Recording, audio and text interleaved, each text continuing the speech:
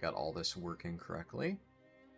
It's been about 2 months since I've done a regular stream, which also meant that before starting this, I had to do all the setup on my OBS to make sure everything's working correctly. In fact, let me double check, because I just realized I didn't check to make sure that the link to the poll that I put was actually working properly. So I'm just going to open the link to confirm. And well, at least the stream's working. Okay, it seems like it's working. Yeah, alright, cool. YouTube polls are displayed a little bit weird. Alright, yeah.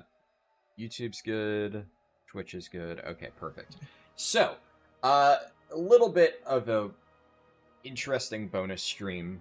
I know that on the initial YouTube post, I said the plan was to stream yesterday, and it was. I unfortunately ran into issues with my computer. So this is actually going to be the final stream that I do on this computer. At least I think it's working well enough to do like a shorter stream now and to just knock out some miscellaneous stuff that initially I was just going to cover this at the start of yesterday's stream, but I figure it's kind of like, you know, unrelated to all the healer stuff, so we can do it on its own little stream here. And that's a good way to kill two birds with one stone. But also, yeah, there was a few things I wanted to try doing for the first of like the real streams in that series, because that is the plan. That is something I'm going to be doing for a good chunk of the next month or so. And I didn't want to risk, like, the very first stream where I did that being, like, a bunch of technical issues and, you know, my computer potentially crashing again. So, the nice thing is, I got a new computer, like, shortly before midnight actually came out. The issue is I've been so busy, I haven't had time to actually set it up. By set it up, I mean, like, get everything installed on it, get it, like, fully working as something that I can actually use. Which I'm gonna hopefully try to get that done later tonight, so that tomorrow, for the actual stream, I will have that all ready to go. But for now, one of the things that I kind of wanted to do is show where my European account is at, because this is something that I've played a little bit on stream before. It's a little bit unfortunate because there was a video series kind of similar to this one, but like lower in scope. Basically, the 11-hour catch-up gearing video that I did for Midnight, I had initially planned to do something similar to that, but like a little bit shorter, back in the end of War Within, during Mana Forge Omega. And I was actually going to use this account, specifically my Evoker, as an example character for that. And I played it a lot in War Within Season 3. I had, I would say about, 60% of the video recorded. Obviously, I would have still had to edit it. But then Blizzard did a lot of changes, like, later in the season that completely fucked up delves and stuff, and I would have had to do a lot of re-recording, and that was also right around the time when Legion Remix came out, so I would have had to completely re-record it, then edit it all, and I wouldn't have even gotten that video out until, like, December, which, by that point, it's just so late into the season, it hardly even matters, so I just scrapped the video. But during that time, as I was recording that, I did end up playing my account a good amount. I leveled a few characters through Legion Remix, so I'm not starting completely from scratch, leveling everything from level 1. I will need to... I already created a level 1 Shaman, which that's something that I'll demonstrate in a little bit, because a few people in Discord were asking about that, about how level 1s work. And it's, of course, because Blizzard, really stupid and complicated. But the two main things that I want to show here, I guess 3 main things. One, and I guess I'll hop into that just as an example. One, how level 1 to 10 works and why it's really dumb, because I think that's going to be relevant because I'm going to be leveling up a few characters from level 1 or level 10, both for the purposes of this challenge and then also as I start working on the Fall to Arrow 10 to 80 route. I'm going to be doing that, and one of the things that I'll show here is I honestly don't know how I'm going to handle level 1 through 10 for the purposes of Follow the Arrow. And I think, honestly, I won't even have a dedicated, route for it. I think I will probably just have a section that's basically like, hey, currently in Retail WoW, level 1 to 10 is just completely fucked because of XYZ reason. Basically kind of like a a checkbox step explanation. Like, here's what you can do, and here is why I'm not going to bother actually making a route for it. But that's something that, you know, I need to figure out. So, okay. I have a lot to yap about, right? That's one of the reasons why I figured this would work as a secondary bonus stream. But just to get this out of the way, doing Exile's Reach, I've created a level 1 character. This is on my European account, which I have done some stuff on, but not a lot. First few quests aren't really going to be that interesting. But when we get past this initial one, you'll get to see something really interesting that apparently a lot of people don't even know exists. Which is why I think this is worth showing in some video here. And I'm also... This is the kind of thing where I don't really know how to cover this. I don't know if I should make, like, a dedicated video on my, like, second channel talking about, like, hey, 1 to 10 leveling is broken right now in retail WoW. Because, like, on one hand, I know Blizzard's never going to fix it. So the only way that this ever gets fixed is if there's, like, enough people outraged about it. Because that's the only way that Blizzard can get, like, motivated to do necessary changes. And even though what you're about to see is objectively really stupid, the reality is that it impacts, like, probably less than 1% of the player base in any meaningful way, and even the people who do get partially impacted by it, like, don't really care, especially because you're at most losing, like, 30 minutes. Is it still bad that the game is designed like this? Yes. But, I don't think there is enough room here to get enough outrage to get Blizzard to actually fix their fucking game. Okay, so this is the real key moment. Notice I skipped the cutscene, and there's this thing. So, I knew that this existed because people tested this on the, what's it called? The PTR for Midnight, like, back when housing was first being tested. And a few people checked out Exile's Reach and realized that this was a thing and let me know, like, way in advance when this was first added to the PTR. But then I remember being a little bit confused because the first time I tried it out, it wasn't working, and then I tried it a different time and it was working, so I'm like, okay, maybe there's, like, some weird condition to get this go-to-housing skip to actually work. And the real kicker here is look what happens when we do this. We get immediately set to level 10. You skip the entirety of Exile's Reach. You skip the entirety of level 1 to 10. Like, what? Hello? And let's look at my slash played. 3 minutes. 3 minutes slash played while sitting here and just yapping and not really trying to be really quick. In my, like, War Within world record, I did 1 to 80 runs. It still took me, like, about, I think, 5 minutes or so to get to level 5. Might have been, like, maybe close to this, obviously, because I was trying to be really fast.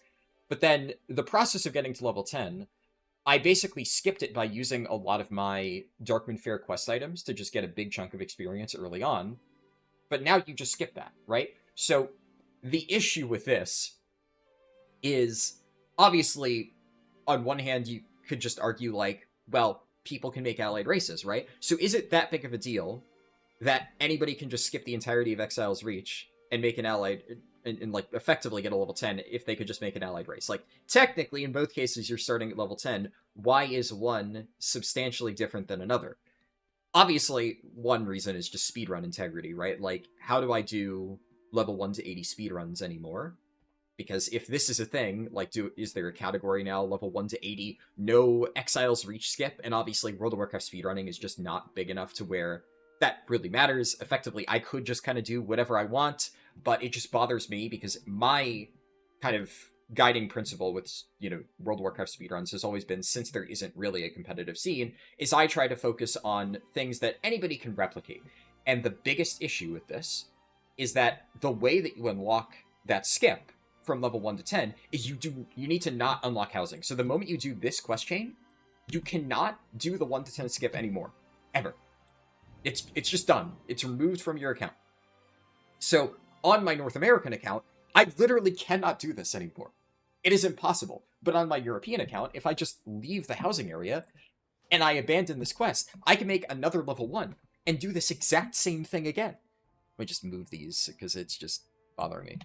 So I have infinite level 1 to 10 skips on Europe because I haven't unlocked housing. And anybody who has unlocked housing has permanently removed this feature from their accounts.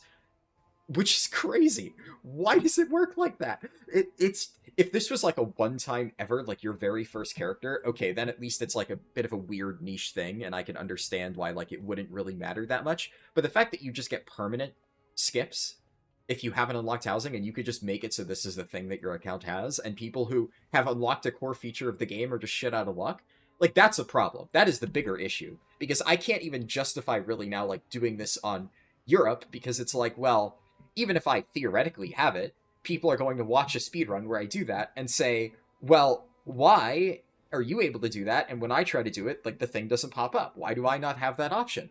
So this then goes into the issue of how do I design this for Follow the Arrow? Like, you know, as I said, speedrun competitive integrity is like one facet of it, but like most people don't care. That's only something that matters to me. But then how do I design this for the leveling add-on? Because logically, the fastest way to get from level 1 to 10 is to either not do it, it's to create an allied race, which obviously I will say in my, you know, in the add-on when I eventually add that section of like when you create a character, you could just start as an allied race, but brand new players won't have that unlocked. But the thing is, brand new players who don't have an allied race unlocked will, by definition, have this option because they won't have unlocked housing. So in theory, I could say, hey, go here, take this Exile's Reach housing skip and skip straight to level 10. But then, oh, by the way, if you want to do this again, you can never unlock housing on your account. Like, on one hand, I feel like I have to mention this, so there's going to be some little explanation, like I said, probably a checkbox step that explains all of this in the add-on. But then, do I go through the trouble of making routes for the different starting zones? Do I even bother making a route for Exile's Reach? Like, I don't know. It's like, because on one hand, the vast majority of people will never even play through Exile's Reach, so why am I even doing this? That's kind of like the question that I would have to ask myself. Carp38 said, I was literally watching your guide for leveling. Awesome. Not Jade West said, I love Harldan streams when it happens. I will be streaming a lot more frequently going forward, but thank you, Not Jade West. I know I've taken like a pretty substantial break from streaming, and I think, you know, every now and then it's just, especially when I get really busy, like developing the add-on and whatnot has taken up a lot of time, or did take up a lot of time kind of in the midnight beta, which is usually a time when I stream a lot. So I haven't really actively streamed that much. But I am going to be, at least for this like whole leveling and getting Keystone Hero on Europe, and hopefully eventually Cutting Edge on Europe series, I'm going to try and stream the vast majority of it. For anybody just joining in now, obviously you can rewind the stream if you want, but the TLDR is, I was going to start the series yesterday. I ran into technical issues with my, well, now old computer. I have a new computer that is not fully set up yet, so I'm just trying to make sure it's set up, and then I'm going to fully start that tomorrow. So today, I'm just going to basically showcase the state of my European account, like where it's been at after the last like 6 or so months of Legion Remix and whatnot, like what I've gotten done. I'm going to level up a few of like the non-healer alts just as demonstration purposes. This one obviously is probably what I'll use for a healer because it's a shaman, but I waited to do the level 10 skip because I wanted to showcase this on stream because, like, how fucking stupid is this, right? It's just incredibly dumb that this is a thing. Well, rather, it's dumb that this is a thing that goes away, right? I honestly don't mind the idea of a permanent option to skip Exile's Reach being a thing. Like, hey, this is a tutorial if you want it, but obviously level 1 to 10 is just so irrelevant in the current state of the game that we're just going to give you the option to skip it entirely. Honestly, I thought that's what it was initially when people found it on the PTR and told me about it, and I thought that sounded good. But then, of course, in typical Blizzard fashion, they somehow made it so it's a thing that you can like permanently lose access to if you unlock a core feature of the game, which it's just mind-bogglingly dumb. So I don't know what I'm going to do for the 1 to 10 section on Follow the Arrow when I eventually get around to making it. This is one of the issues, by the way, when people are like, oh, why is the, you know, why is it taking you so long to make the 1 to 80 routes? Well, partially I've just been very busy, but also I've had to spend a lot of time thinking about how I want to structure it. There is a certain amount of, like, once I get down into it, and it's just grunt work of, like, just plugging in all the quests, figuring out the optimal routes and stuff like that. Obviously, there's some fancy stuff you'll need to do on the back end to make everything flow really well. I'd like to think, and this is something I've, had people say, which I'm glad, is that one of the things they really like about the add-on is that it flows really well, and it doesn't feel like it's just giving you a checklist of quests to complete. The arrow logic is actually really tight and tells you exactly where to go, but there is a lot of work in the code that is required to make all of the different waypoints line up really well like that. It's not as simple as just like, like I'll see some people who've never used the add-on clearly say in like Reddit or Wowhead comments or whatever of like, it just tells you to do the campaign. Like, yeah, no, it fucking doesn't. If it did that, it would be so fucking easy to code that. I just code the fucking quest ID nonstop, and there's a lot of manual stuff there. Werewolf subscribe with Prime. Thank you very much. Good to see you. EU stream deserves a sub. Appreciate that. Also, let me pop over to YouTube chat real quick. Hey, owner, good to see you. Single Die said, honestly, just skip the starting zones / sub level 10 content. Yeah, well, and that's why I'm debating how to handle it, because my current line of thinking, and don't get me wrong, I'm still probably about a month from even adding this to follow the arrow. If anything, it'll probably be the last thing I do, and I think what I'll probably do is get Alliance 10 to 80 done first. Then I'll worry about 1 to 10 for both factions, and then I'll do 10 to 80 for Horde. Mostly, that's not to say that Horde's going to be delayed. The idea is to get started on Horde almost immediately after. But I figure by the time I'm done with Alliance 10 to 80, I should have a pretty good idea of what to do for 1 to 10, and it shouldn't take me too long to add it.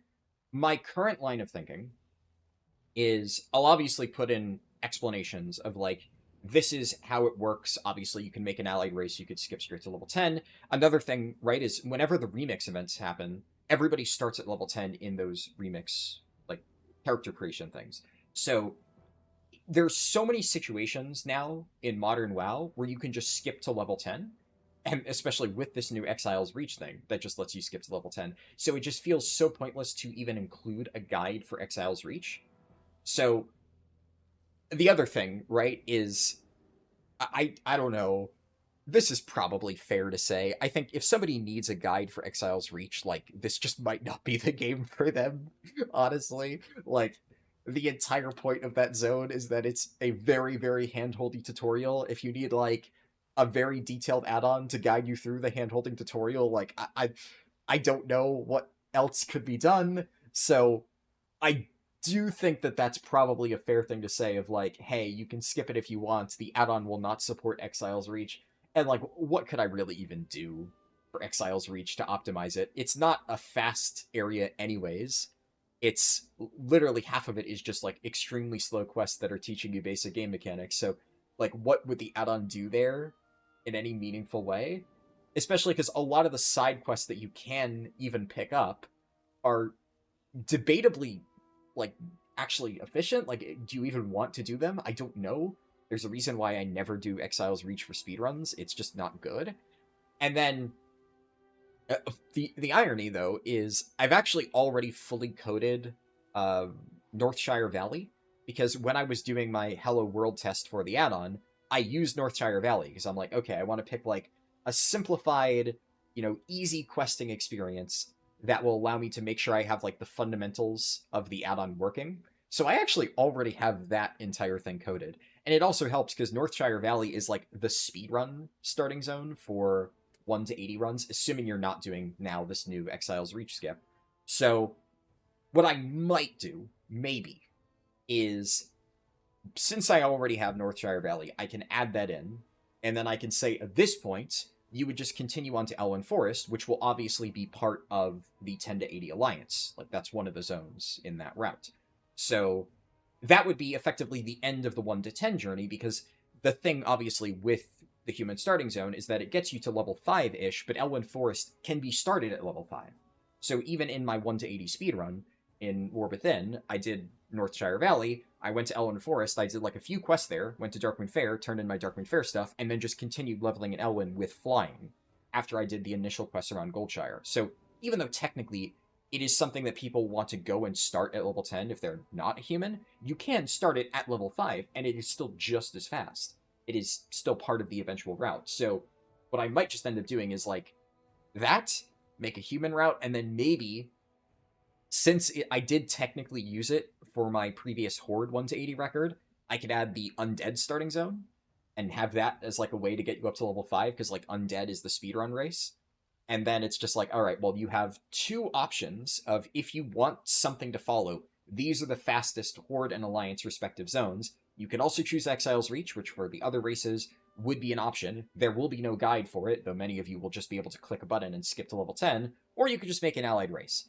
And I think that for the purposes of what most people are using Follow the Arrow for, I think that would cover it for like 99% of them. It would answer all of the questions on like why this feels so janky, like why can some people do this and not others. That information would all be there. There would be optional routes for people who really want it, but realistically it would just be a like, you know, figure out what you want to do and then follow the 10 to 80 route, which is like the vast majority of it, end of the day. Because even if I did make like a route for Exile's Reach or whatever, it's like 30 minutes. Even done slowly, Exile's Reach is like 40 minutes. It's really hard to spend a lot of time getting up to level 10 in the modern stage of the game. So even if people are like forced to wander around on their own for a bit, I don't think they would struggle that much. Hey Merp, what is the most efficient yet least fun zone in the game? Okay, I misread that initially. Started thinking about what are the most fun but not efficient zones, but no, that's the opposite. Most efficient yet least fun. I mean, I guess that's a tricky question to answer. I think the best way that I can really answer that is out of the zones that I include in my leveling route, because that, by definition, then they would be the most efficient. Which one of those do I enjoy the least? That's a tough question. I mean, I kind of like all of them to a certain extent, mostly because it's like I've just done them so many times. I think like if I didn't enjoy like the fast leveling zones, I probably wouldn't be doing speed leveling in general, right? I'd just get bored of it. So it does help that I tend to enjoy the zones that are a bit streamlined. Definitely out of the ones in the optimal questing paths, probably like Gorgrond is my least favorite, just because it's a bit RNG. These days, like the super fast speedruns don't even get to Gorgrond, but back when I was doing speedruns in like Shadowlands and like early Dragonflight, where Gorgrond was still a substantial part of the route, having to get the quest item drops from using Champion's Honor was kind of annoying. That said, though, you did have the runs where you popped the ability and got like all the quest item drops in one sitting, and that felt really good. So like the potential to high roll was nice, but then it also felt really bad where you're like on really good pace and then you just get none of the drops you need. So probably that. But I don't hate Gorgrond. I do know a lot of people have like left comments on videos of like they hate leveling through WoD and stuff like that. Some people also hate leveling through Silverpine and Hillsbrad, though personally I actually really enjoy both of those zones. I think they're very chill. And then I also don't love Red Ridge Mountains, but there's a reason why Red Ridge Mountains has always been like you only do the first half of it usually, and then a lot of times in the more streamlined routes I actually cut it entirely. But that's also because it is less efficient. That's probably, yeah, I would say probably Red Ridge or Gorgrond, I think are fair to say. And then same token, what is the zone you enjoy the most but absolutely stinks for speed level? I'm tempted to say Stone Talon Mountains, just because that is one of my favorite leveling zones, but it's actually not that bad for speed leveling. It was a backup zone in one of the very early routes that I did. I think Ashara, I'm talking obviously like Cataclysm revamp zones. Ashara is like a zone that I have a lot of nostalgia for, because I used to do this like back as a kid when I was leveling up alts in like Kata and Mop. Doing the quests with like the little robot outside the gates, like I really enjoy this entire little questing area, but it is so inefficient. So that's probably a good example of like a fun zone that just is very slow. I'm trying to think of anything else that really... I really like Thousand Needles. I haven't done this zone as many times, but I remember really enjoying it the few times I did it, like, post-Kata, but it's not an efficient zone. Trying to recall if like any of these really stand out to me. Oh yeah, another one, Badlands. I really like Cataclysm Badlands. Again, just not an efficient zone. And it's kind of interesting because Badlands, I believe, is actually mentioned in my mop leveling route, just because for that level range, before level scaling, it's not bad. Just because there's so other options at that point that Badlands actually ends up being one of the better choices. But when everything scales to be the same, it's not very good. Similarly, Stone Talon Mountains is a pretty good leveling zone for Mop Classic, because for that level range, it's one of the better options. I think it's like in this weird limbo where it's around the same as Silverpine and Hillsbrad, but none of them give you enough experience to like fully level up, kind of like they do now in retail. So you can actually do all three of them, and it flows together really well. What else? Western Plaguelands and Eastern Plaguelands, I like both of these zones, but they're also quite good for speed leveling in really all versions of the game. And I'm trying to think if there's anything else that springs to mind. Not particularly in the Kata revamp zones, which I think are the biggest ones. And then, yeah, I guess what other expansions? I don't really like any TBC or Wrath zones, at least not for, like, leveling purposes. They're fine. Like, I don't mind them in the context of Classic, but definitely these days they fall flat. Mists of Pandaria, I think Jade Forest is probably a pretty good example, where Jade Forest is just abysmal for questing in terms of like leveling efficiency, but it's actually a pretty fun zone, and I really like a lot of the different mechanics, like little sniper mechanics for Horde are pretty good. I think both Alliance and Horde have those. And then like the whole storyline that built up to that final battle, I like that. And then it's kind of similar thing of Kunlai Summit, Valley of the Four Winds, and Dread Wastes. I like all three of those zones. In the context of Mop Classic, they are all pretty good zones. And you actually do a lot of quests there in my, what level is it? 85 to 90 route? But obviously these days they've fallen a bit behind. Kunlai Summit is probably the closest to being an efficient leveling zone these days, but the other two have definitely fallen off. Dread Wastes probably could be good if you really had to make it work, but it does not hold up to like Kata revamp zones like Silverpine Hillsbrad. Obviously, WAD is just pretty efficient across the board. I kind of already talked about Gorgrond, and maybe Frostfire Ridge is probably a good example of, I like the storyline there, and I remember really enjoying that zone when I played through it originally, but the later stages of the campaign are very slow. Technically, parts of Frostfire are included in the route, but I have continually trimmed more and more of it to where you basically just do the garrison setup now, and that's about it. And then, what else? Legion is probably, like, Legion as an expansion is probably my favorite leveling expansion that isn't efficient, at least not relative to other stuff. Obviously fresh on my mind because of Legion Remix. And then, honestly, I don't really like most of the zones in BFA and Shadowlands, period. And they also are just generally not very efficient for leveling. Minus some, like, extremely small exceptions, which usually are just not enough. Like, one little questing hub being kind of efficient isn't enough to justify including an entire zone in the route, generally. Just something a lot of people still don't understand. Yeah, I'm sure I could think of more examples, but I think that's a pretty thorough answer, right? Hey, Dragon Redux. Thoughts on WAD Nagrand? I remember not liking the questing there.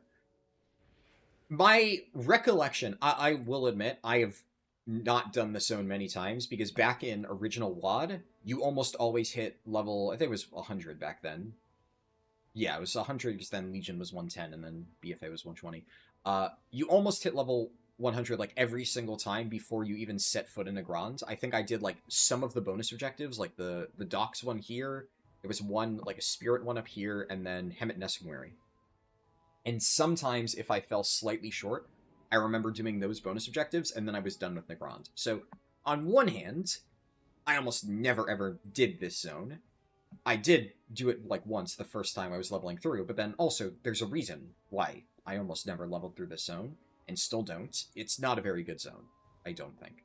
Both in terms of the questing experience, I remember being really atrocious. Like the general like density was not good, and outside of those individual bonus objectives, which obviously gave way more experience back in like WoD relative to what they do now, these days bonus objectives are still like fine if they overlap with other stuff you're already doing in WoD zones, but they are not worth doing on their own like they were back in WoD. So the general quest density in Nagrand is just bad, and I also just wasn't a huge fan of the story. It felt very rushed and incomplete. Like, this was the final zone they needed to design before shipping WoD, which obviously was a notoriously, incomplete expansion. So it very much gave off that vibe for me. In terms of visuals, I do think the zone is very pretty. I especially really like the west side of the zone, like the little marsh area. That part is pretty cool. I like that. But the quests and stuff, not a fan. Okay. I've been sitting here yapping. But the next thing that I wanted to show... So I already talked, I think, about everything I wanted to discuss for level 1 to 10, which I'm not going to be leveling this character today. At some point, I will be leveling, obviously, the Shaman. The goal of the challenge is to obviously get Keystone Hero on every single healer spec, which means I'll have to level every single healer spec, or rather healer class, up to 90. I do want to say this here, and I'm going to give another disclaimer later on. I am not necessarily going to be leveling as the healing specs. I think in the case of Priest, I actually do want to level as Disc, just because my gut feeling is that Disc is actually going to be pretty good for leveling right now with the changes. But other than that, I'm not going to torture myself needlessly by leveling as like a Resto Druid instead of a Bear. I'm going to level this character as Bear. I'm going to level this Evoker, which I should note, I'm doing Evoker first, so I have the poll for the first thing that I'll be playing linked in the, or pinned in both of the stream chats. The poll is still ongoing. Like, that is not finalized, so if you want to vote, you still can. And I should note that I do say this on the poll, but obviously it's kind of, there's a lot of words there. This poll specifically is for which character I will be focusing on getting Keystone Hero with first. So I'm going to level up all of them like this week. That's the goal. Over the next few days, all of these characters are going to get up to level 90. I might like take another week or so for Shaman and then Paladin, which I haven't even created my Paladin yet. But especially the 4 that I already have at level 80, those ones I am going to level up to 90. But once I get them at 90, the one that I'm going to really focus on gearing and try to get Keystone Hero with first is whatever wins that poll. Now, right now, Evoker is in the lead. It has a decent lead. I think really it's only Priest that has a chance to catch up, but it's not impossible. I have seen bigger upsets. In fact, Priest was actually in the lead for like the first few hours of the poll, and then a bunch of people started voting Evoker. What Priest changes? I just mean like the Midnight changes in general. Like, I have not done any Priest leveling runs since Midnight came out, but prior to Midnight, back in War Within, Holy Priest was very good. But Holy Priest lost a lot of value. I think for very low levels, because of how broken Holy Nova spam is, like, that's probably just always going to be really good for, like, levels 10 to 20. But Holy Priest was very, very, very strong at higher levels, too. I think it's still good. I've had a few people tell me that they tried leveling 80 to 90 as Holy Priest and it felt fine, but apparently a lot of the changes have made it feel a bit of a pain to level with, whereas Disc, I think, has gotten some tools from what I've heard that has made it better. I haven't seen anything concrete, which is why I've been kind of like itching for the opportunity to test it myself, but I've also heard that Shadow feels really bad to level. So all of that has made me come to the, at least, hypothesis that maybe Disc Priest would be the actual best leveling spec for Priest right now. We're going to test it out at some point. That is the only one I know for sure I will be leveling as a healer. But, again, I am not going to be doing healer leveling for the other classes because, like, there's just no point. Shaman, I think, like, levels 10 to 30, I will probably play Resto because at very low levels, Resto with just Chain Lightning spam still scales very well. But unless healer is genuinely what I think is the best thing to play while leveling that character, I'm not going to just do that for the purposes of doing it. Like, the reason I'm doing this challenge is to actually learn the healer specs at endgame, not to, like, suffer through leveling them. I've already done that in the past, and every time I've tried it in the past, with the exception of Priest and to a lesser extent Resto Shaman, the conclusion has always been the same, which is just, like, it's worse than the other options. It also helps that, like, because Shadow is so bad, the Holy and... because Shadow has historically been so bad for leveling, the power of Holy and Disc, while maybe not amazing in a vacuum, ends up looking really good relative to Shadow, so they've just been pretty good specs for Priest leveling. And then similarly, Enhance and Ellie have been okay specs at times, but there have been periods in history where both Enhance and Ellie were just completely awful for leveling. Some, like, talent change happens that makes them really bad. There was a period where Enhance was just really, really, really bad for leveling for, like, a year, back in, I think it was Dragonflight. So, it's not always very consistent that Shaman has a great leveling spec option, and sometimes, especially at lower levels, Resto is just really reliable because the way healer scaling works, you can just spam one button and kill a bunch of mobs. So, that sometimes just works out. But for the next thing I wanted to show is my Warrior, because another thing that a lot of people have asked me over the last, like, 2 months or so is about 70 to 80 leveling, because yet another thing Blizzard fucked up.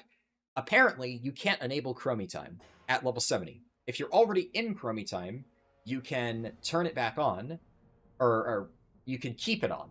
Words. If you're already in it, you basically stay in it until level 80. But once you disable it, you cannot re-enable it. And I believe I'm not in Chromie Time right now, because this is the character I leveled, like, over a year ago on stream. That was a main channel stream. This was the first character I ever leveled on my Europe account. But you can see here, yeah, talk to Chromie, and it just says, hey, go to Isle of Dorn. Now, I've seen some people speculate that, like, this is an intentional thing by Blizzard. Almost certainly not. 99% willing to bet this is a bug.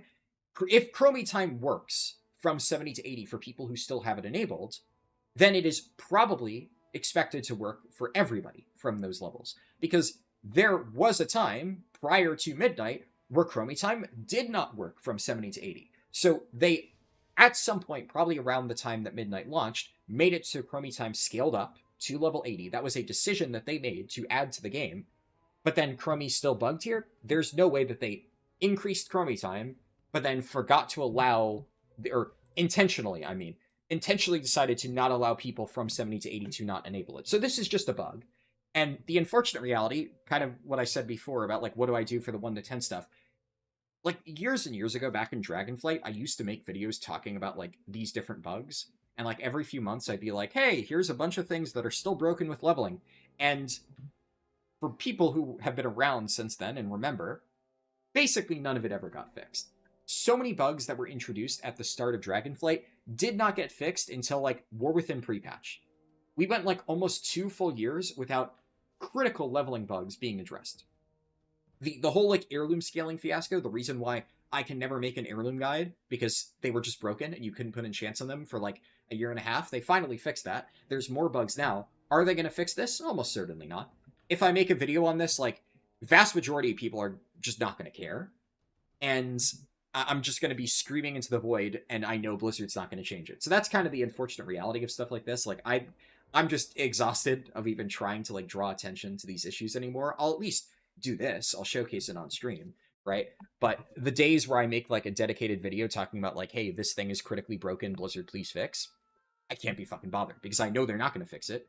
So I'm just spending all this time, you know, doing all this editing, recording, etc., just for Blizzard to do fucking nothing. So, unfortunately, this is just the reality for anybody that has leftover level 70 characters. You just can't level in Chromie Time. The nice thing is that you can still kind of follow my 70 to 80 guide from before. It still mostly works, which that is the main thing that I'm going to be doing in this stream. I'm going to be leveling this character up to 80, because this is something I wanted to showcase, and it's on my European account, but I don't want to, like, have a dedicated stream of, like, you know, oh, I'm leveling a character for 10 levels, because as you'll see, the process is under an hour. It's not, like, a super interesting thing, but I wanted to include it somewhere. And then I was like, do I include this at the start of like the healer leveling? It would be weird if people clicked on a video about like preservation evoker leveling and the first 1 hour was dedicated to leveling a prot warrior from 70 to 80. So that's why we're doing this miscellaneous stream of I'm just touching upon a bunch of different things on my European account that I'm just going through before the real leveling starts. Also, you may notice half my gear is broken. Now, why is my gear broken? Because if we hover over it, it requires level 72, despite the fact that I'm only level 70. So yet another thing that Blizzard broke is when they did the item level squish, they apparently squished some items to, despite previously requiring level 70, now require a higher level than they did before. How does that happen? I don't fucking know. But apparently, I need to replace multiple pieces of gear on this character before I can level it. And also, all my talents are messed up. I'm going to do, like, a few things of, like, housekeeping before I actually level this character. I just did want to show this. I also... Yeah, I don't have any heirlooms in this account, so I won't be able to benefit from that. That's definitely going to make low-level leveling a bit of a pain. I might actually buy some basic heirlooms, not for this character, but for, like, my shaman. Because the very intro level of heirlooms... Oh my god, where did my frames just go? Blizzard, what the fuck? Hello? Hold on, let me check OBS to make sure that it's... Okay, what is happening to my computer right now? Please tell me it's not about to just randomly crash again. Nope, okay, we're back. I think that's just World of Warcraft being World of Warcraft, unfortunately. Yeah, it seems like that was just purely a frame rate issue and not like my entire computer is dying. Log out and log back in. Well, I mean, it cleared itself on its own. It looks like the heirloom vendor is also not here. I'll check that later, but the thing I was going to show is the initial heirloom upgrades that you can buy are like 500 gold, which is really cheap. Like, I have... okay, on this character I don't have much, but in my bank I have like a few 100,000 gold from the bit of time I played. And I can very easily buy like a full set of heirlooms that will last me up to like level 40 or 50. I forget what the breakpoint is. And after that, you have to pay like thousands of gold for every like 5 to 10 levels, which that's where heirlooms get ridiculous. But having them to smooth out the early gearing process is kind of nice. That makes it a little bit easier. So I'll probably do that before I level my my priest and, or not priest, paladin and my shaman. But for right now, I'll probably have to buy some stuff on this character. But before I do that, I want to hop onto my Demon Hunter, which is the only level 90 character I have on this account so far. And we can showcase that. So you can see, I have already finished leveling this character. I did that over the last few days. The only thing that I've really done, I mean, I'll log in and I'll show. Main thing that I've done is I've done the campaign. I thought about doing the campaign on, like, the first healer that I leveled here, and just having that be, like, the initial leveling experience. But the reality is, the campaign is just so fucking boring. I really, really don't like the Midnight campaign. I haven't, like, I did a ton of leveling runs for it, so obviously for people who want to use a run as reference, there's already a ton of them on my channel. But I also haven't done a run recently, so it was a good opportunity to kind of go through the campaign route while using my add-on and double check, like, is there anything I need to fix? And I actually did find a few very minor bugs where, like, the objective wasn't in the right place, which was nice because it's technically been there for a while, these, like, very minor mistakes, but nobody's pointed it out to me because nobody's still using the campaign route for obvious reasons. So I got to do a little bit of bug fixing, I got through the campaign, and in fact I don't know if I've actually needed to do this, but I'm going to just talk to Swordormy just in case. Okay, no. So if you actually do the campaign, you don't need to talk to her.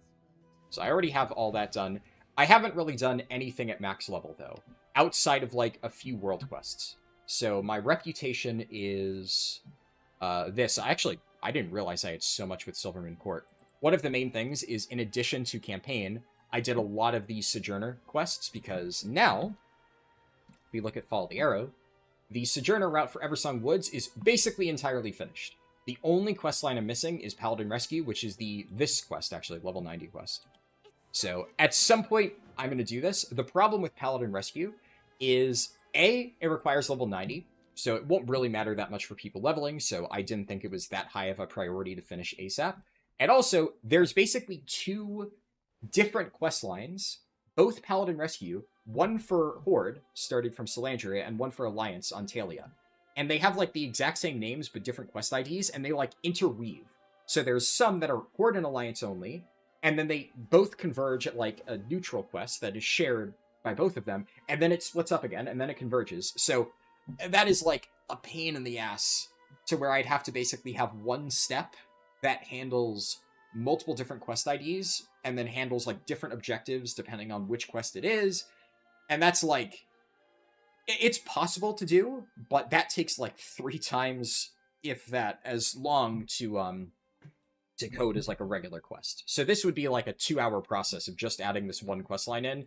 And I was like, yeah, you know, we're probably good. I can work on other stuff, especially because I still need to add the other zones. I did add part of Zul'jin Sojourner, so there's a good amount of that in there. A lot of this is just the stuff from the alt route ported over, but there were a handful of miscellaneous quests that were like part of these chains that you don't actually do in the alt run that I wanted to make sure I included as part of the Sojourner module, so I did add some stuff there. And over the next week, I'm going to be chipping away at this more and getting, hopefully, all of them done within like a week or so. For Zul'jin, Voidstorm, Harrandar, etc.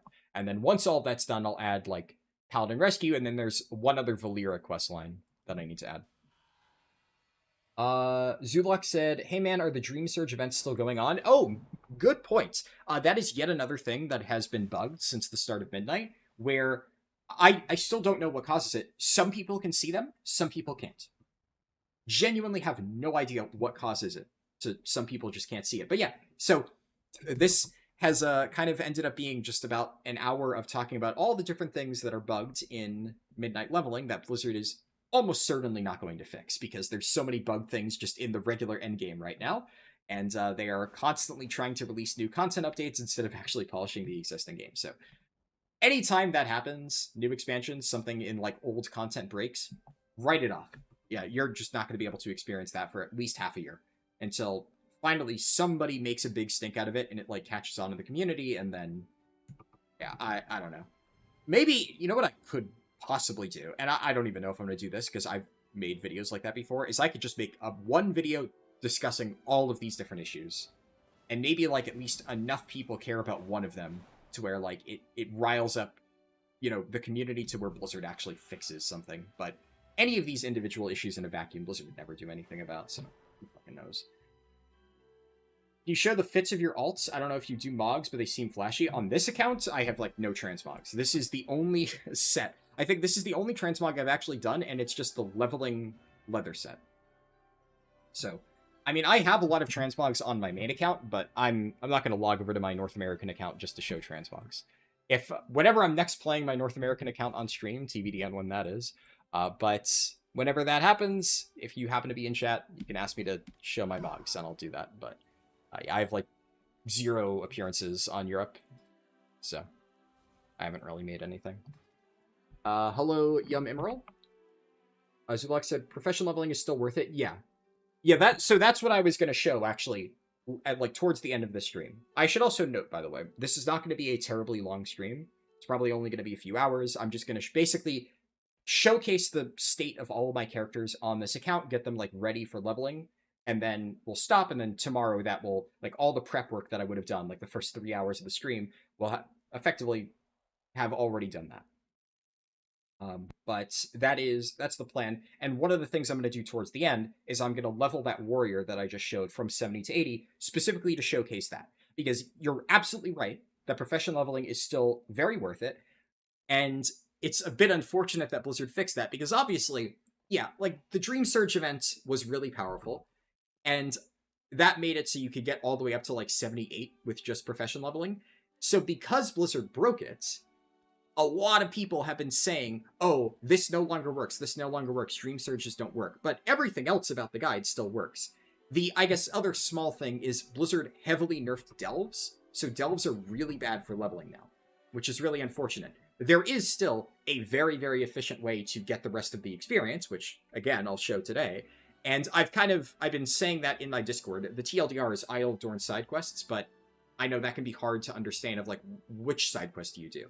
And obviously, when I eventually update Follow the Arrow, it'll have the exact optimized route. But in my head, I know, okay, these are the fast Isle of Dorn side quests that you could very easily do. So I'll just showcase that here so people can use it as a reference. But I've at least been letting people know about that in comments. I just haven't had time to sit down and demonstrate it. It also helps that I actually have a level 70 character on this account. I don't know if I still have any characters on North America that are just sitting at 70. I think all of those characters I have, at some point, leveled beyond that. I might have some characters in, like, the 60 range that I could technically level up, but I'm not sure. Yum Emerald put 100... That's bits, right? I always forget the Twitch stuff, but thank you. Setnam said, when tomorrow are you live? I don't know exactly. Honestly, I'm kind of playing it by ear right now for the streaming schedule. My sleep schedule is still kind of volatile, because I've just spent, like, the last 2 weeks, by the way. For anybody who didn't see that, I just streamed 2 weeks, basically non-stop, of Turtle WoW before it shut down. Turtle WoW shut down midnight, or it wasn't quite midnight, it was like 8 p.m. Last Thursday, so almost a full week ago. But in the 2 weeks before it shut down, I leveled a character all the way up to level 42, and I did a large amount of the custom content on that server before it was gone. It was a lot of fun, I really enjoyed it, but it was also a lot of work, because I only had 2 weeks to level up to 42 and get a lot of stuff done in Classic WoW, especially a version of Classic WoW that I'm not as familiar with, and if you know anything about Classic, it is a very time-consuming version of the game. So, I had a lot of fun doing that. I streamed that on my second channel, Lenara, which should be linked in the description, both for YouTube and Twitch. So all the VODs are still there for anybody who just wants to watch it out of curiosity. But that was a lot.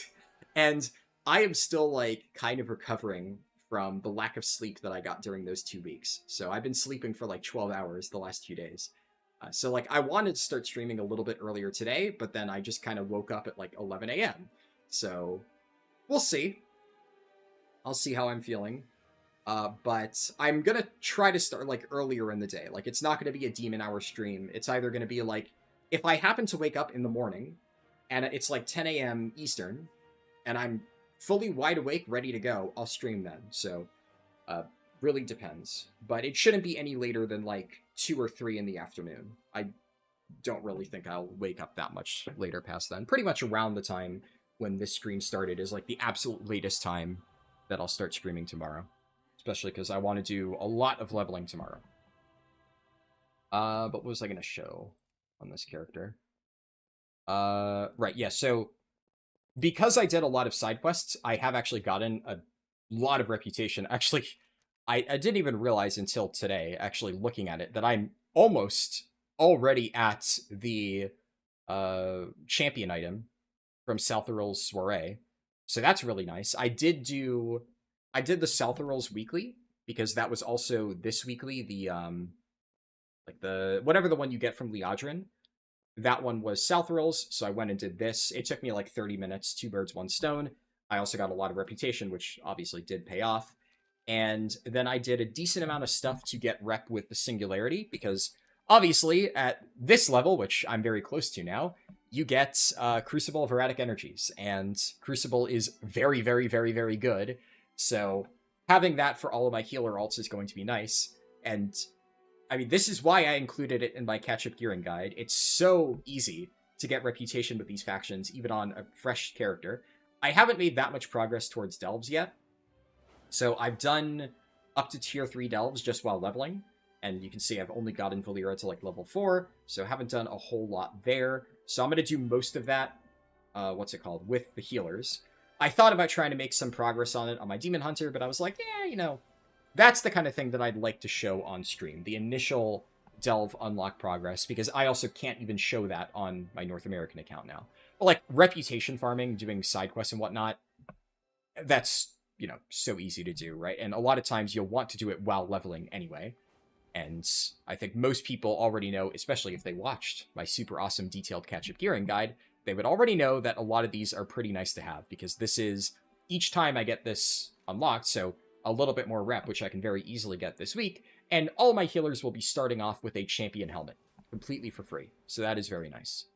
And Crucible I should be able to get. The Imani necklace will require a little bit more effort, but what I'll probably do is just finish up Zul'jin Sojourner, and add that to the add-on, and then as I'm getting that done, I'll be farming reputation for this, and that should get me a lot closer. Same with Harrandar, but Harrandar is always like the least important one. Like, what do you care about getting a belt? Like, there's so many different things that give you a champion belt. It's just completely pointless. Sleep is the best thing you can do. Yeah, don't worry. I've been getting enough sleep, but that's, kind of why I say it's TBD on when exactly I'll be starting the live stream. What else? I haven't unlocked Prey at all. I'm going to wait to do that for when my healers get to level 90. And I think those are like the main account-wide things. Anything else I've tried to avoid doing. So, like, I haven't unlocked Nebulous Void Cores in this account. I haven't even started that. I want to showcase that entire process from scratch. I've been trying to go out of my way to avoid anything really big like that. I've only been, like, knocking out kind of really annoying mechanics that, like, they're, it's not interesting as to how you unlock it, kind of like the campaign, where now I can just do the alt route on all my alts and showcase that with, like, the different warband bonuses. I also apparently have a great vault on this character, probably from the world event stuff. But obviously, I don't really care about this stuff. I'm just going to take these tokens, because if I do, for whatever reason, decide to play this European Demon Hunter in the future, this is part of the way towards an extra Nebulous Void Core. So eventually, I'll be able to get that. I think that's everything relevant on my DH. I'm going to go through my other healers first. We'll see where all of them are at. I think I've already at least logged into all of them, so they're accumulating rested experience. So that will make the leveling slightly less tedious. But I haven't actually organized any of their gear or figured out their talents and whatnot. So we can do that, get it all set up. Like I said, though, I'm planning to start with Evoker. So even though the poll is still ongoing, and the poll will determine which one I go for Keystone Hero with first, since Evoker is in the lead, and since, like, the order doesn't really matter anyway, I will probably level Devastation Evoker tomorrow, and then I'll swap to Prez for, like, endgame stuff, and I'll play it by ear for the other ones. I might actually do Priest second, just because it is actually currently second on the poll, and I am just interested in leveling it. But whether or not I start with, like, Guardian, or I probably would level as Windwalker, I think. Whether I do one first or second is kind of irrelevant. Okay, so my bags are a mess on this character. This is one of the first characters that I played back in War Within on this account. If I recall, max rested is, I believe, a level and a half. It's either a level and a half or 2 levels. I forget exactly. But it's a decent amount. But yeah, so this character, when I first started playing this account, I could even, let me find the link, because I think it's still public. I don't think I actually live streamed this leveling process. Yeah, I do still have this. Oh my god, it was over a year ago. Well, actually, just to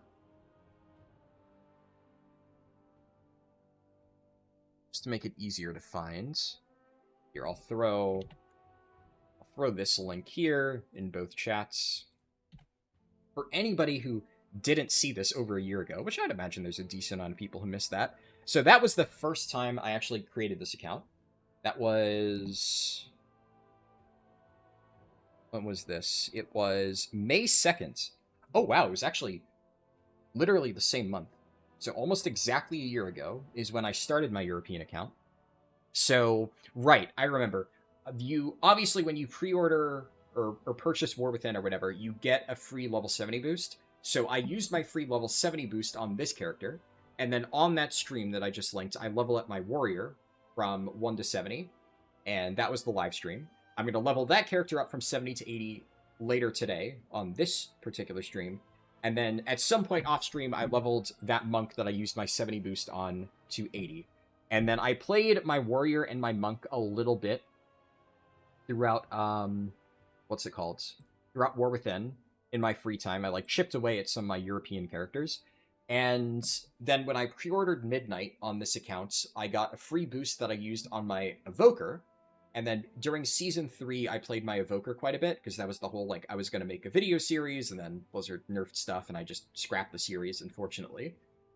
And then, what was it called? Oh, yeah, Legion Remix. I did Oh yeah, my Demon Hunter. I think I streamed that one too. But that was on the Stream Archive channel, I believe. Let me see if I can find it. Yeah, here we go. I'll link this one too. In YouTube and Twitch. So that was Legion Remix. And that was my Demon Hunter. So the Demon Hunter that I now have at level 90, I created that back in Remix. I leveled that up to 90. And then my other characters, Druid, Priest, etc., those I believe were also Legion Remix characters that I leveled up to test various stuff. And those ones I don't think I played as much. So the only characters I ever really played on this account were this monk back in War Within Season 2, my Evoker back in War Within Season 3. I think if I look at my gear, yeah, this is all still, like, Undermine stuff. So I never even really touched this character during Season 3. It's really far behind. Yeah, I'm gonna Cersei circle it still. But yeah, and then outside of my Demon Hunter, which I only ever really played in Legion Remix, and then now, obviously, I've used that character to level up to 90. But yeah, that is all the progress I actually made on this account. So I could probably go ahead and dump all this stuff in here. Is it even worth holding on to some of the stuff? I think for just, like, posterity or whatever, I'll keep anything that's, like, special. So that's, like, Horrific Visions unlock stuff. I can't imagine any of these reagents sell on the auction house at this point. I like to keep my Wave Scramblers, just because, you know, you can't get them anymore. I'm gonna... Okay. Can I get this to go away? If I pick starter builds, I just want it to stop doing the big flashing thing, obstructing my screen. I have some Warbound stuff, but the reality of, like, all of these Warbound items is they're just worse than anything that I could buy off the auction house, which I'll go and check in a second, but I'm pretty sure that I could very easily get better stuff than this. Cracked Keystone. I'll keep that in my bank for... Yeah, Coffer Key Shards. I'll keep that there, why not? Also, this... On the off chance I ever work on that again. It's Hidden Disc Shards. Yeah, this character can really be dated just by looking at the stuff in my inventory. And even a socket item. This is obviously a few thousand gold, so I'll vendor that. And I'll vendor the Radiant Echo, too. I don't know if I actually need any of this stuff. I'm going to keep it in my Warband bank for now. Actually, I have a lot of other things here. I'll look through that later. But I want to try and clean out all of these bags. I want to get all of this over and done with before I ever start leveling. What is this? Oh, this is the Titan Disc Fragment thing? Okay. That actually gives experience. Huh. It might actually be worth using this for leveling, because most of the low-level stuff that you get is... It's like, I think, 130 item level around this point, right when you start doing midnight leveling, so this belt actually might be worth running still. We'll see. I don't have any... I'm gonna borrow this person's yak to clear my bags. Loot Raider actually can be kind of nice. Huh. You know, I'm actually going to hold the Wind Wrangling Spire because this was actually used by some people for launch day leveling. Presumably it would still work. I never thought to actually farm this before I logged out for the final time on my character. But I know a few people who... This thing too. I'm going to hold on to these. Because I haven't even... I've not thought about these items at all since the War Within. But since I still have them on this character, you know, may as well. This is actually better. This is better than Suspicious Energy Drink. I also think I have infinite catalyst charges, so I could probably just do that. We'll see. This is worse than my weapon. I don't want Soulbreaker Sigil. I'm going to keep Suspicious Energy Drink in my bank, though. Because it's an iconic item. Oh, you know what I should do, actually? I should, like, catalyze everything. Just for transmog. Because I don't really have many appearances on this account. So, may as well. Yeah, what is this? Oh, this is... Apparently I got this in Season 3. Okay. If I get the 2-piece bonus here, I could actually use that. Would that actually be worth it? Compared to... What is the Undermine set bonus? Undermine set bonus works up to level 81. So, considering I actually don't have many good MFO pieces, it might be worthwhile to keep my Undermine 4-piece all the way through until level 82? Possibly? I don't know if that's a visual bug. If that actually turns it into a level 26 piece... Okay, yeah, it is just a visual bug. Wait. It lost item level, though. I'm not crazy, right? It was a 100 item level chest piece before. And it... Okay. Alright, thank you, Blizzard. Very cool. I wonder if that works both ways. Can I catalyze something and have it increase in item level? I think that was the same. Okay, apparently these shoulders in my bags are slightly higher. Yeah, so I think what I need to do is figure out what my highest 4 pieces of Undermine tier set bonus are. And then... Is it even worth running Circe's Circlet? 867 nature damage. I mean, like, maybe. Proc damage is actually not terrible for leveling. So if I don't have any other rings that are that much higher item level, actually might not be the worst thing ever. Yeah,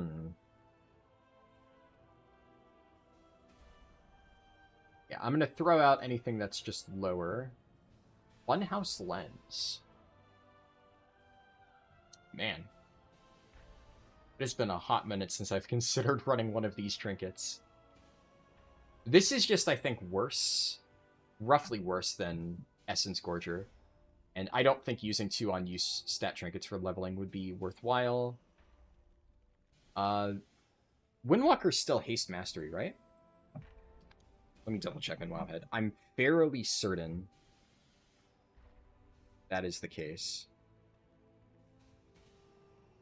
Classes, Windwalker. Because, yeah, I'm definitely going to be leveling as Windwalker.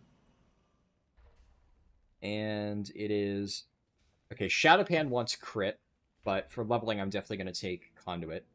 So that is Haste Mastery, yeah. So I'll probably use this over the crit verse ring. That is better. I have a crappy Funhouse Lens here. And then I think anything that I can catalyze, we'll just do that. See what pops out here.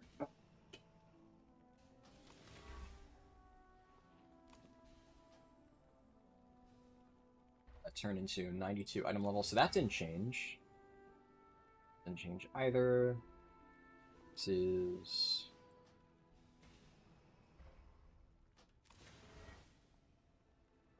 Okay, yeah, so when you catalyze something, because of the item level squish, it just goes down to, I guess this is the default item level? Shit. Well, that would have been good to know. I guess... Yeah, it doesn't really matter then. As long as I have the appearance, I don't... Yeah, I don't have this one.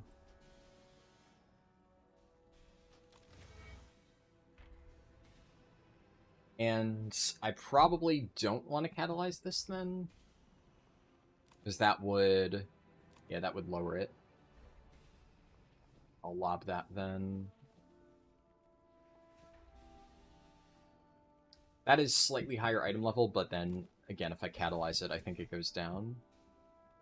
But I do get an appearance out of it, so fuck it. Yeah, it goes down. That's fine.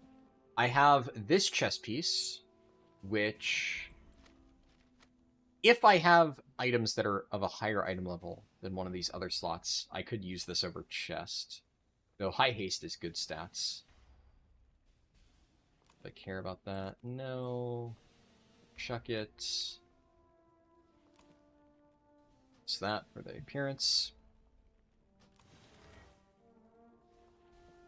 100 item level bracers. Don't care, but new appearance. I probably have enough monk transmog to at least throw something together that doesn't look terrible. Crit mastery. How many stats am I losing from that? It's... God, math is so hard. That's like, yeah, 7 secondaries. That's a decent amount. It's like basically 1 socket's worth of stats, give or take. So I probably don't want to use that. And, okay, I have a crappy Arathor insignia. I don't want to use these weapons. This ring is high haste. That's probably good, right? I'll use that over this thing. And then I'll keep my Cersei circlet on. Fuck that. That.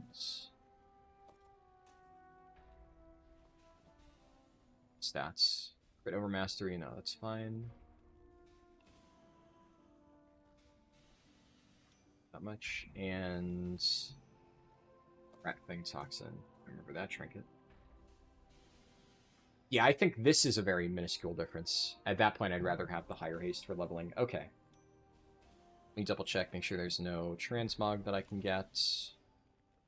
I think I already checked all these items, but... Alright. Check this one. Okay, perfect. So that's at least part of my bags cleared up. Where's the nearest vendor? Probably Sir Finley. Yeah, okay. Doesn't sell anything anymore. It's so weird having to, like, remember where vendors are. Like, in Classic, I remember the Taran gun vendor near the Orgrimmar auction house. Then, like, in Stormwind, I know all of the vendors near the Stormwind auction house. Ironforge, there's, like, the armor vendor that I always go to near the bank. Or, like, the traveling cheese vendor that patrols right outside the AH. But I could not tell you where, like, half the vendors of the major cities are because I'm so used to having the stupid portable mounts. These certainly are vendors that I can just sell crap to. Okay, cool.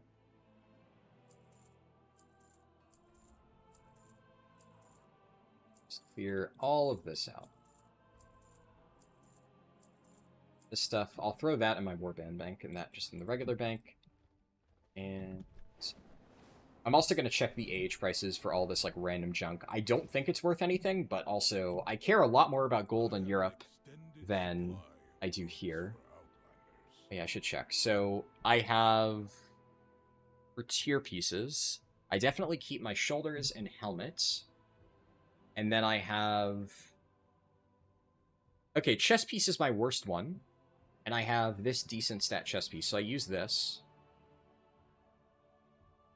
It's either... Oh, no, because I could then use this for gloves. Okay. I think that's probably better. That way I keep the Undermined 4-piece. And that maximizes my item level. I don't think I have any other gear hiding away somewhere other than Warband's bank, but I'll check. I'll check this in here. Shoulders, I forgot to check the catalyst on that. And then this I don't need. Okay, cool. Is any of this an upgrade? I'd imagine that if it was, I'd be using it. There's also the chance that some weird scaling thing caused one of these items to now be better than whatever I'm wearing, whereas previously it wasn't. So it's worth taking a look. But no, it doesn't look like it. But I'd imagine this might be okay for some of my fresh alts. I don't know how much gear the other ones have. Then I'll throw this over here. Okay. Cool. I was about to say, I wonder if I have a Great Vault left over. I think, it just wipes the Great Vault for the previous expansion when the new one comes out. So even if I did, I don't know if there would ever be any way to check. I look in Silvermoon. Yeah, okay. It doesn't even show you the Great Vault if you're not level 90. That makes sense. I'm willing to bet that I just never picked up whatever I had on this character before, though. Okay, that's worthless. I'm just going to vendor that. That's fine, I guess. It's better than just vendoring it. Sure. Anything that is, like, reasonably above vendor value, I'll check up there. Yeah, that is literally vendor price. Vendor price. Vendor price. Sure. If it fails to sell, I'll probably just vendor it then. But this can't hurt. Fuck it. So all the delve stuff is completely worthless now. Looks like I do still have decent bags, though. I don't really think I need to buy anything new here.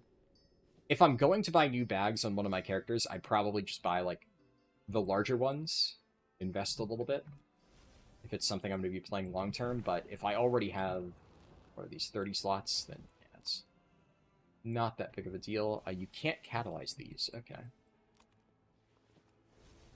Alright, so that is, I think, fine, in terms of gear on my, or, like, bags cleaning on my monk. I think that's everything that I wanted. Now, what could I get? Also, would it... Oh, this is, I think, a new item, right? Let me at least double-check this stuff. No, okay, that's old. And this would catalyze to worse stats, and I would lose 3 item levels. So, probably not worth doing any of those. I could do it later on after I level up, but in the meantime, I just won't worry about it. So, one question I get asked a lot for people just starting off is like, what do I do for gear? My gear is complete garbage, and everything's killing me when I try to level up. Now, at level 81, so if I do a filter, level range 81, I go to leather, there's a lot of gear that specifically requires 81, including helmets that require you to pick up engineering, but you should just do that, because you're going to want to get engineering anyway. And there's a lot of really cheap gear that I'll be able to buy. So I'm going to go ahead and buy some of this stuff in advance, just because I will be using this the moment I get to that point. There are... So you can see there's 2 different types of boots. There is... this requires engineering, and Smuggler's Leather foot pads. They're slightly different. This one has only a single stat. This one has multi-stats. Usually, this one is cheaper, unlike North America, when I level alts. But for some reason, this one's actually cheaper. So I don't really care either way. I'm just going to take whichever one is lower price, because I will be learning engineering the moment I get to Silvermoon City. And I'll buy this. I'm looking for, ideally, Haste or Mastery on these, so I'll take that. This is also an engineering item, but it doesn't require engineering. And yeah, okay, so in this case, I don't love crit, but it's not, like, versatility. It's actually okay for Windwalker, so since this is saving me, like, 1,000 gold, I'll just buy this instead of the other one. And then the only other slot for leather that I could buy is this chest piece. Now, obviously, 1k gold for some people who are just starting off, like, could be a little bit much, but I think for an item that's basically going to cover the entire leveling process pretty much, it's, in my opinion, worthwhile, so I always buy this on my fresh alts. We can see there's a Haste Mastery one there.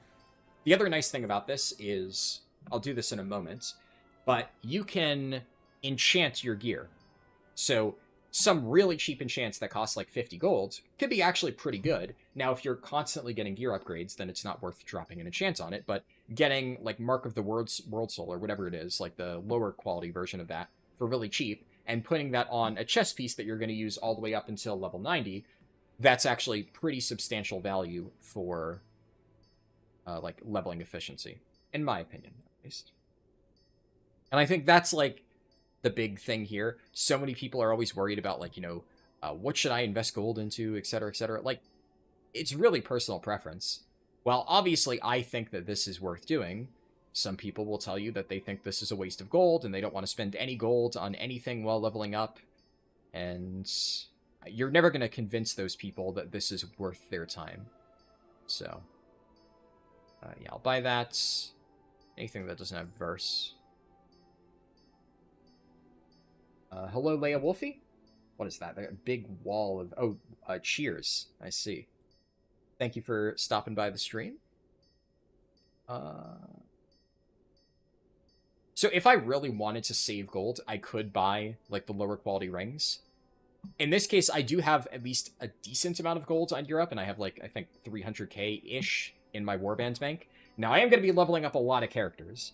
So if the difference in gold was substantial, I don't have, like, effectively infinite gold like I do on NA. There is definitely a breakpoint where I will buy the cheaper option on this account. But I have enough to where, like, 300 gold difference... Yeah, fuck it. I'll buy this. Nice. And there's one for Haste Mastery. You can only buy one ring, though, notably. So you can't buy 2 Gleaming Copper Bands. Even different item levels, you can't buy, like, a 174. That is not a thing you can do. But that covers... I think everything that I could buy for level 81. And now, we'll search level 80. And... Actually, I'll just do this. I'll do usable only. I'll filter for leather.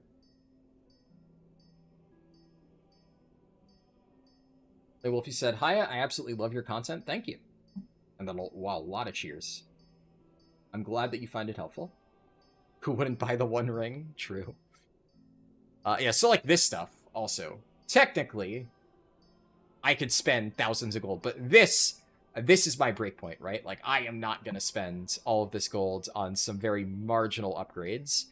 I could buy a chest piece, but actually, because on this character I have the 4-piece bonus from Undermine, which will last me until level 82, I'm not going to break that. So I'll hold on to that for now. And we're going to scroll down until I... Is there anything? Oh my goodness. Okay, so on North America, this stuff is usually very cheap. There's, like, on pretty much... And this is, I think, region-wide, right? Let me double-check. Undermine Exchange. How do I filter for Europe? Okay, there we go. So I'm on Twisting Nether, right? Twisting Nether. Where is it? I'm blind. Okay, yeah, I'm just blind. Twisting Nether, Tarnished, Dawnlit, Corsair.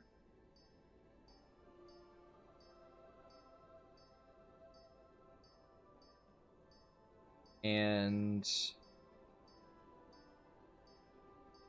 Okay, so this is... Interesting. This is actually a server-specific thing. So I guess gear, this still counts as like, yeah, it's not a consumable. So I could, in theory, look on different servers. I'm guessing it's just the Twisting Nether prices are really high. And if I look, let's say, Tarnished Dawnlit Corsair's boots. I wanted to look at that. And then if I look at the region-wide prices, there are actually, yeah, there's a bunch for really cheap. That being said, though, so it says that there's a bunch of cheap ones. I think Undermine Exchange is just, like, grouping up a lot of the pricing and stuff. So if I look here, yeah, so it's including all of the different item level versions. And we can see that at level 88, there's a bunch of really cheap ones here. But for level 80, it's possible that on all different servers, they're all much more expensive on Europe. I don't know. If I really cared, I could go and check. And what I might do is, like, off-stream for some of my other alts, I might go and double-check. On this character, I don't care that much because most of those items, I already have something at least decent. And what I can then do is if I search... Actually, what would I... Let's look at level 81 here. Yeah, like, so this is level 83. We can see that already the price is a little bit cheaper for, like, gloves, belts, a helmet. I have a crafted one. And then this is all level 80 stuff, yeah. So, even at level 83 and up here, level 85, there are some cheaper alternatives that I could then buy. So I'm not going to worry about that just yet. But in the meantime, it's a slight upgrade over what I have. But because this character actually has some decent items already, I don't really think it would be worth the amount of golds. Like, the amount of time that I would save by buying all of those different BOEs would not be worthwhile at all.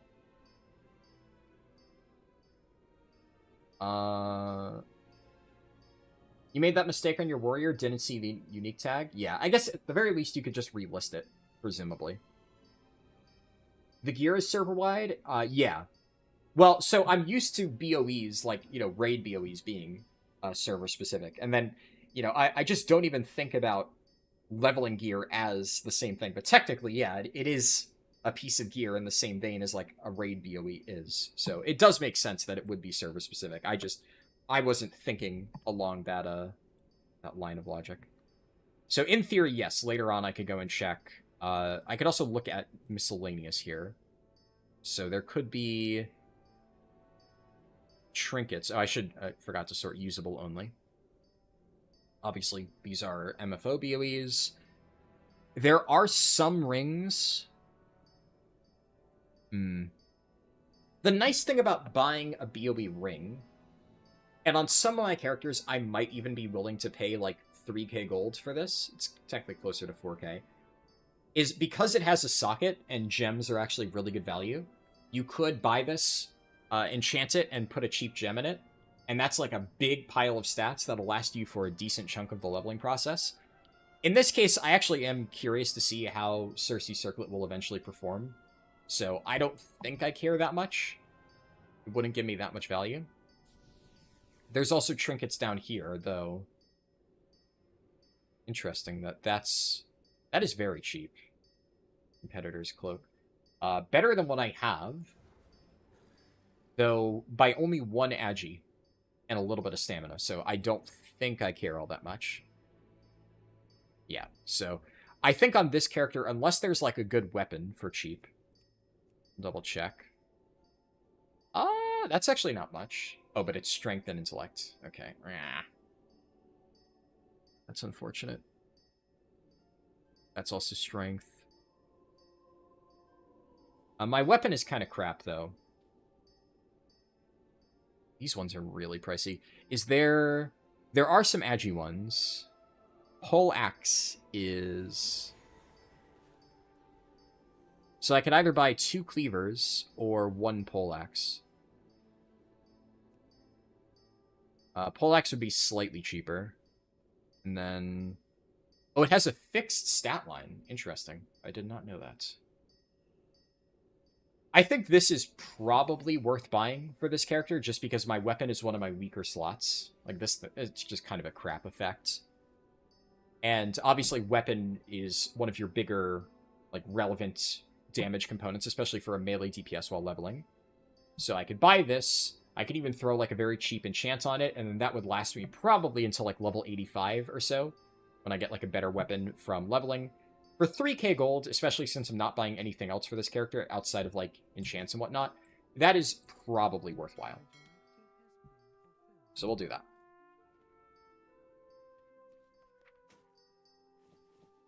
And then... throw that on. I will throw this into my bank just for austerity's sake. So what could I do for gems and enchants? I think the only things I'm going to bother putting gems and enchants on are these items that I'm going to use for, like, the vast majority, if not the entirety of the leveling process, or maybe the weapon. I could also put gems in these if they're cheap. We'll see. So, item enhancements. I'm going to try to not spend that much on this. Usable. Yeah, so like this stuff. This is obscene. Double check. Scout's March. Cannot be applied to items lower than level 70. Would this work? Okay, that's a lot, though. I could buy a cheaper Scout's March. Like, plus speed for leveling would be nice. Then we have Plains Runner's Breeze down here. I'll buy this, and then we'll test for science. It might not work on the level 81 BOE, but this is actually good info for just speed leveling in general. It seems to work. Even though it was grayed out. Okay, it is grayed out. It lets me do the cast, but target is too high level. I mean, I have it. I may as well put it on these boots. Okay, so you can only use Midnight Enchants on... We'll do current expansion only. Yeah, do I really care about, like, 1k gold to put speed on my boots? Not really. What else? Armor kits are usually... I think armor kits, oh, they require a higher level, yeah.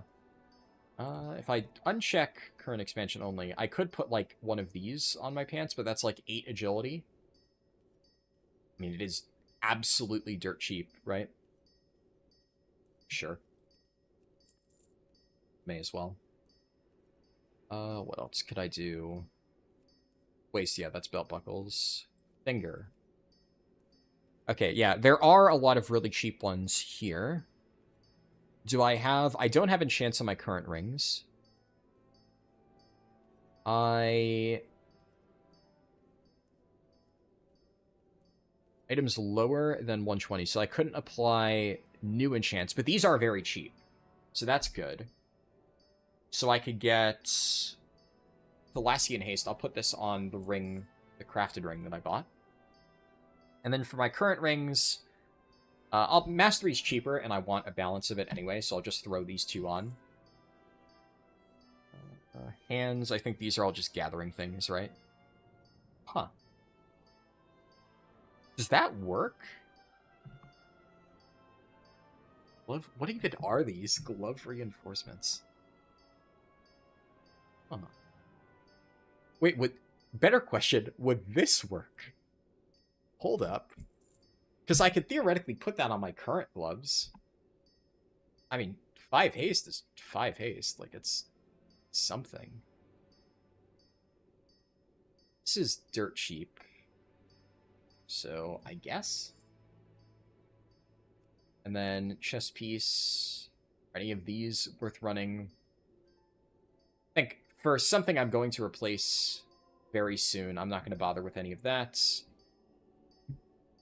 Whisper of Silken Speed, sure. Shoulder enchants. There's only enchants from... Yeah, that's below 120, so I wouldn't be able to put that on there. And then helmets, we only have enchants from this expansion. But I could get enchants for that other stuff. I am curious about the enchant gloves. Does that just work? Shit! That works? Huh. Do I have... Hold on. Let me check my shopping list. I'm not, like, doing any speedruns right now, so this isn't that important. I think, yeah, according to my shopping list... Oh, my dog's barking. 1 second.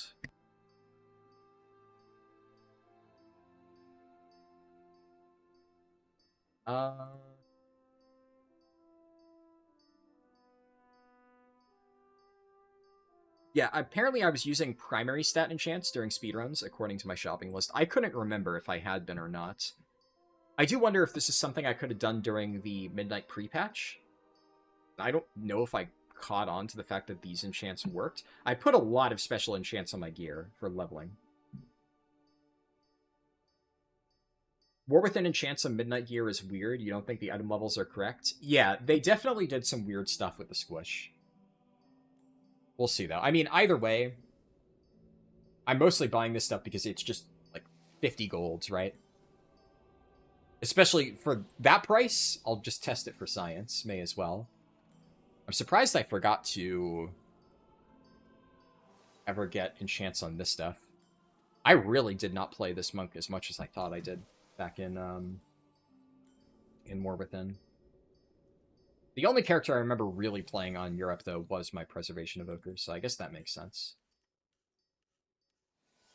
Enchant this, and then for item enhancements, I'll do current expansion only, level range, minimum 81. Okay, maybe, yeah, that's messing with it. Yeah, okay, I don't know why it's not showing. Okay, so I have a helmet, so I'll buy that really cheap enchant there. There are very cheap shoulder enchants, though. Actually, I don't have any BOE shoulders, so I don't really care much about that. Let's go chest piece. Wow, these are all very expensive. Do I care in that case? There's no cheap chest enchant this expansion. Interesting. Hello, Debrick 100? Maybe I don't care. Yeah, honestly, though, 1.6k is not that much if it's going to be a chest I'm using the entire leveling process. At that point, no, that's like almost double the price. Yeah, fuck it. I'll buy Mark of the Root Warden. There are no wrist enchants. Right. And then it would just be boots. But I think, yeah, we looked and this is... For something that just gives tertiaries for leveling gear, I don't care that much. I am going to get sockets, though. Or gems, rather. Because I do believe there are a lot of cheap gems. Yeah, like, this is cheap enough for the stats that it gives. Especially, what do I want to put...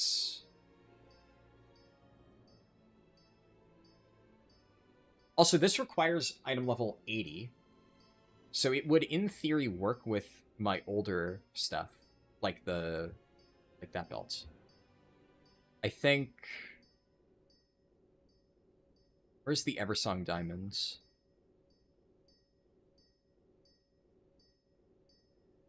There. Something like this. That's a decent chunk of primary stat. If I put that in, like, the necklace, which I'm going to use pretty much the entire... Actually, I'd put that in the ring, because I might get a much better necklace towards the end, but the odds of me getting a better ring, like 2 better rings, is very low. So I can put that in there, and I'll have that the entire leveling journey. Is it time to follow the arrow? I won't be doing any follow the arrow leveling on this particular stream, but I will be doing testing types of leveling for eventual follow the arrow editions. That makes sense.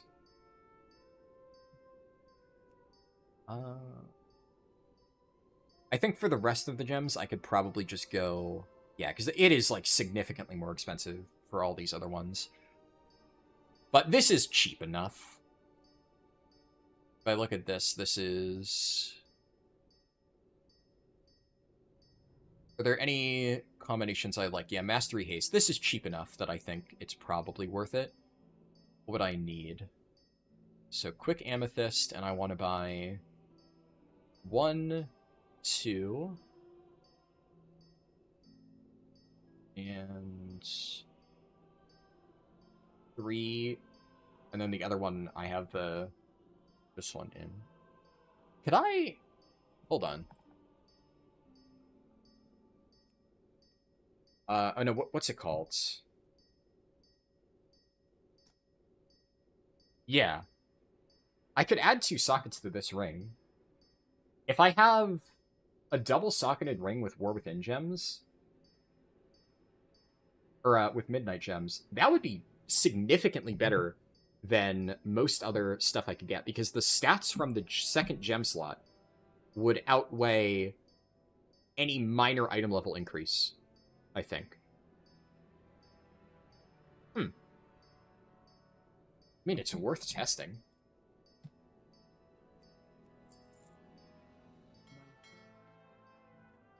Why am I gemming leveling gear? Won't it just be replaced? I mean, it saves time, right? I'm only doing this stuff because, you know, I'm trying to weigh, like, how much time do I think I'm going to save? Like, how much value am I going to get out of this item versus the cost of it? It will get replaced, but obviously this does save time in the long run. And personally, I mean, if it isn't obvious by all the speedruns I do, I enjoy having a smoother leveling experience more than just, like, spending an extra hour or two grinding through it just to save a few thousand gold, because, I mean, I could just farm at endgame to make back that gold and more. Just, yeah, pretty much, just having fun. I mean, at the end of the day, you know, that's the idea behind games, right? Do what you want to have fun. Oh, I could... Oh. If this works... Yeah, that could be really good.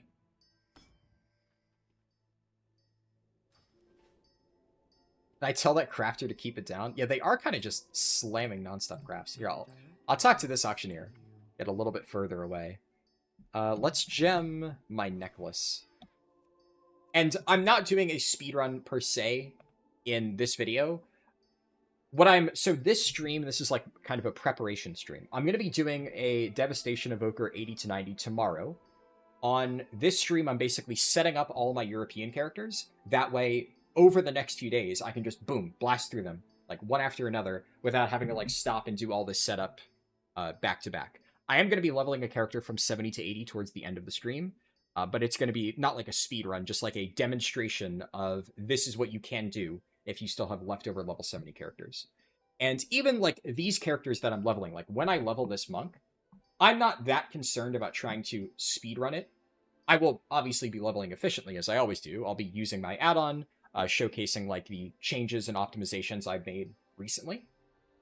But I'm mostly just doing this for fun, to get some characters leveled up on Europe. And even then, even outside of the context of, like, a speedrun, I still do like testing this, because then when I eventually do a speedrun, you know, the idea of having, like, multiple socketed War Within items, and whether the gems in that outweigh the value of, like, a low-level Midnight BOE, that's something that, whether or not I do the speedrun now, or, like, a few months from now, that is relevant testing information. And now that the thought has been planted in my head of, like, I wonder if that works, well, now I gotta figure it out. And that way, whenever I do sit down and do a speedrun later on, I'll already know. Honestly, I'm gonna buy... What? Okay, I did not realize... did not realize there were only 4 of these. Okay. I'll use these wisely, then. I mean, first thing I need to check is, can I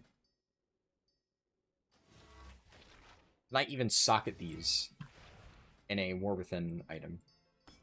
You can! That does work. Okay. I mean, the extra socket, though... So we're getting...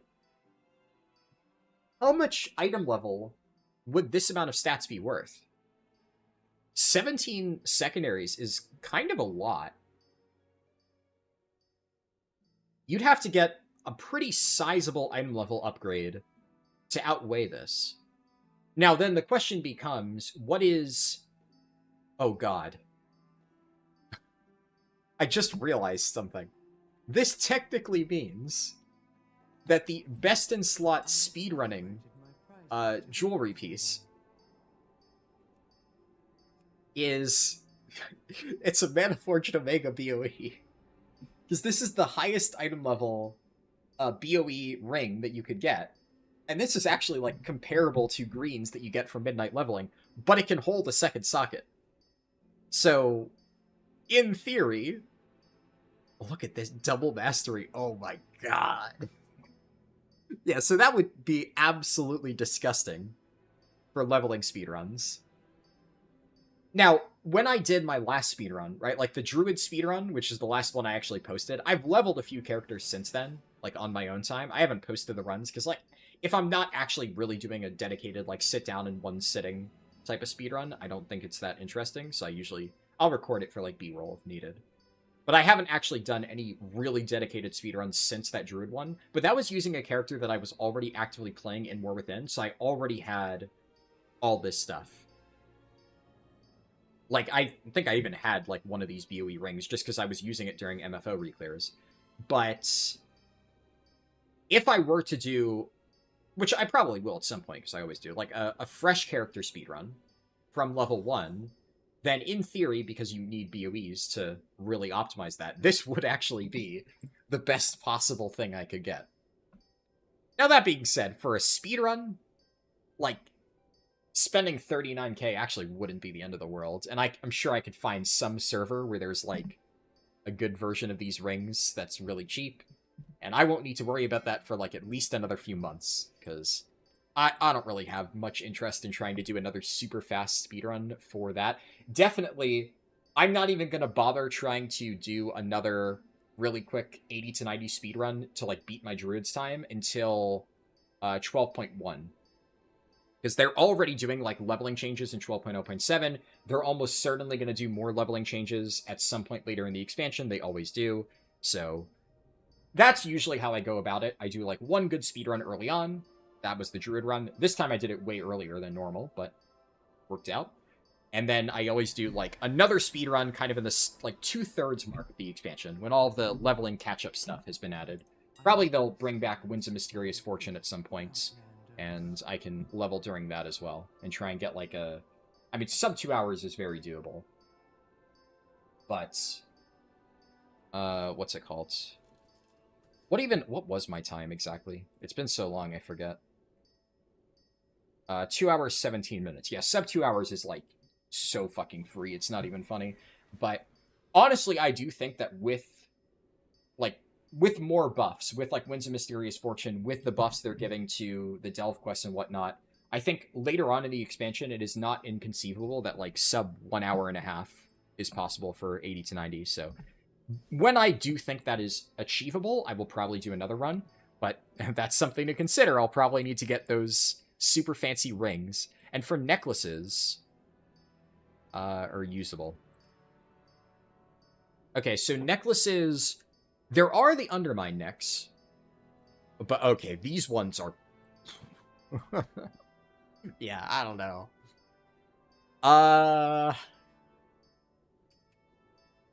The thing about necklaces, though, is we already have this at level 81, the 178 BOE necklace. And, like, I'd have to do the math on this. I don't really have the energy to do it right now of, like, how strong this level 99 with the extra socket is relative to the 178 necklace. But considering you can already get this for dirt cheap at level 81, this is probably, if not literal BIS, so close to BIS that, like, for 99% of players, it wouldn't matter. And even in a speedrun setting, like, I obviously try to optimize my gear to the extreme, but a tiny amount of secondaries here or there isn't going to make that much of a difference. Obviously, it adds up. If you get, like, a full optimized speedrun set, you will notice a difference. But having, like, a few less secondaries on one piece to save, like, hundreds of thousands of gold, that is usually, like, a sacrifice that anybody would make. But spending, especially for rings, because there's 2 slots, we already have this ring, so that covers 1 slot. But then if I could have another really good, like, what is it called, entropy ring of any stat in the other slot, and then I just don't even need to worry about my ring slots for the entirety of a speedrun, that actually, I think, would be worthwhile. So that is something to consider. And presumably, if I look at gems... So, yeah, it only requires level 80. So this would just work. I don't know why the Midnight Enchants don't work on War Within gear, but the Midnight Gems do. Which is honestly extra broken on War Within stuff because of the second socket. That's interesting. In that case... Yeah, so I definitely want to socket this. I've already socketed that.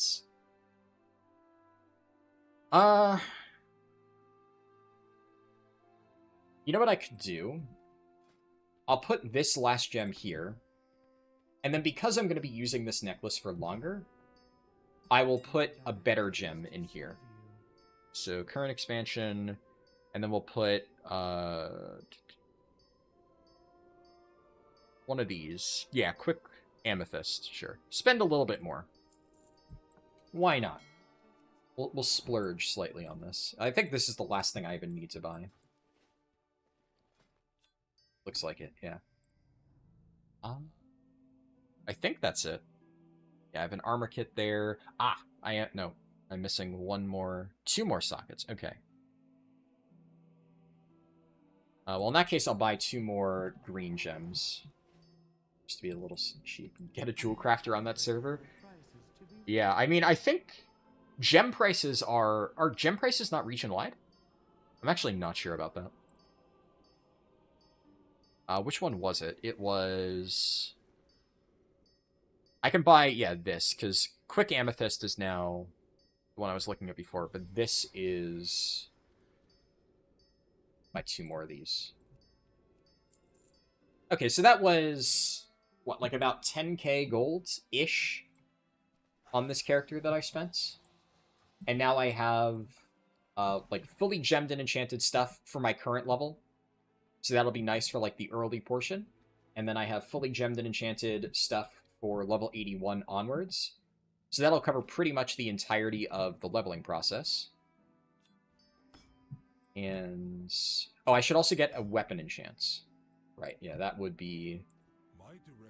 That would be nice. There's some cheap weapon enchants, surely. But having something there would do better than nothing.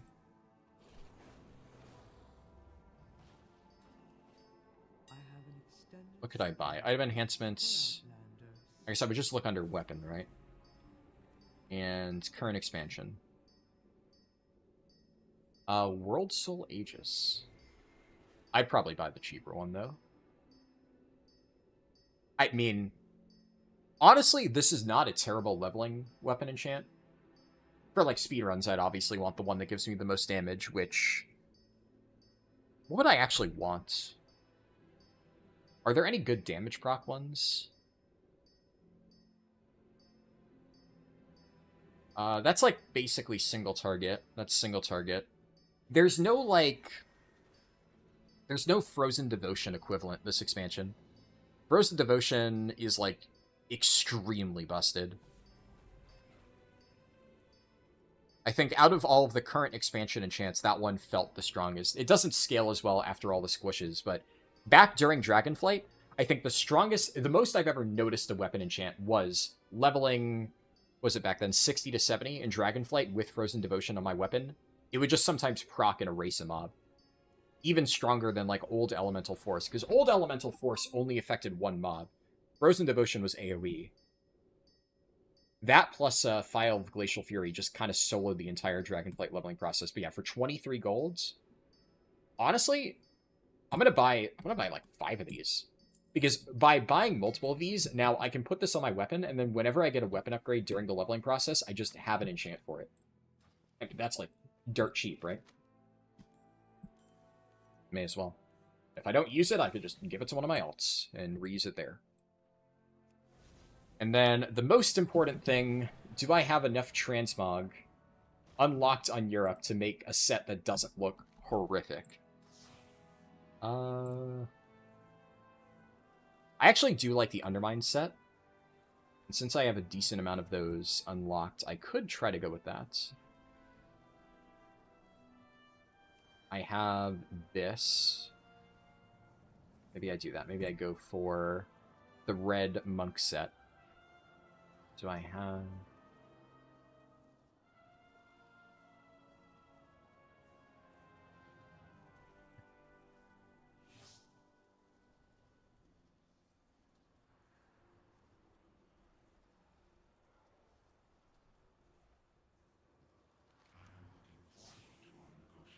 Let's see. I guess, you know, I should check my weapons first. Because a good weapon is always the centerpiece. I could just take, like, the classic monk look with one of these staffs. I don't really have that many great polearms to pull from. But I could do that, actually. You know, yeah, that doesn't look terrible. I think these are different versions of the Undermine Monk set. I don't know if it really matters that much, though. They kind of match. As long as it's, like, close enough. I have to work with what I have here. I don't really care about using the helmet. I don't like that one. I guess it's a question of do I just... Yeah, I think I can go without a helmet here. That's fine. Do I have... Would this work even better? That might just work better.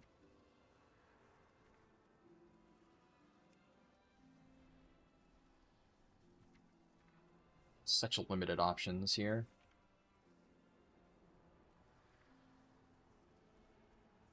I do really like the blue Undermine set, but I just don't think I have...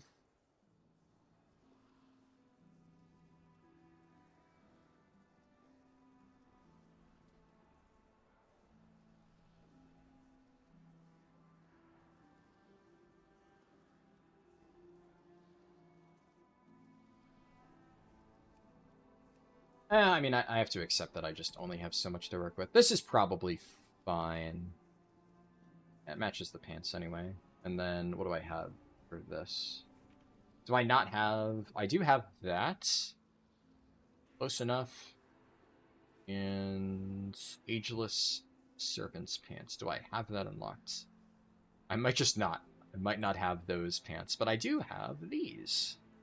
Which kind of match, but then, yeah, no, that kind of conflicts.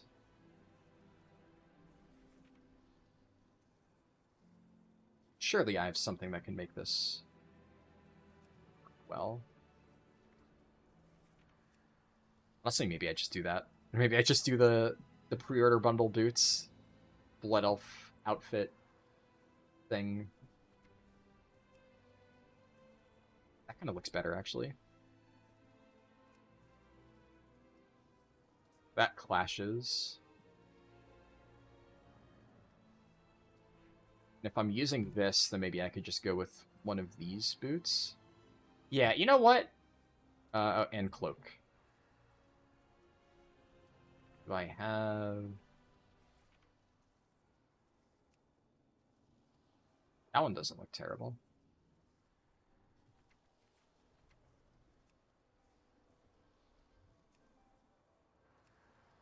There's a bunch of, I think, decent options here that all kind of work. Sure.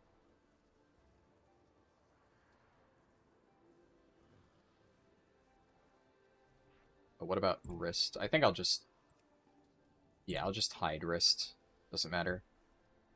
Alright, good enough. You know what? I'll take it. Considering the lack of amazing options I have on Europe, this is at least like a passable monk transmog that I can be happy seeing on like my character select screen.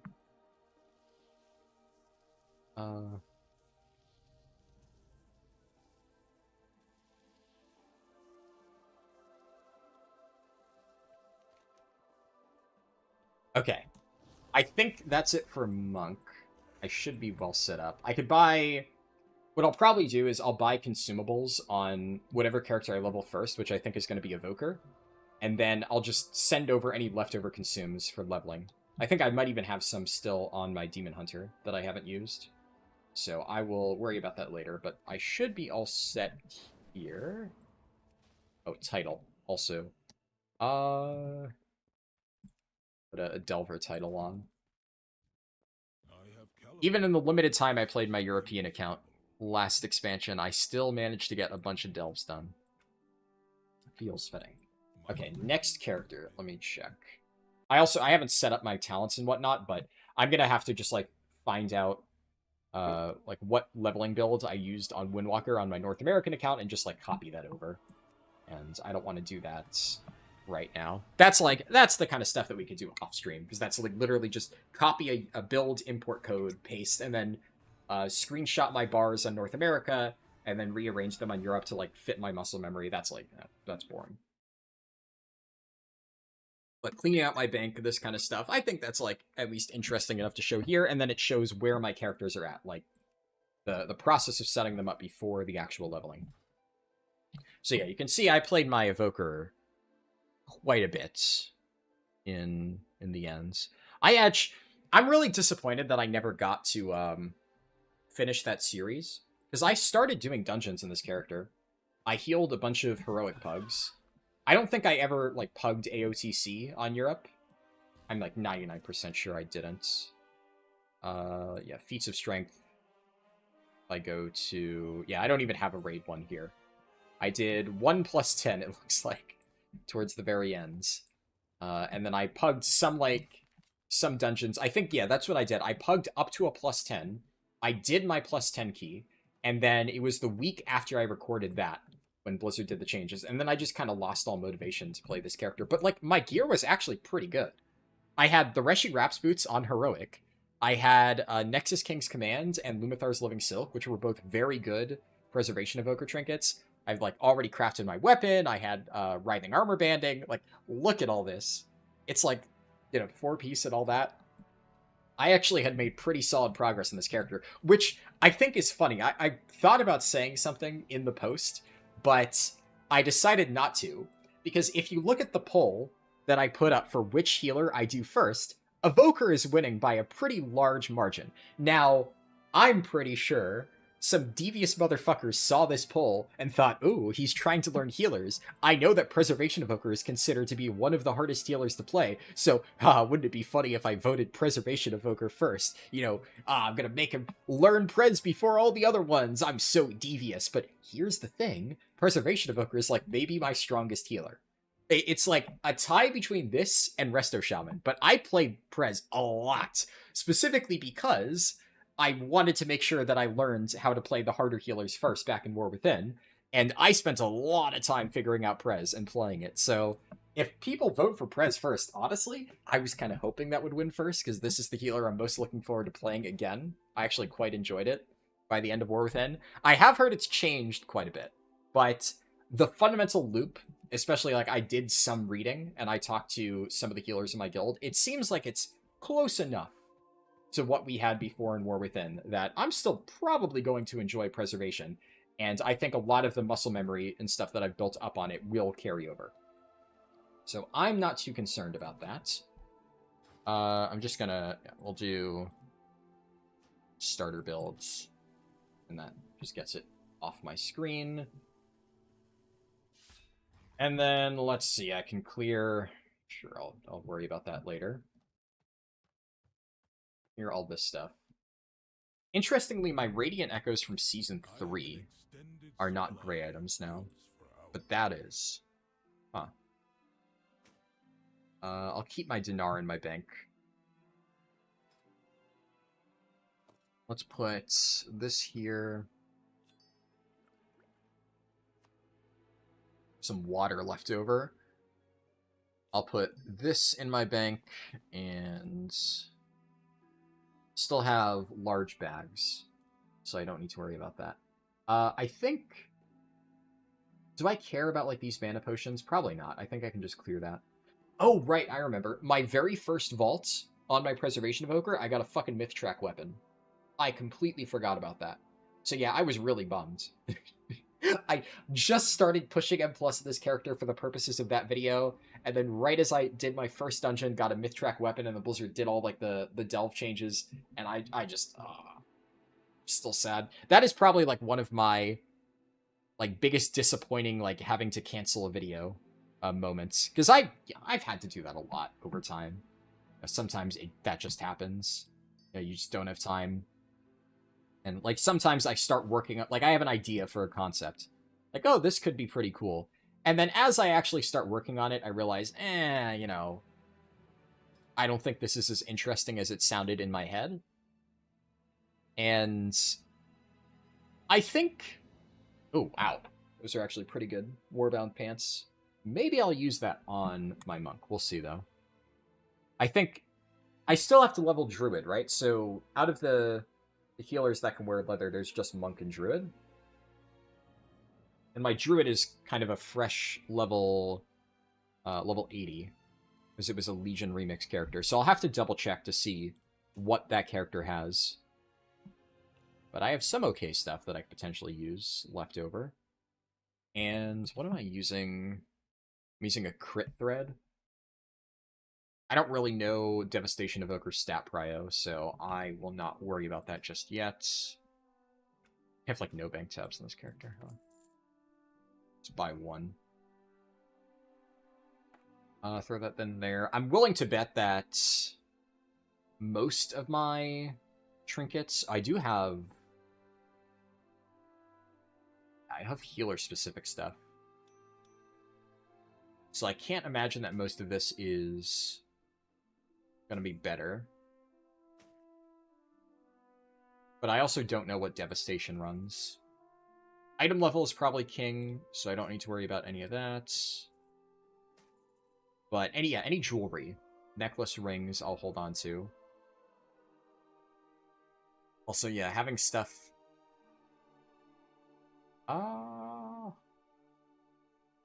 That could be good, just for leveling up. That. And that's probably too low item level, too low. I'll hold on to all this stuff. I'm not going to look at different devastation gear right now. In fact, I'll probably not spend that much time in this character because I forgot, like, my gear is actually pretty optimized. There is some stuff I can do here with, like, the midnight gems I can add to this gear.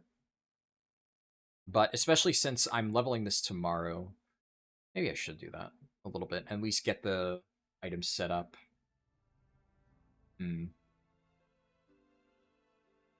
I'll think about it. Let's first check Catalyst. Is there anything here?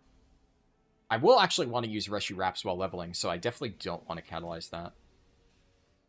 Okay, the default item level for MFO is 131, though, so I wouldn't actually lose any power. I'm not going to waste any catalyst charges just yet, then. I'll check the price of all these things, and then I'll dump anything I don't need.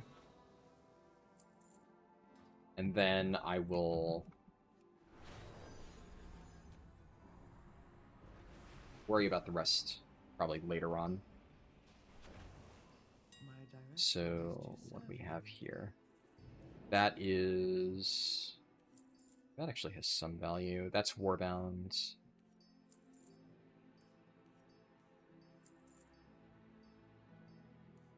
Yeah, I think anything that isn't like a Delve reagent seems to at least sell decently well.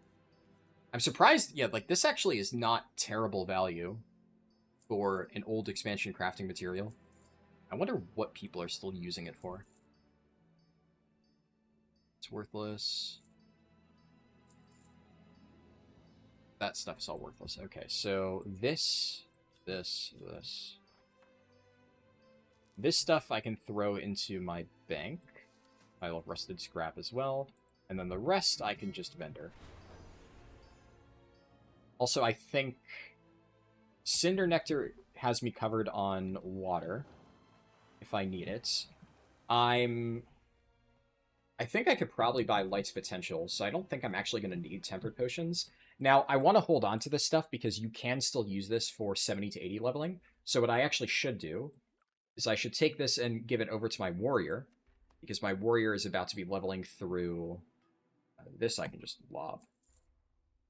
But my warrior is going to do 70 to 80 in a bit, and I actually will be able to use those consumes on it. Not that it'll matter all that much. 70 to 80 is pretty fast, but who knows. When I eventually level Paladin and a Shaman, that'll be nice as well. I'll throw this here so I can just take it out of my Warband bank a little bit.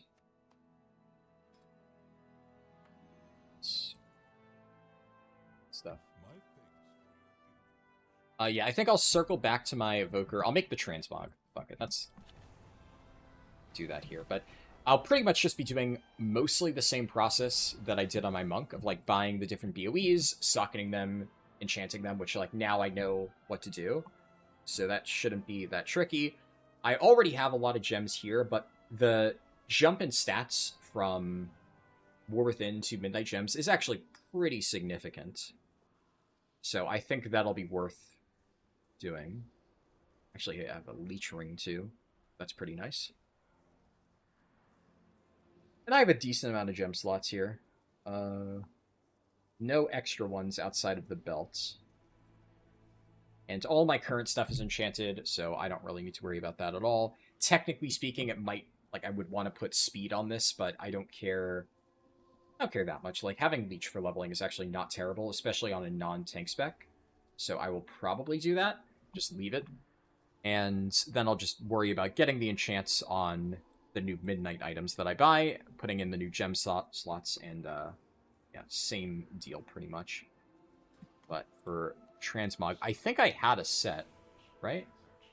Yeah, I threw together some set. The set that I use on North America, I wasn't able to recreate here because it has a lot. Like my Evoker transmog on NA is mostly Shadowlands gear, and it's like a very specific set. I really like my NA Evoker set, but I definitely would not be able to remake it here without playing Shadowlands pretty extensively. But I remember building this set. Yeah, it's okay. It uses some of the like the pre-order things, but it like matches the aesthetic I'm going for decently enough. Okay, well in that case, I'm not building a transmog because I already did.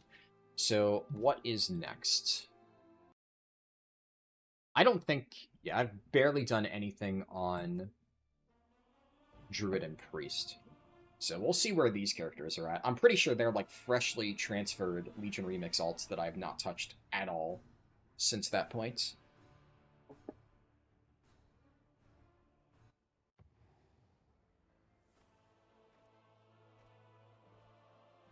Alright. I do have my bars actually set up. And I am... Okay, I am in Guardian spec. So that's nice. Having some of the bars already arranged will save me a little bit of time later on. I have... what do you start off with? 99 item level gear? Okay. So it's actually comparable item level to my monk. So I'm not that far off. Bags are also the same as my monk. And yeah, like trinkets and whatnot are pretty horrible. At least I don't have any bags to clean up. But I could just take anything that's like an upgrade here. So I'm only going to have this character to use it on. I have nothing else that'll need leather. So any upgrade here, I mean, Haste Verse, that's good for Bear. So that'll help for leveling. Trinkets are probably not going to be any good. And I can't imagine... And none of this would be worth using.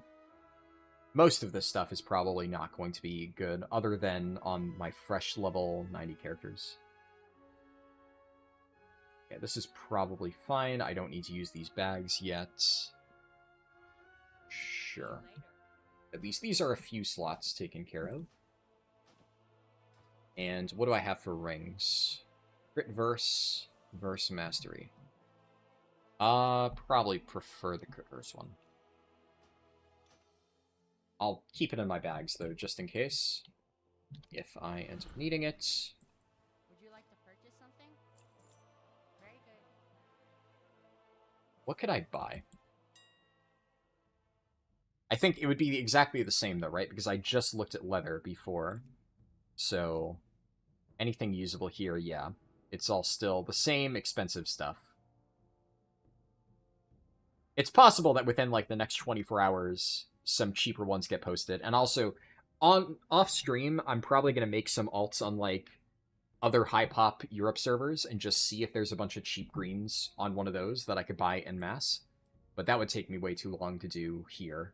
And also, it's not terribly interesting, right? But it's worth at least looking into.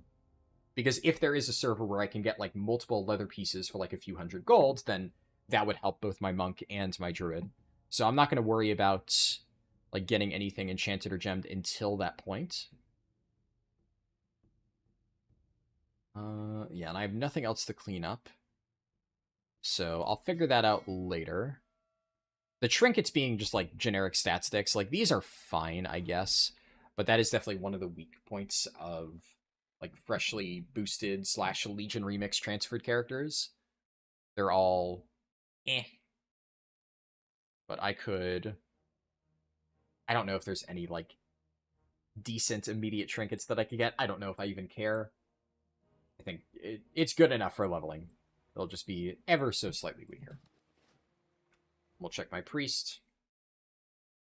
I think If I recall, my priest is almost in the same boat, but I think I did, like, a tiny bit of questing. But, like, very little. I'm pretty sure I played this character for, like, a few hours at level 80, and was considering doing my Keystone Hero Priest on this server, and then I would just kind of, like, said, screw it, I'll just play my Priest on North America. But now, finally, yeah, so I didn't even get Reshi Wraps. That was the thing I couldn't remember how far I got. So I know I did a tiny bit of Koresh, and you can see I set up a build, so I played it for at least a little bit. But I'll have to figure this all out again. Yeah, I have a bunch of random junk for Koresh. Honestly, if I am... How far into Koresh should I get? For Guardians? Okay, I never even made it off Tazavesh. I was gonna say, if I'm like one quest away from doing Reshi Wraps, maybe it's worth doing that just because it would help for leveling, but I'm about an hour-ish of questing from getting Reshi Wraps. I think? Actually, come to think of it. Because I think when I was... Did I play this character before or after my Evoker? I can't remember. You should just be able to do the skip and then get it automatically. So I wonder if I can just talk to an NPC on Koresh and just say, like, I've already completed it, because I know I have it fully upgraded on my Evoker. And actually, I do believe I did that afterwards. Where is core contributions? Let me abandon this. I'm already well past this NPC, but maybe I can fly directly to the NPC. I wonder if this would be worth it for, like, other alt leveling. Like, is there any merit to... on just, like, a brand new character, if this works, obviously. Quickly heading out here, getting, like, a really powerful cloak. Because Reshi Wraps, like, the damage proc is actually not terrible for leveling. It does decent damage. So if this takes, like, less than a minute to do, if you optimized it, you could also... I don't know if I have the teleporter stuff unlocked. But it might be possible that you could just pop in here, take the teleporter, and then immediately go here. And if you could get Reshi Wraps that way, maybe?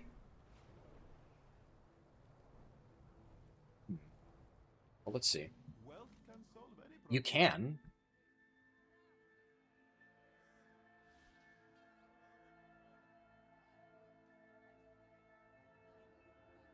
I'll take haste. I could always get, like, a different fiber after.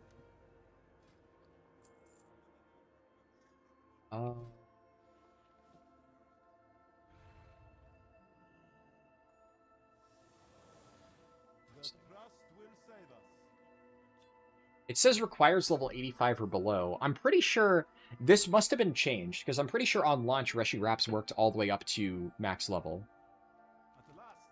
I'd like to empower my Reshi Wrap. Wait, how do I have all of these? Is this account wide?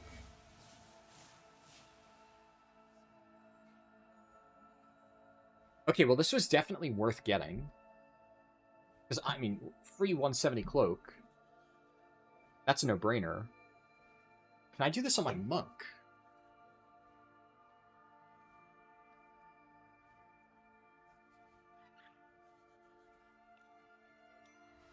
I also need to look at priest stat prio before I throw any of this stuff out. This is... I mean, this is all the same, so I'm definitely not going to use any of that. I will... I might change the fiber on my cloak. Okay, well that's big. And I can use this thing. Yeah, this works. So this is just an account-wide unlock. Well, that's nice. Okay, well. All of that time I spent on my Evoker making that scrapped video was not completely wasted. I do get some lingering benefit on my European account. I gotta check my other alts, though. Because I have not set foot in Koresh, I think, at all. On both my Monk and definitely my Druid, because that character literally was just transferred from Legion Remix and then left untouched. But... Let's see. My monk, I'm very curious. Because if I could just get a massive cloak upgrade on every single fresh alt, I mean, that's just worth doing. It also, for anything that can level as a DPS spec, it does kind of push you towards that. Unless the tank spec is so much better. Like, in the case of Druid, you would still play Bear. Even though the tank Rescue Wraps is not that good. But Bear is just, like, obscene. But in the case of Monk, like, both Brew and Windwalker are kind of comparable. Windwalker is, I would still say better in a vacuum, but definitely having access to DPS Rescue Wraps would push it ahead.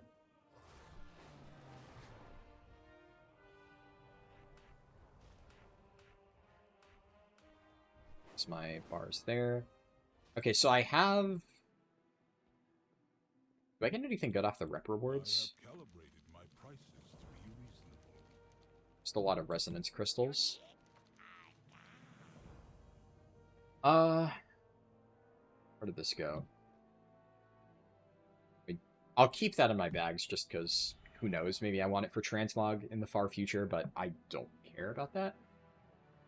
Okay, did I ever... It looks like I started the very first quest on Crush in this character. And I talked to you... This tail before. Okay. So presumably...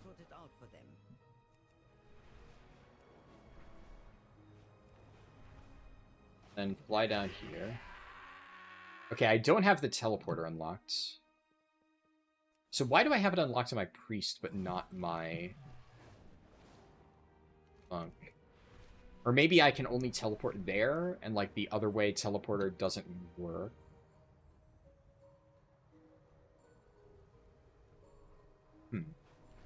Oh, you know what it is? I'm stupid. You need the Reshi Wraps to actually use the teleporter. So once I have it, I can activate the teleporter and... Okay, yeah. Yeah. Dude, it's been how many months and I've already forgotten how this patch works? Ugh. There's so many systems with every World of Warcraft patch, and, like, I have to fucking learn it all every time a new patch comes out, and then that knowledge just immediately goes into the dumpster, like, 4 months later. Oh, boy. Where are my Reshi Wraps, though? Do I have to... Oh, okay, you just... I need new Reshi Wraps. So I guess I'll have to enchant this. And then... I need to purchase... I guess for leveling I probably want, what? East Fiber?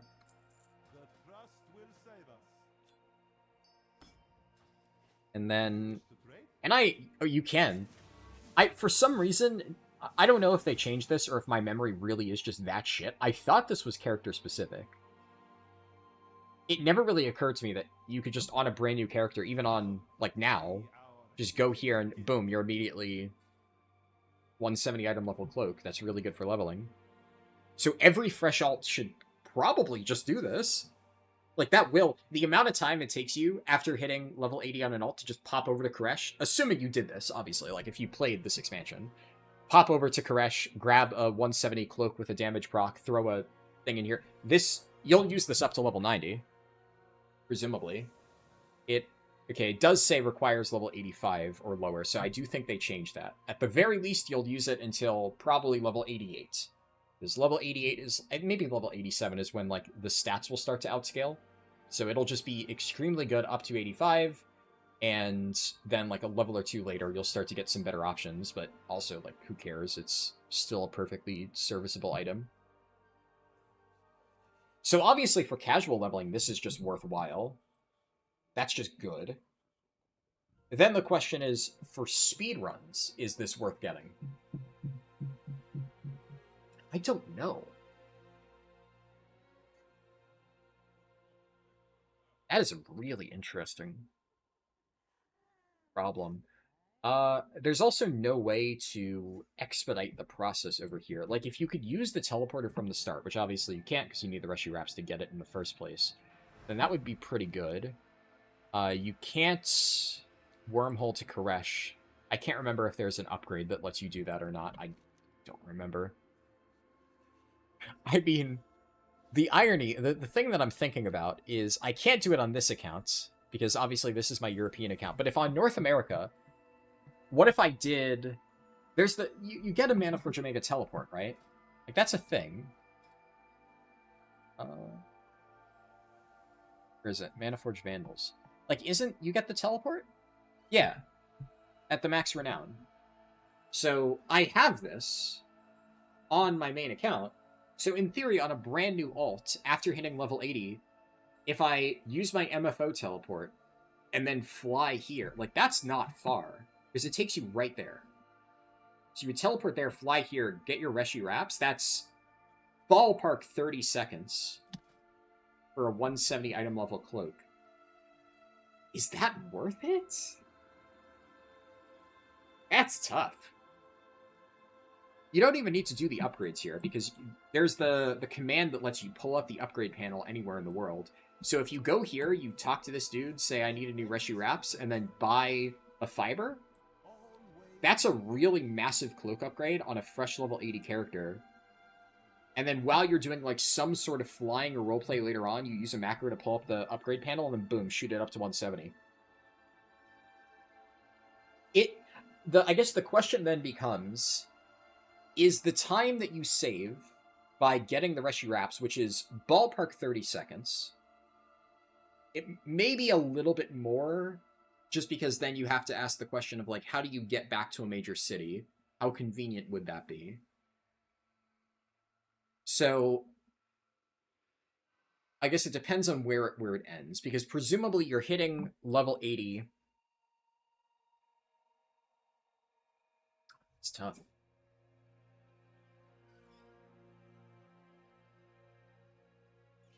I don't know.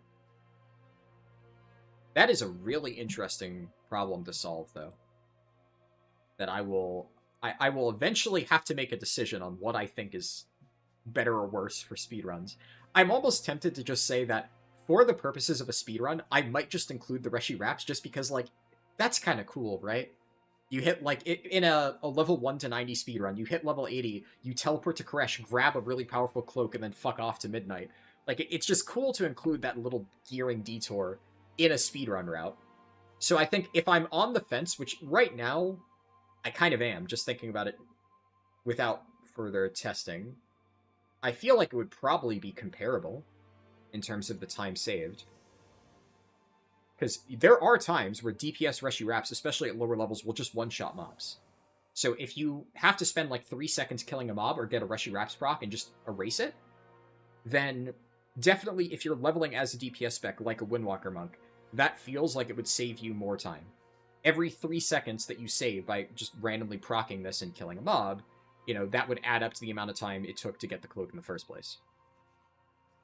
So then especially when you're doing things like Delves, which have like beefier mobs early on, then you have more chances for like a proc that does obscene damage. Because what is this? Okay, well, I'm in Brewmaster spec right now, but if I switch to Windwalker, like, it does really, really good damage for this level. 1.6k arcane damage, and then enemies below low health take 20% more. Okay, 1.6k, not as much as I thought, but it's like about as much as a Blackout Kick, which is like decent, especially because it procs it pretty fair amount of the time. So, I don't know. My gut right now tells me that it would probably be worth getting, even in a speedrun, for a DPS spec. It would definitely be cooler. But for casual leveling, this is definitely good info. Was there anything like this in previous expansions? I can't really think of anything like that. Because the only other items we had... like, there were different little things like Onyx Amulet, even like Cersei Circlet and whatnot. The Delve Belts, which I'm like using on this character, a lot of that stuff required you to actually do the entire unlock process per character.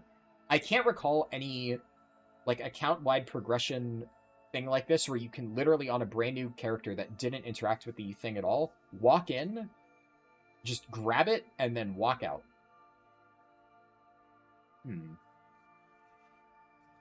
something else to test. So I'll hearth back to Dornagal on this character. I'll re-enchant this cloak at some point to figure that out off stream. But something I want to check is how much do I actually need to do on Koresh? Like, do I need to actually talk to that ethereal NPC and say, like, I've heard this tale before? Okay, auction sold. Can I just fly there directly? If I have not unlocked Koresh, which... Yeah, like, so this character will not have done it at all. I can also, I wish I knew that. I just leveled my Demon Hunter and I didn't have this cloak at all. Oh well. But my Druid... So if I had the MFO teleport, which obviously on my North American account I would, and if I'm doing speedruns, it would be on NA. I have way more resources there, so... like, when I'm thinking about min-maxy speedrun strats, that's the context that I'm thinking of it from. So, if on North America I had the MFO teleport, I'm pretty sure I could use that and just bypass, like, the introduction. But then, would that work? I guess the easiest way to tell, if I go to Kazalgar Koresh, this quest is there. I can see it on the map. So in theory, if I were to be able to teleport to MFO directly with that ability, then I should just be able to fly here and pick up the cloak, because I think it's just automatically unlocked. I don't think I need to talk to that NPC at all. I think I have Dornagal unlocked in this character. I don't know... Yeah. I'm assuming that Legion Remix transferred characters just automatically get, like, the War Within story skip, though I'll be honest, I don't know exactly. Hey Oxara, good to see you. Okay, yeah, so I have this quest. So I'd have to, if I didn't have the teleport, I'd have to go here, wait for this roleplay. The brokers are from Koresh? I think it's probably safe to say that if you don't have the MFO teleport, it's probably not worth including Reshi Wraps into a speedrun route. Just because this initial unlock stuff and the flight from the entryway here. Free experience, I guess. Okay, so I don't want to talk to this guy. That's what I want to test. I'm not going to skip the thing here. So if I don't press the skip option, can I just fly there directly? Okay, yeah, so you actually get a quest called A Skip Through the Void. When did I even get that? Maybe I had it all along and it just, because it wasn't tracked, I wasn't seeing it on the map. But okay, and in that case, you actually get the fiber for free.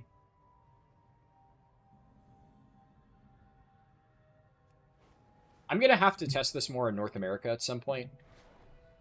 I'm only bothering doing it here because I do actually get a tangible benefit. Like, my characters get their cloaks, which will be relevant over the next few days as I'm leveling them.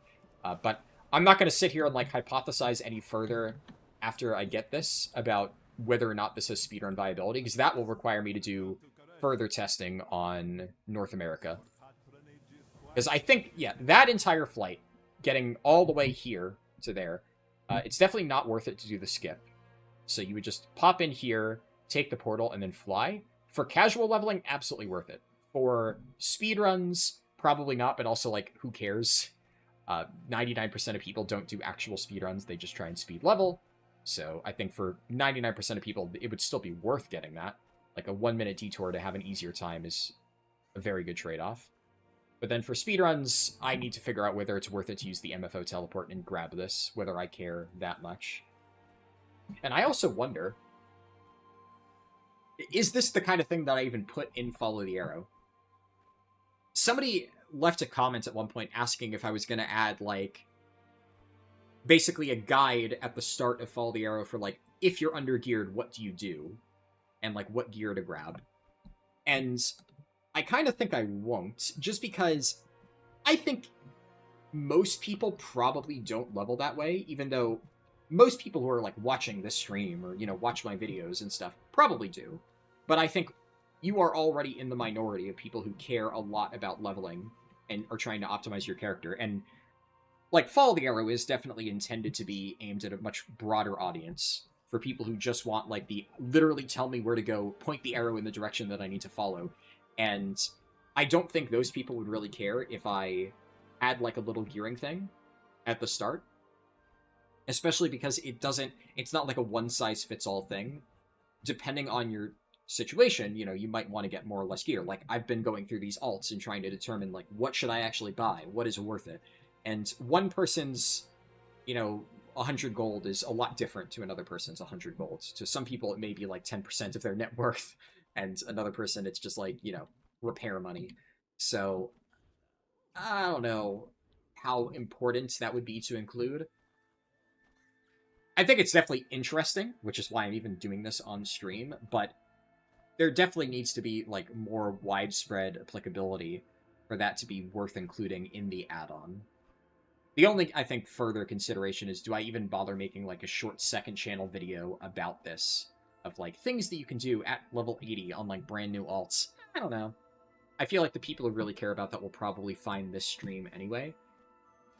But it's interesting to think about, I guess. Okay, want to empower.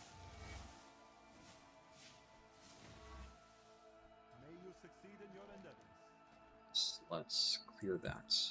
Alright, perfect. Well, that is definitely going to help. It also means that I can basically throw out every single cloak that I have on my warband bank, because I'm never going to use them.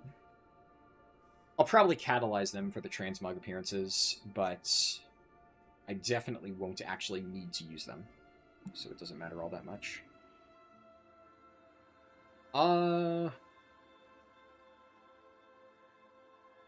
I think the only thing I have left to do is I need to, like, actually buy the higher item level pieces on what's it called? On my druid, my priest, and, like, get my current gear set up. See if there's any minor upgrades that I can get. Like, it'll probably be worth getting a cheap ring and necklace on both my priest and my druid, just so that I could take Magnificent Jeweler settings and then add Midnight gems to it. That seems to be pretty efficient in terms of the cost. So I'll figure that out, but I'll basically just be doing the same thing I did on my monk. So I'll do off stream. So what can I do? I'll do my druid's transmog and my priest transmog, and then we'll finish off by doing my warrior 70 to 80 as planned. Okay. What do I even have on this character that I can use? Do I have this full set? Actually, I kind of like this set. I may just go with this. Especially, like, the green on a druid. I remember for, during the Midnight Raid and M+ testing, this was one of the only sets that we had access to, because you had to create characters in the test server. And I ran this transmog on my druid during M+ testing. Because it was better than, like, the mishmash of gear that you got off the vendor. So that's, yeah, you know what? And do I have any weapon enchantments? I technically do. I mean, you're never going to see my druid's transmog in, like, 90% of cases, so it doesn't matter all that much. But I think just because I remember having to use this during dungeon testing, I actually like this set. The question is, do I want shoulders? These shoulders are so bulky. They're, like, way oversized on a Night Elf. Do I have any better options? I think I just hide shoulders and call it a day. Yeah, that seems fine. Are there any better belts?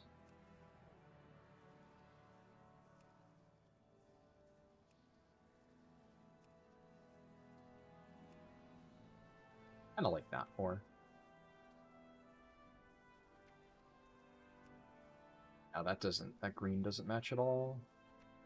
I'll just throw this belt on. The gold matches the accents in the armor well enough. And we'll call this good enough. Also my... what's it called? My barbershop stuff. Oh god. I don't think I have any good bear forms. It might be worth just going and... What's the default Claws of Ursoc? I might do that, actually. I'll probably do that, like, later tonight off stream. Just go grab the Claws of Ursoc, do the Legion intro, just so I have the slightly better bear form, so I don't need to use this fucking monstrosity. Oh, God. Yeah, and... I don't mind the default cat forms, though. I still use this even on live servers, but the default bear form is so outdated. I don't have anything. Honestly, I don't care about most of these, but if I'm going to be in bear form for any substantial period of time, I do not want to look like this. No, thank you. But I'll at least change my cat form color. Okay, let's see what I can do with Priest, and then we'll go back to my level 70 Warrior.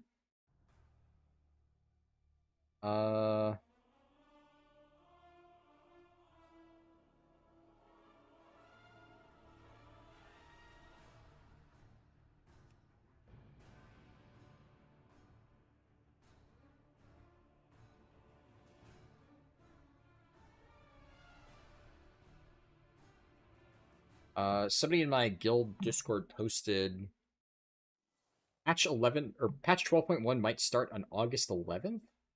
Huh. That feels early.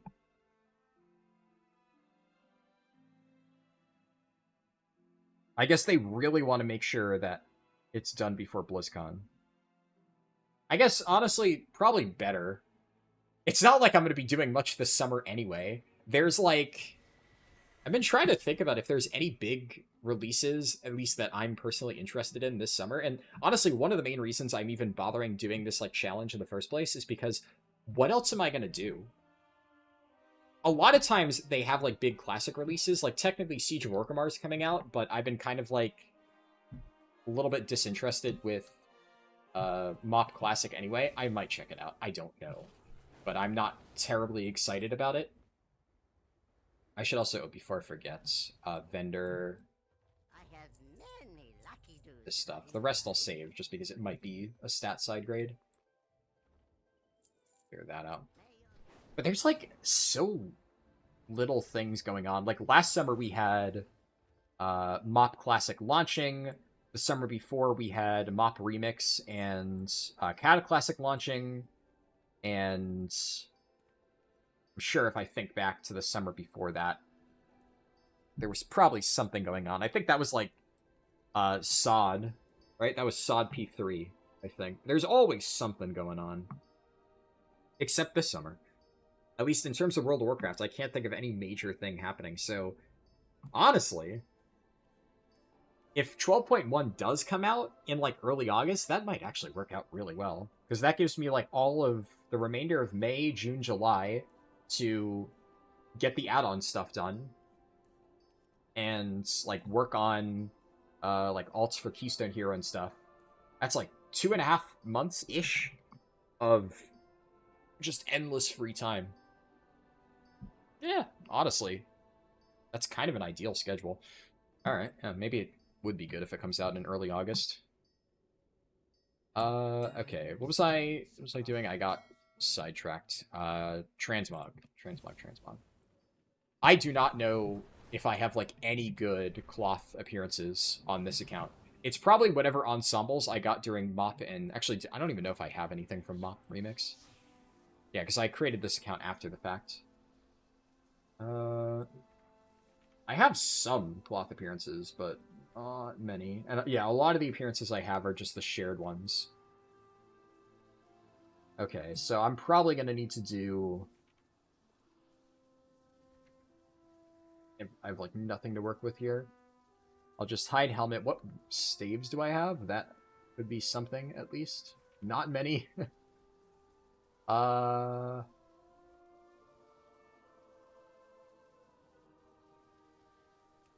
This one's, like, okay, I suppose.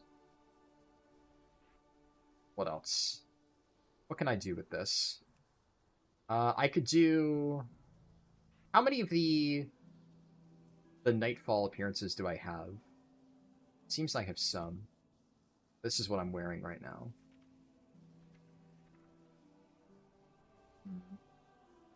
Yeah, I have like no options for cloth. Because I've at the very least... I've played my Demon Hunter a little bit. I played my Monk a little bit. I played my Evoker a decent amount on Europe. So I've at least collected some appearances for those particular armor types. This is actually kind of a cool robe, though. I don't mind that at all.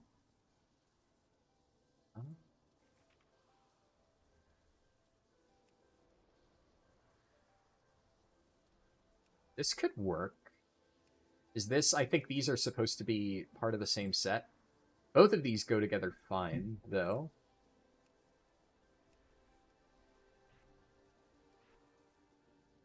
Do I have, like, a full set for this? I think if I look at sets, it's probably under here somewhere. Yeah, it's this thing. The Mists of Pandaria. I definitely didn't play Mop Remix on this account. I created it well after that, so I don't even know how I have this set. Strange. But it does kind of have, like, decent colors for a priest.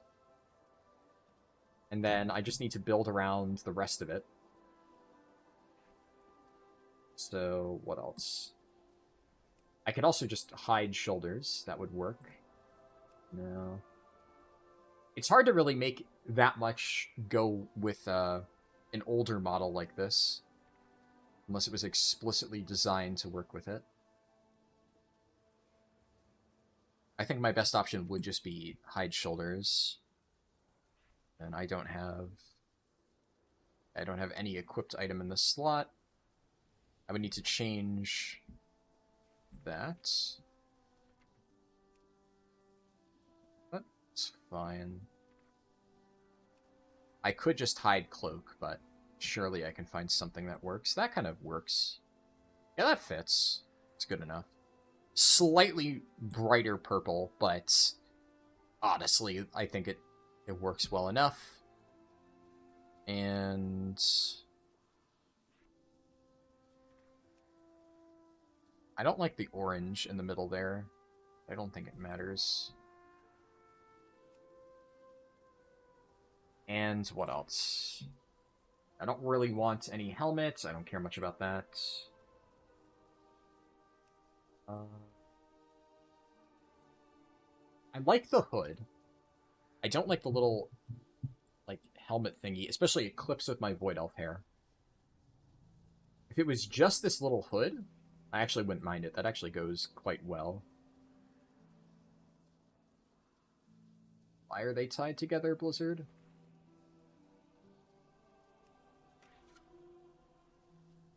Yeah, Void Elf hair has just also been really janky since Midnight started. I don't know why. This hairstyle in particular, I had to stop using this on my main Brewmaster Monk because the ponytail just, like, glitches out half the time. I think at this point it's probably best to just hide helmet. That's fine. And then I just need a staff that matches. Honestly, that one kind of does. I don't really want to use those, because those look more like monk-coated staves. Could just do this. Close enough.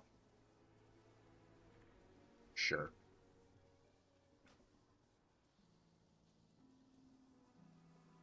Why is it discounted?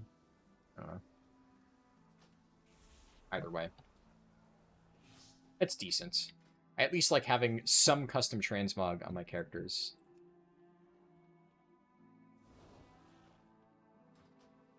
Alright. 70 to 80 warrior time.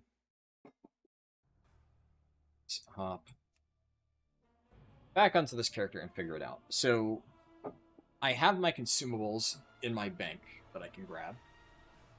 So for the little bit of leveling that I need to do that isn't crafting, that'll be important. And Hey, how you doing? Warband Bank, okay. So that is here. I also... I guess I should probably list these on the auction house, right? If they're actually worth something, then it can't hurt.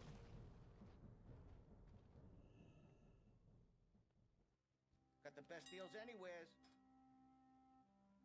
Okay.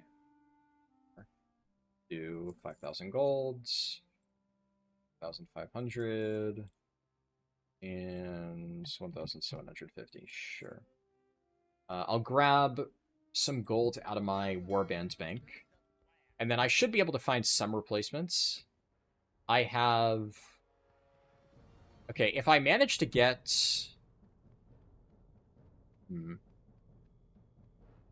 was going to say if I manage to get an item that's item level 80, which this ring is, so this presumably could support Midnight Gems already, because that, I think, is the lowest item level you need.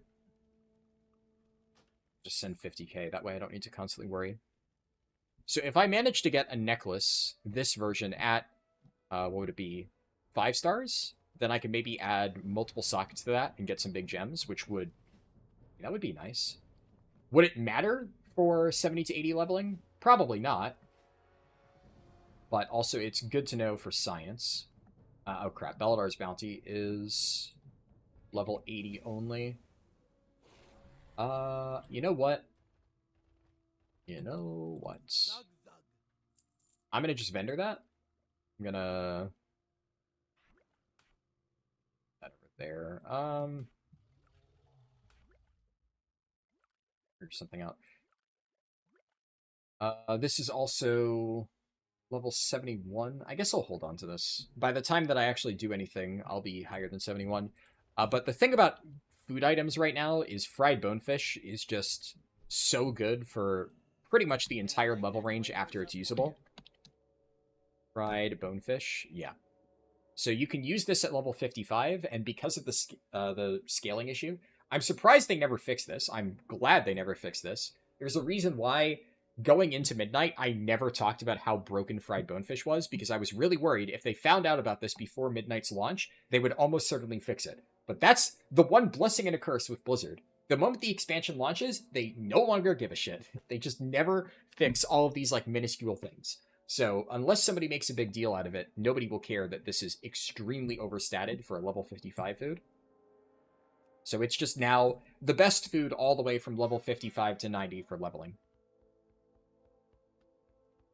Obviously, like, there's food that give stats at, like, the 80 to 90 range, but the speed boost you get from this is just so, so good. For talents,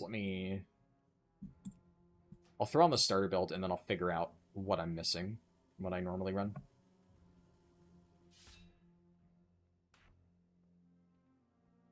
There.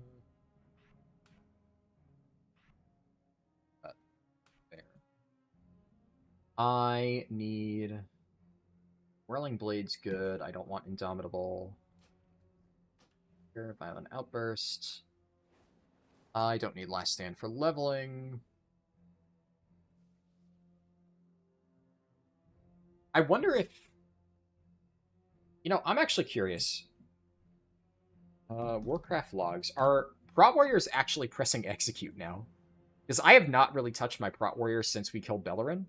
Outside of our reclear that we just did last night. But, like, I was just playing the same build that I'm used to. But I do remember they buffed... I'll look at Voracious. Because pure single target, surely that's, like, a good example. I look at tanks. It's taking forever to load. Oh my god, Bear Druid is just so much further ahead than, like, every other fucking tank right now. It's just actually ridiculous. Okay, Prot Warrior, the top parse is still not pressing execute. When was this? This was literally today. Okay, so the top Prot Warrior parse on Voracious 4 hours ago, so very recent, and they only pressed execute twice. And they only pressed it literally the last 2 GCDs of the fight. So basically, there was not enough time left for them to spend their rage and have that get procs of Shield Slam or CDR from Anger Management. Literally, right at the very end, full rage bar, they dumped 2 executes. And that's it.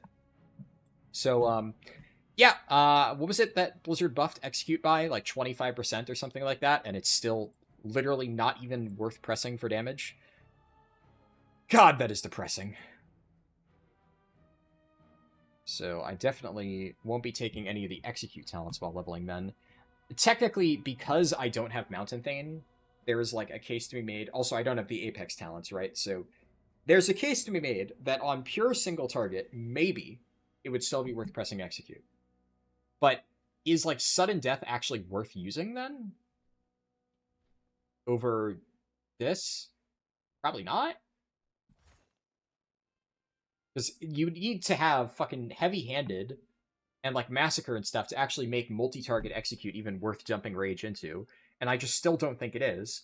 Because even without all the extra like phalanx and this thing, like more shield slam damage, like even without this, I'm pretty sure that fishing for shield slam procs is still just better for damage, even while leveling.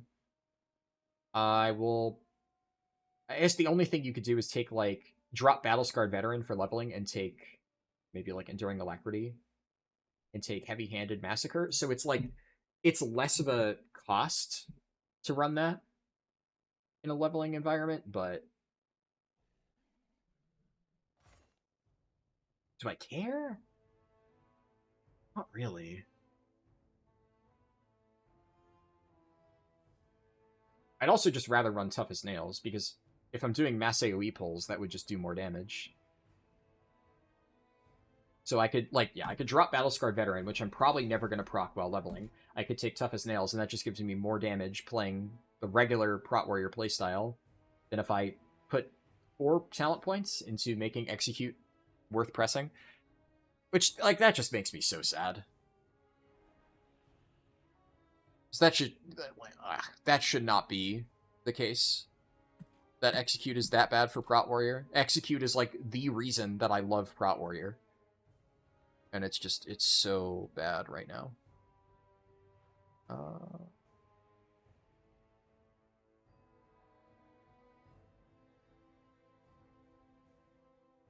What do I take?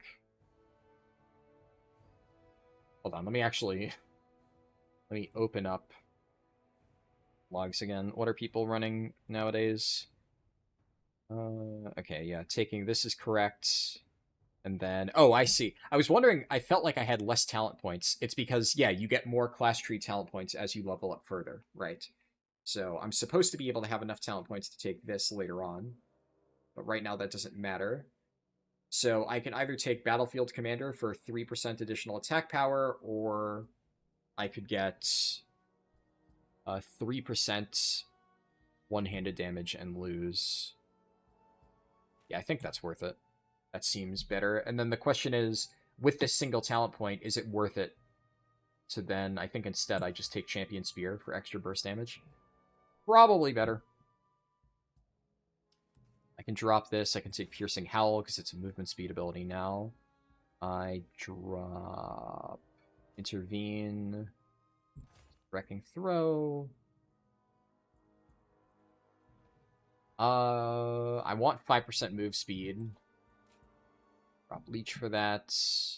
What else do I want? Rumbling Earth is probably better than a slight amount of increased self-healing, though I think this is fine. Oh yeah, I don't need Rallying Cry while leveling. Definitely not. Okay, we'll take Rumbling Earth. That should be good, and then what do I take for talents? Oh.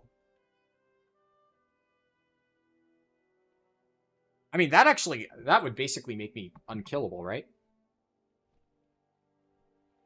Huh. That seems obscene for survivability gained through a PvP talent. Yeah, I'll just take Second Wind then, and now I literally cannot die as Prot Warrior. That's kind of disgusting. And then what else?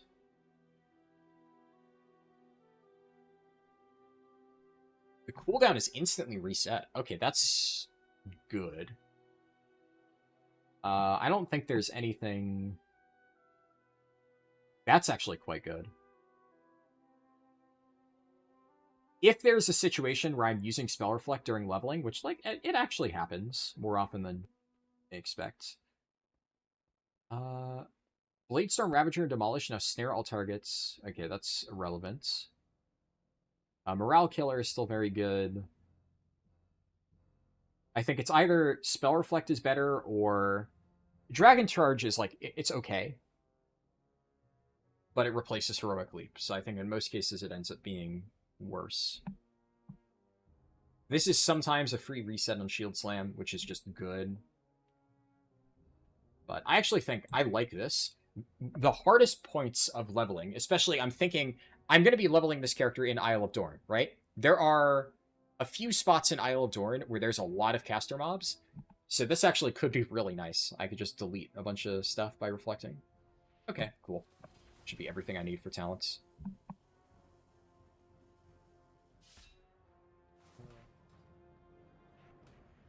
What's this?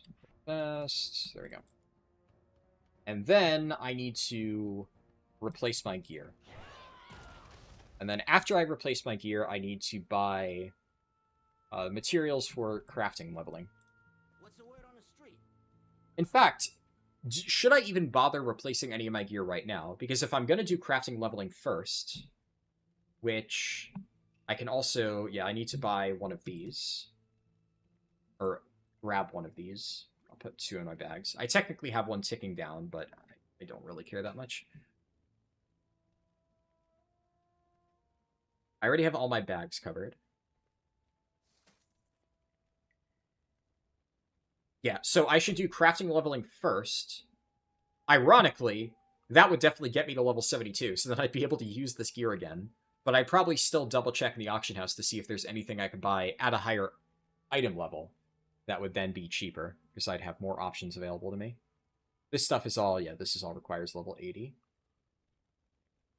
But...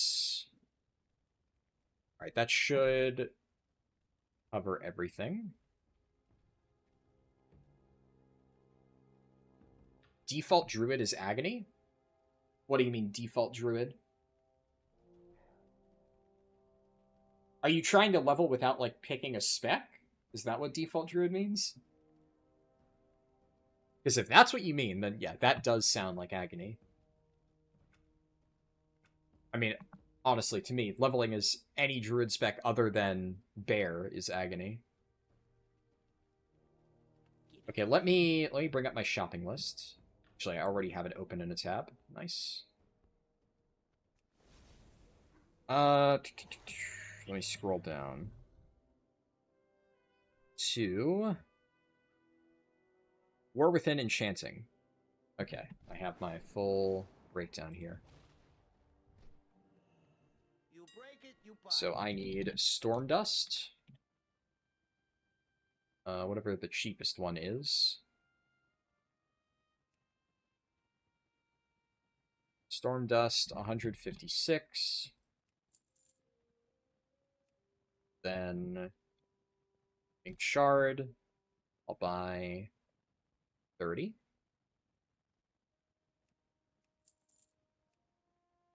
Fulgent Crystal. Bismuth Rod. I could buy that off the vendor. Yeah, okay, I'm gonna buy that off the vendor. Jesus, this is disgusting. Back in War Within, at least, I saw some people chucking it up for, like, vendor price. I'm not even gonna buy one of these. I'll pass on that. Line residue 7. Iridescent spores 22. And crystalline powder 5. Alright. And then what is the other?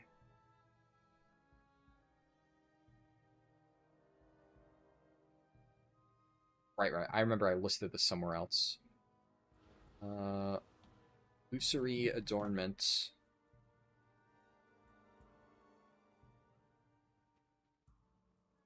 Jeez. Yeah, this is not worth 500 golds. I remember back when I put this on the recommended craft list, it was like literally 5 gold, if that, on the auction house. So it was just kind of a no-brainer to get an extra first craft. It's crazy to see it selling for so much nowadays.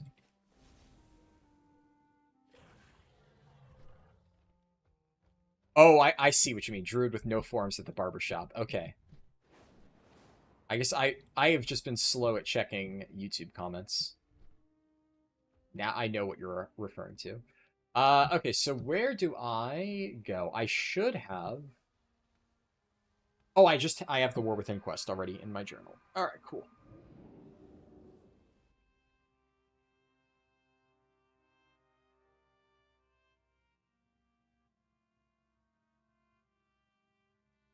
Somebody left a comment. My Pally is 281 and your DK is 278 and Hunter is 269 and Warrior is 271. All thanks to your help. Thanks. Wish I had more help. Alright, awesome.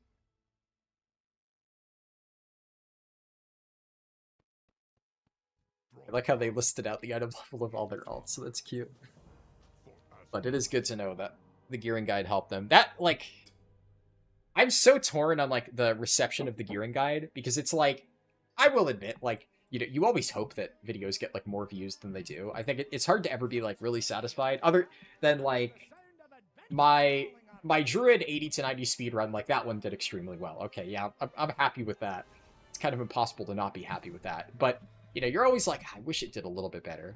But the people who did watch it really, really liked it. And that was the goal, right? It is meant to be, like, a, you know, one-stop shop of, like, everything you could possibly need to know as a new player. So it does seem like it has achieved that goal, which is nice. But I do wonder, it's like, can I justify doing this every season? I'll have to think about it. I think I might need to, like, change up the format a little bit and keep experimenting until I hit, like, a good balance of, you know, efficient in terms of editing time versus,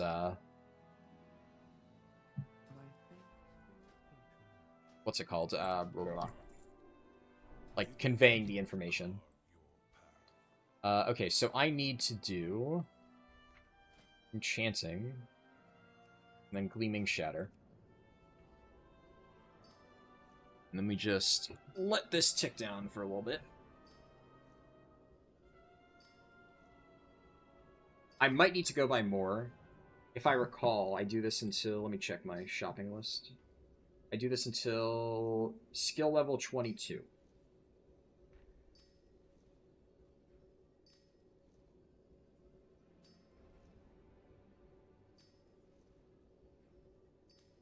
On a Blood Elf, it's guaranteed. But... yeah, so now I'm in the green. So I might start running out.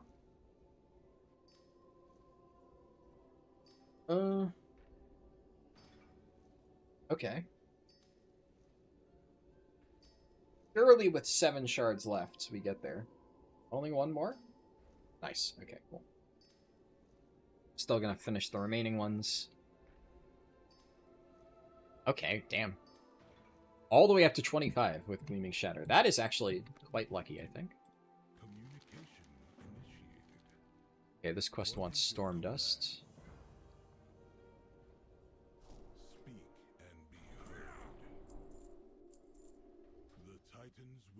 Let's see.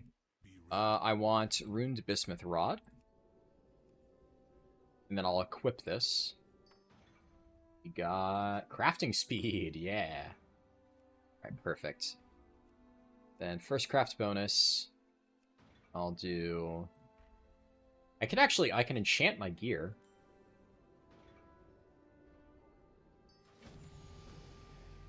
Cool. What quest did I just get? Oh, that's the Pandaren Heritage Armor. Hero Talent Flashbang. Love that. Okay, Thunderclap damage by 30% is... oh my goodness. I forgot how, like, overloaded these initial talent choices are.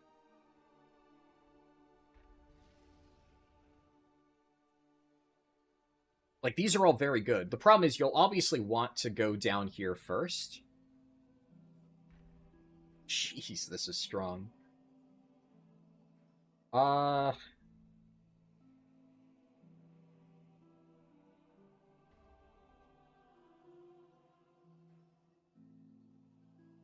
Honestly, both... It's definitely one of these rows, right?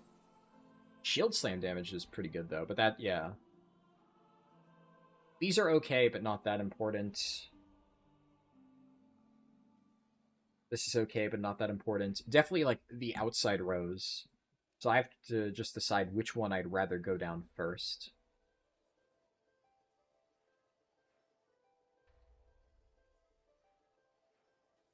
I like the left side more. Because I think this is the biggest node, Storm Surge. This has overall more value than these two. We can continue crafting. Let's see here. First craft bonus. This is... Oh, my cloak is actually too low to use. I should be able to find some easy replacements. Enchant ring. Sure. Enchant. So I'll do this and then I'll end with haste. So I know that is the highest value.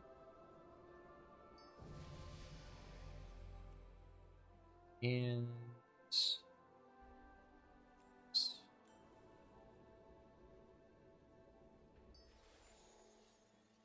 yeah, these ones I never do. Algari Mana Oil I might do as like a backup craft. It's honestly, like, these are not that expensive. I normally don't include them in the list, right? Yeah. Because the glamours are...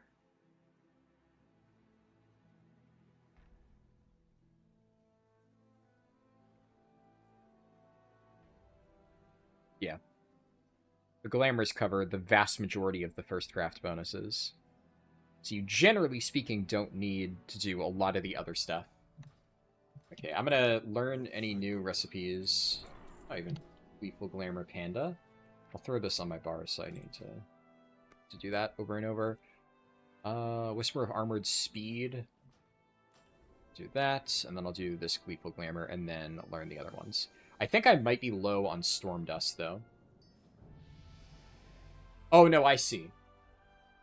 It's because I have low-quality Storm Dust and then still 156 in my bags. I was wondering why that seemed lower than I expected. Okay. In that case... We're here. Talk to you. The Enchanter's Satchel. Everything has Here. Stay the course.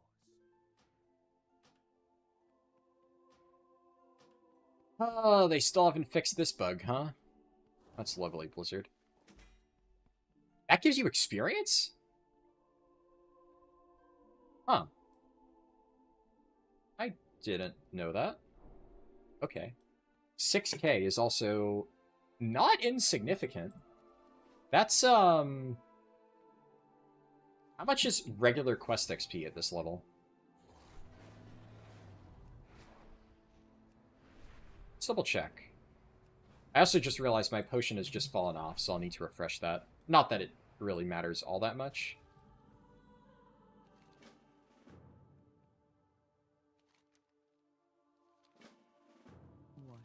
One of these should be a regular one. The Earth Wounds. Okay, 17k. Ballpark. Though I believe...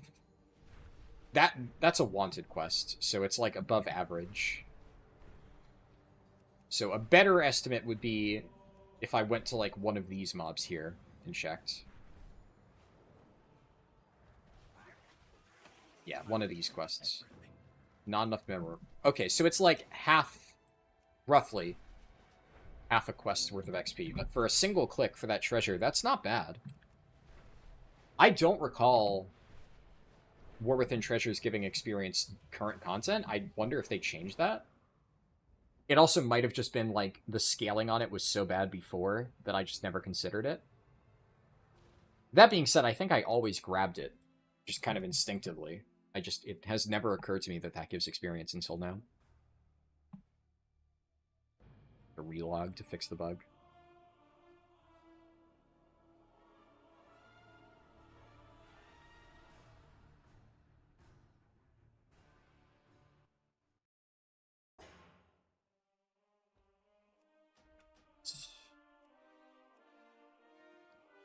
Oh yeah, unspent talent points, okay. Let's do, yeah, that.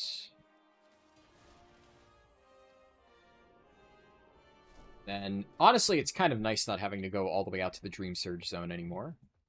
Now that that is irrelevant. You can go here. Specializations. This. 5 points.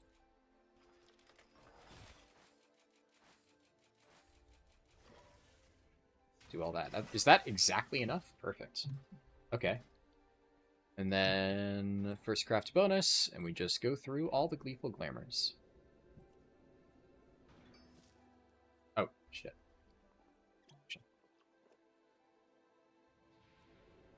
Doesn't matter that much, but may as well.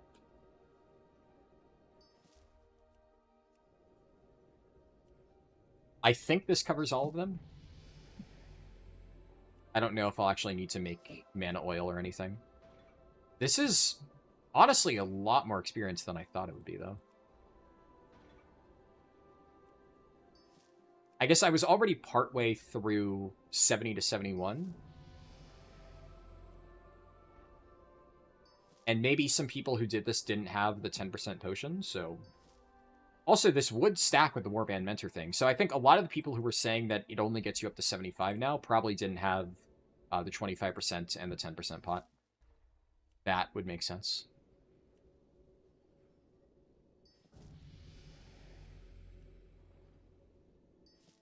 Yeah, even without Dream Surge, this is still absolutely crazy experience.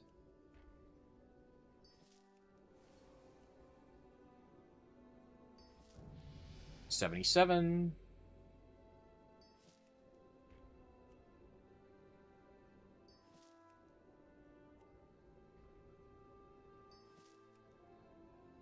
Definitely in the diminishing returns area.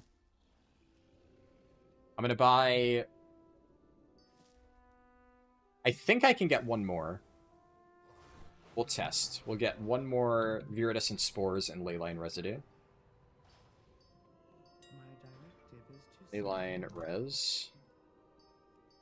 Dude, that person is still going. It's been like over an hour. They are just slamming disenchants. Viridescent Spores. There we go. Feels so weird having to actually go to the auction house. I miss my Brutosaur.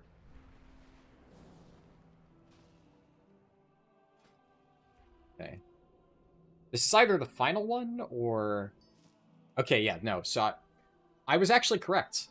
Goes to show that past Harldan, when he wrote the shopping list, was bang on.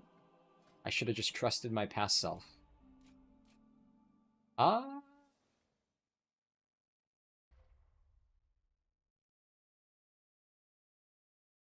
You know, I think, yeah, these two options are better. And then... I have only a few more. I think probably putting the next 2 points in here is better. That seems like the better choice here. Okay, yeah, so that's already like 77.5 just by doing enchanting. So that is still absurdly broken.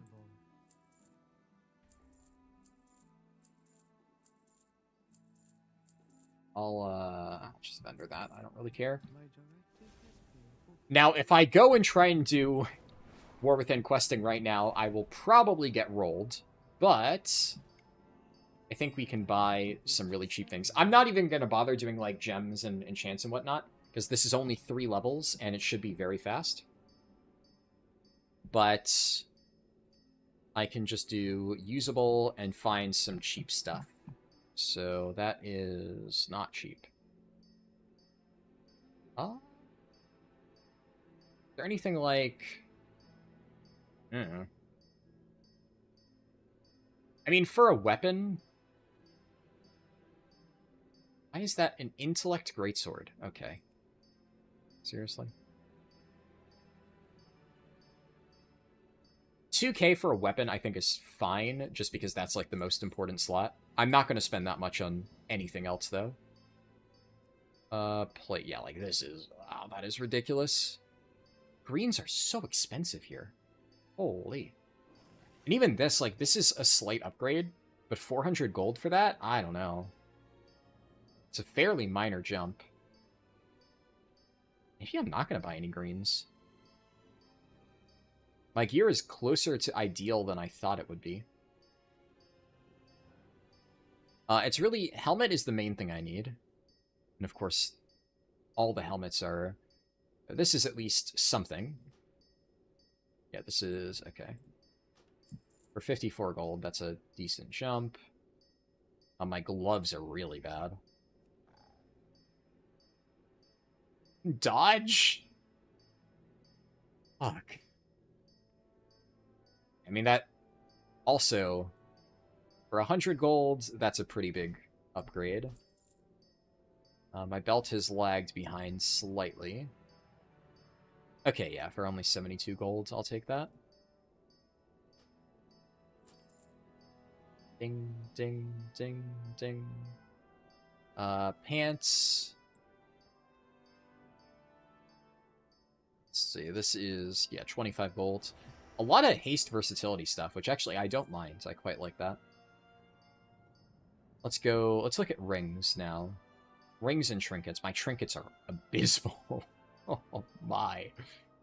What do we get?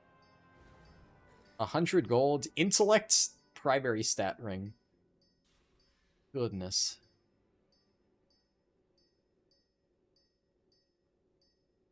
Is that... I mean, that's just not even... Yeah, that's not worth it. Let's look at trinkets. This is not bad. Okay. Strength stat stick for 250 golds. That is... Why does it say it has a prismatic socket?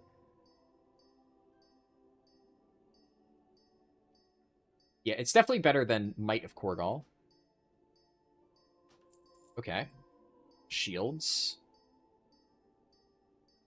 I can get a decent upgrade. Good enough, I think.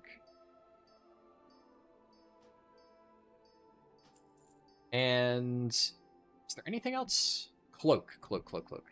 My cloak is really bad. Okay, well that is not good. It's also not good. These are very bad cloaks. Sure. For 100 gold, I'll take that. I mean, it's not great, but it's enough that I probably won't get completely stomped by, you know, the few levels that I need to do in Isle of Dorn. I forgot this potion is 2 hours. For some reason, I thought it was only 1 hour. Okay, I actually have... I should have more than enough of these XP pots to cover leveling my Paladin and my Shaman. That's nice.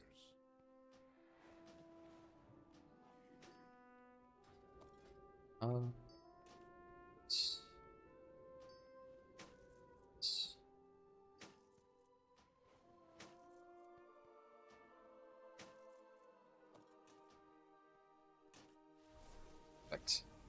I have the TBC-esque clown suit ready to go. Real quick, and then can head out to Isle of Dorn. Okay, so then I know that Isle of Dorn is definitely going to be the best option. I should show, by the way, so look at the XP from Delver's Call, Kriegfall's Rest. Now look at the XP for a Wanted quest. they fucked Delves, which is really unfortunate because when I was like trying to draw awareness to the fact that Delve quest XP from War Within was being pre-stacked going into Midnight, like all I was trying to do is basically say, hey, maybe we make it so like at level 80, people can't get experience from Delver's Call quests. So naturally, the Monkey's Paw curled, and Blizzard just completely nuked Delver's Call XP for War Within across the board. So yeah, that's a bummer. Delves are now awful for War Within leveling. Gives less than a regular quest. I don't know why they thought that was okay. Easier solution than actually trying to fine-tune it to only work at specific levels. But oh well. So Delves are just not worth it at all. So now you 100% just do Isle of Dorn side quests, but then it begs the question of which side quest do you do? Obviously, stuff like the Earthwound and Burrow Breaker are really good. This is the one I showed earlier. Basically, everything that was in the old 70 to 80 route is going to be in here somewhere. Rambleshire, you're 100% going to want to do, but I don't know if Rambleshire is enough on its own. What I think I'll do here is, because obviously I have some fine-tuning to do here. I know which quests in Isle of Dorn are good, but I don't know what like the most streamlined way to go about it is, because obviously back during the 70 to 80 route, you would do the entire campaign. You would start the campaign, then you would progress it up through here, and then you would complete the side quests as you did the campaign, because obviously that was more efficient and we needed a lot more experience. So it worked out that way. But in this particular case, you're only going to need to do a few really efficient side quest hubs, and then you'll be level 80. So now I need to figure out, okay, if you're only doing the side quest hubs, what is the fastest path to get between them? That is going to require a lot more testing. I'll have to figure that out, but I think I'm going to prioritize doing the stuff that I know is like the absolute best, like these two wanted quests, then Rambleshire, and then I'll do the stuff down here in Freywold Village that goes along the shores. And then we'll do the mushroom area, and then some other stuff. It's pretty good.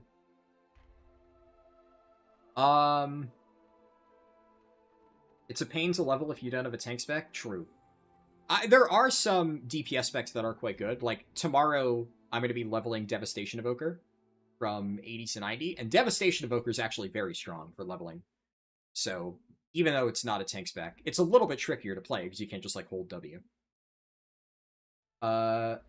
Uchiha Cloaky said, hey man, long time no see.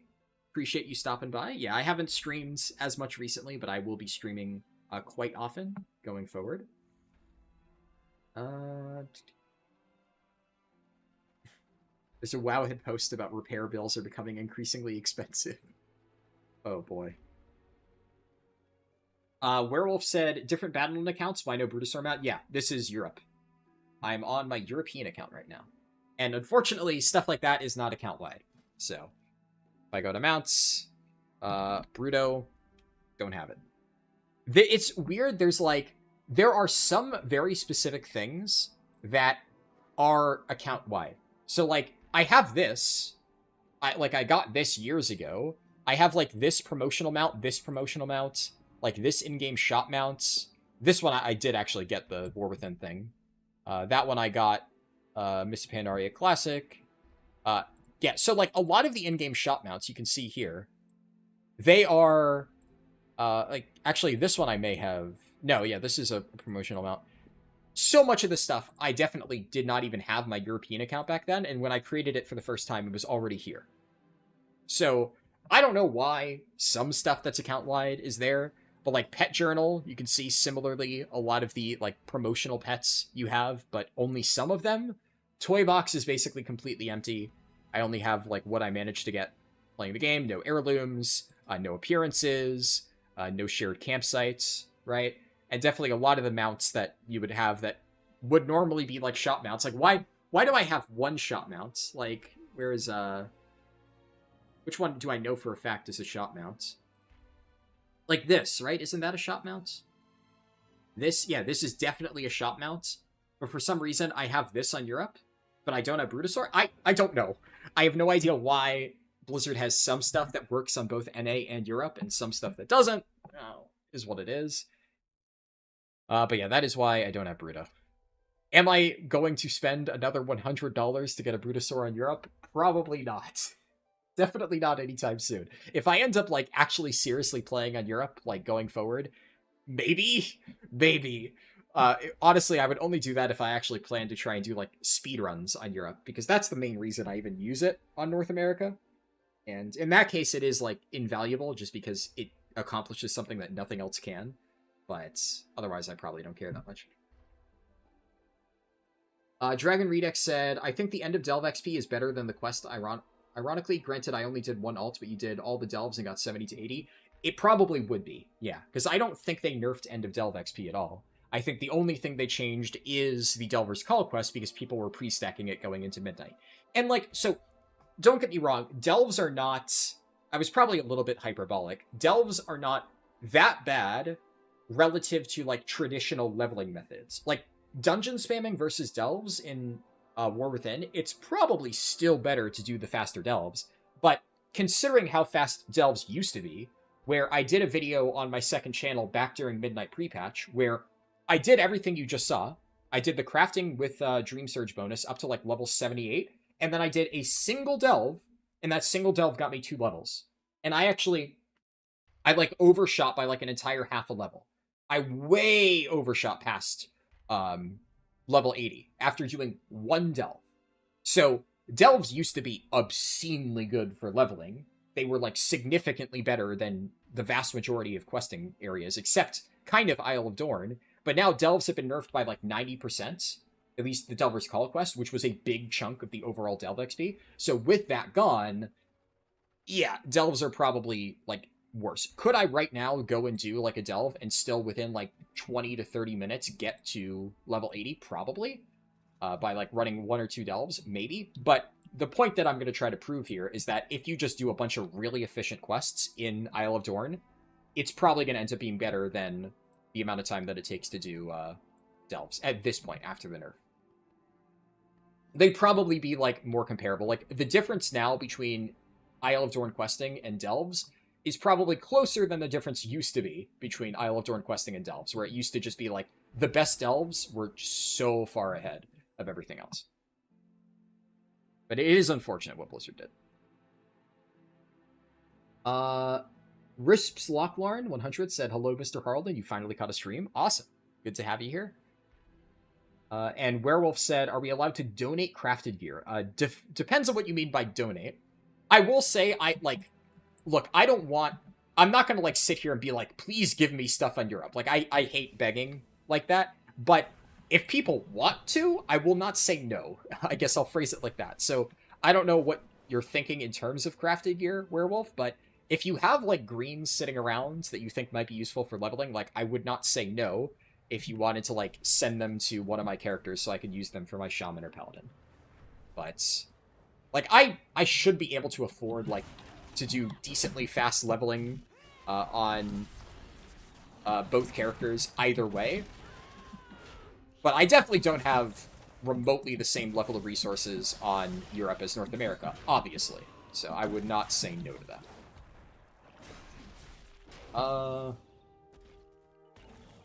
I guess a full Rage Execute is probably worth using at this point without all of the Apex talents, but it is depressing how it only barely does more damage than Shield Slam.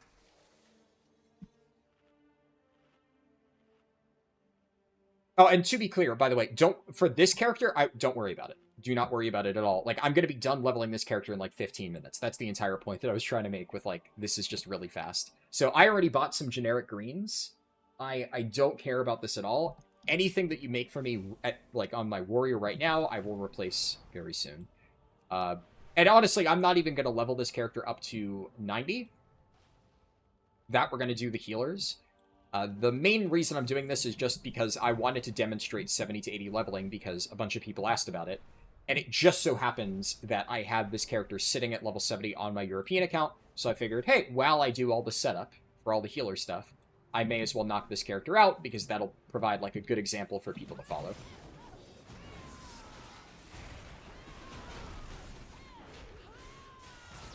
Honestly, the thing that I'll probably need more than anything is, like, I'll have to ask in Discord at some point for people who, like, what server do you play on, Werewolf? Because I know you're on Europe, and I know there's a few people who are, like, regular viewers that are on Europe. But it would be good to know if, like, anybody who has, like, a million crafting alts would be available to help at some point. Because, obviously, on North America, I can just ask people in my guild if needed. A lot of times I just resort to trade chat. But there have been times when, on NA, it takes me, like, hours to find a crafter.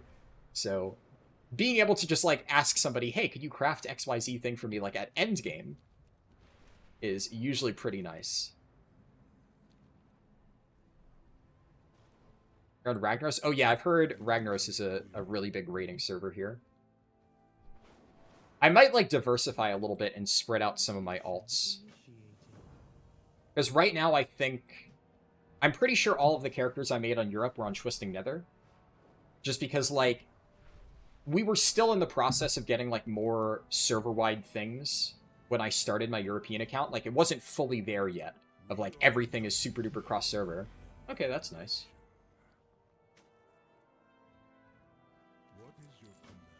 But you can see, by the way, those were basically 2 wanted quests. I just did the Earthwound and Krickstar, or whatever it is.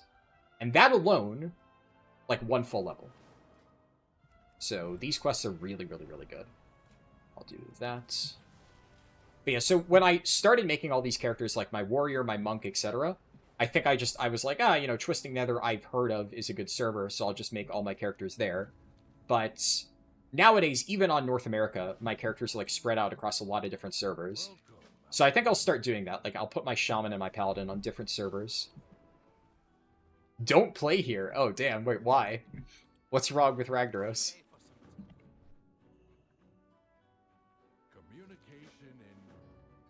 How often do I play on Europe? Almost never until now. So I talked a little bit, so you're watching on Twitch.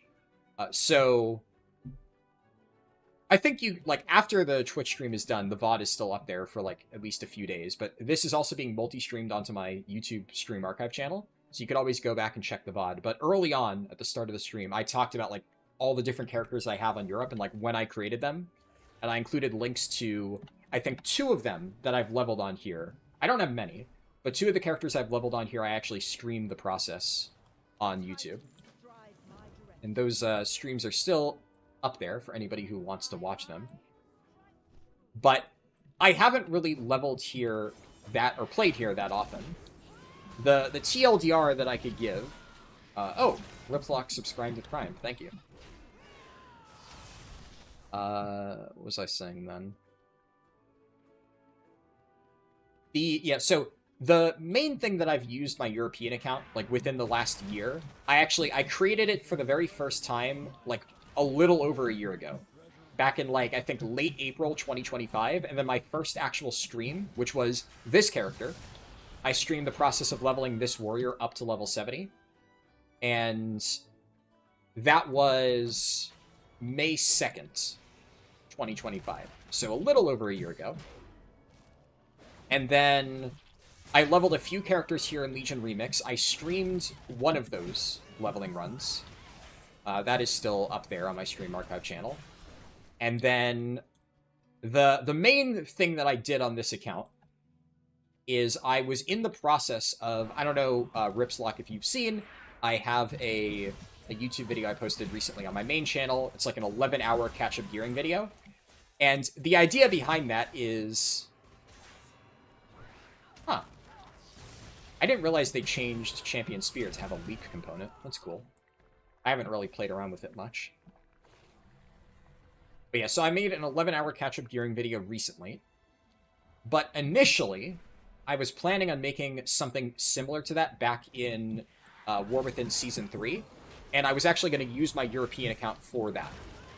The plan was I was going to gear up a Preservation Evoker. I was going to, like, get Keystone Hero and try and get, like, at least AOTC on a, like, brand new Preservation Evoker and, like, document the entire process and explain my gearing decisions and, like, you know, how you can later in the season get caught up really quickly, etc., etc. And then, unfortunately, Blizzard did a lot of changes last second that invalidated a lot of my footage, and I had to scrap that video. But I did end up playing my European account a decent amount during that time, so, like, end of War Within. So I have some progress made on it because of that. But that's about all there is. And unfortunately, because that video got scrapped, all of that footage, all of that time that I played in Season 3 effectively is never going to see the light of day. But now, you know, a few months later, I'm starting a new series where I'm going to be getting Keystone Hero on every single healer on Europe.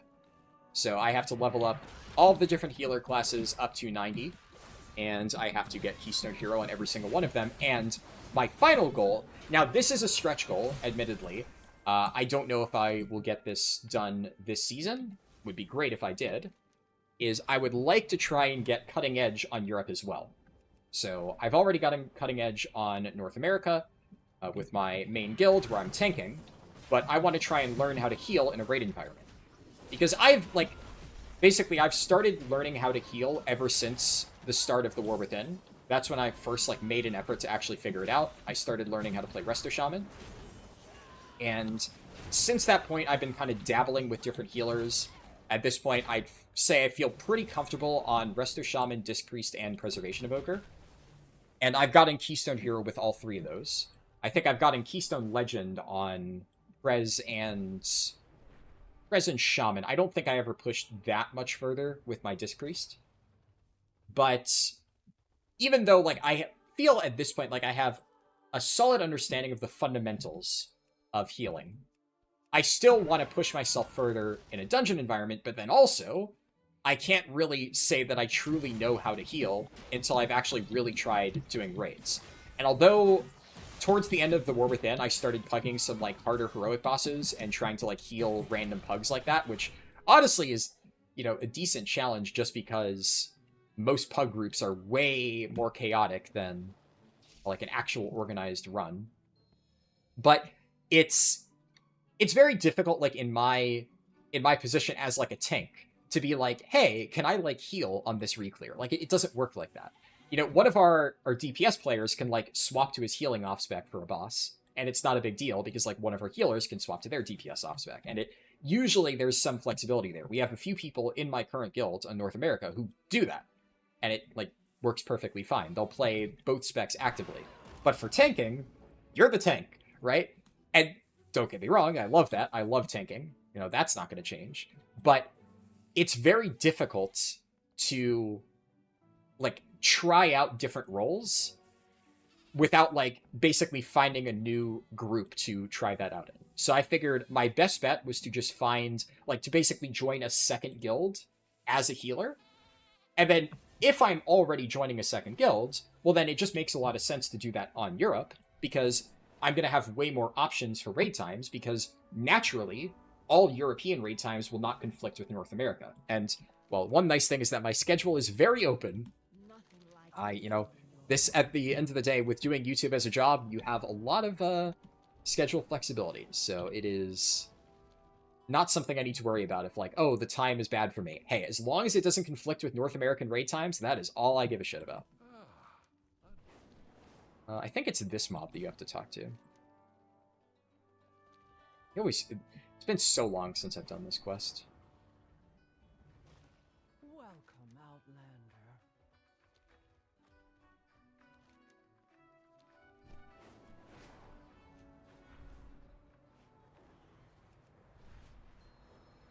Oh, you actually have to rescue it. Jester said, man, I didn't know you were a gamer like that. I appreciate it. Ripslock said, everyone knows Argent Dawn is the best European server. I don't really know much about Argent Dawn, but I saw a Reddit post the other day about somebody saying, I just created a character at Argent Dawn, and it was somebody immediately whispering them, asking for ERP. So if that's the Argent Dawn stigma, then I guess it makes sense, because North America, we have that stigma too, and that's Moonguard. So I guess all regions have their server of interesting people.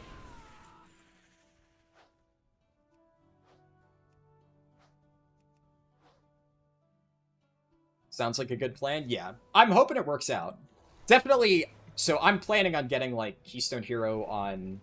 I would like to hope all the healers, if I have time for it. That is the goal. Unless something, catastrophic happens and I run out of time, I should I hope, have enough time to get all that done.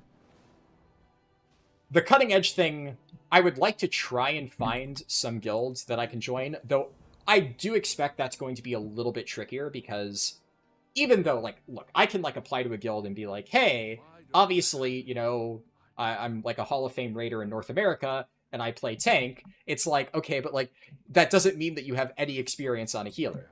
And I, frankly, if I were to apply to like a higher end guild, or if I were to see myself apply, like I saw an application, Jesus, that alone was almost enough. We're 1 bar off level 80. So I was definitely correct that like Rambleshire just gives, this place is such an efficient questing zone. Honestly, I probably just go around, explore, and turn in these breadcrumbs, and that's probably fine.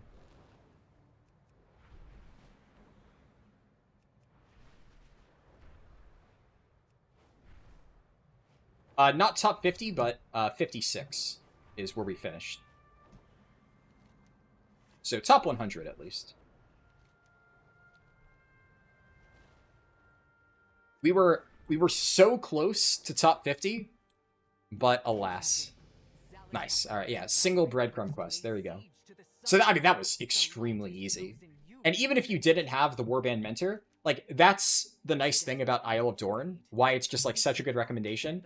I basically did everything in Rambleshire, but then also there's this entire quest hub here. Freywald Village is really good. The, whatever this place is, I forget, like the Orcrag, I think is the name of this hub, really good. The Murloc area, the Mushroom area, like there's a reason why pretty much half of the 70 to 80 route back in War Within was just Isle of Dorn. It is such an efficient zone. It's kind of interesting because I was... Back in War Within, I was trying to consider, like, is this going to be worth including in the 10 to 80 route when this eventually gets moved to Chromie time? And then they never added this to Chromie time. So, like, I don't know. I do think there is a chance that it would have been worth including. Maybe, like, years and years from now, they'll add the entirety of the World Soul Saga to, like, whatever they end up doing with Chromie time, and we'll figure out at that point. But it is really annoying and really lazy that they decided to not do that. But at the very least, like, this should hopefully go to show that even though they nerfed parts of that 70 to 80 route that I showed in Midnight Pre-Patch, like, this still works. They just spice it up a little bit, do some questing in Citadelves, and it's still extremely fast. Keystone Hero is... I think Keystone Hero is technically 2.5k. My metric for Keystone Hero is I want to get a time 10 in every dungeon. So even though you can technically get to 2.5k by like doing a high version of an easy dungeon, I've always held myself to the, you know, at least a time 10 in every dungeon. And honestly, this season, Keystone Hero is like kind of a fucking joke. So I'm keeping that as a benchmark just because that has been my historical benchmark of like time 10s. But if it ends up being extremely trivial, I will push myself further and I'll start trying to do like 3k or maybe higher. We'll see. I'll play it by ear. The end goal has always been, I want to learn how to play all of these different specs. Like, I have an ongoing challenge where at one point in some season, I want to get Keystone Hero on every single spec in the game in the same season. Now, it's a long-standing challenge because every single season I'm learning a few new specs and then adding them to my arsenal. And then the new season comes out and I have to go through all the specs that I've already learned and then start learning new ones. And I still have quite a few that I haven't bothered learning at all yet, especially a lot of the healers, which is why I'm making that my goal for this particular season. Will I have enough time after learning all the healers this season to get the rest of the specs done for Keystone Hero? Probably not, but that's why it's an ongoing process. Seeing people with 2.2k at first day was wild, yeah. It's, like, I was very surprised on day one of this season how easy keys felt, but they have felt even easier as time goes on with, like, how much power we've gained later in the season. So, yeah, it's... Like, plus 10s are kind of a joke at this point. I wouldn't be surprised if I, like, heal my way to plus 10s and still feel like I've barely scratched the surface. But that's why my final goal for this is to get Cutting Edge. It's not just like, oh yeah, I've gotten Keystone Hero and I'm done. That's just, like, an arbitrary benchmark to basically say, like, okay, I've gotten a solid, like, understanding of the, you know, the fundamental elements of this spec. I can move on to the next one and I can start working on that. And then after I've practiced a little bit with every single spec, then I'll probably decide for myself which one I get Cutting Edge with. That will not be polled, by the way. I'm gonna get Cutting Edge, or I'm gonna get or what's it called, Keystone Hero with every single healer spec regardless, so I don't mind polling that. That's what's pinned, by the way.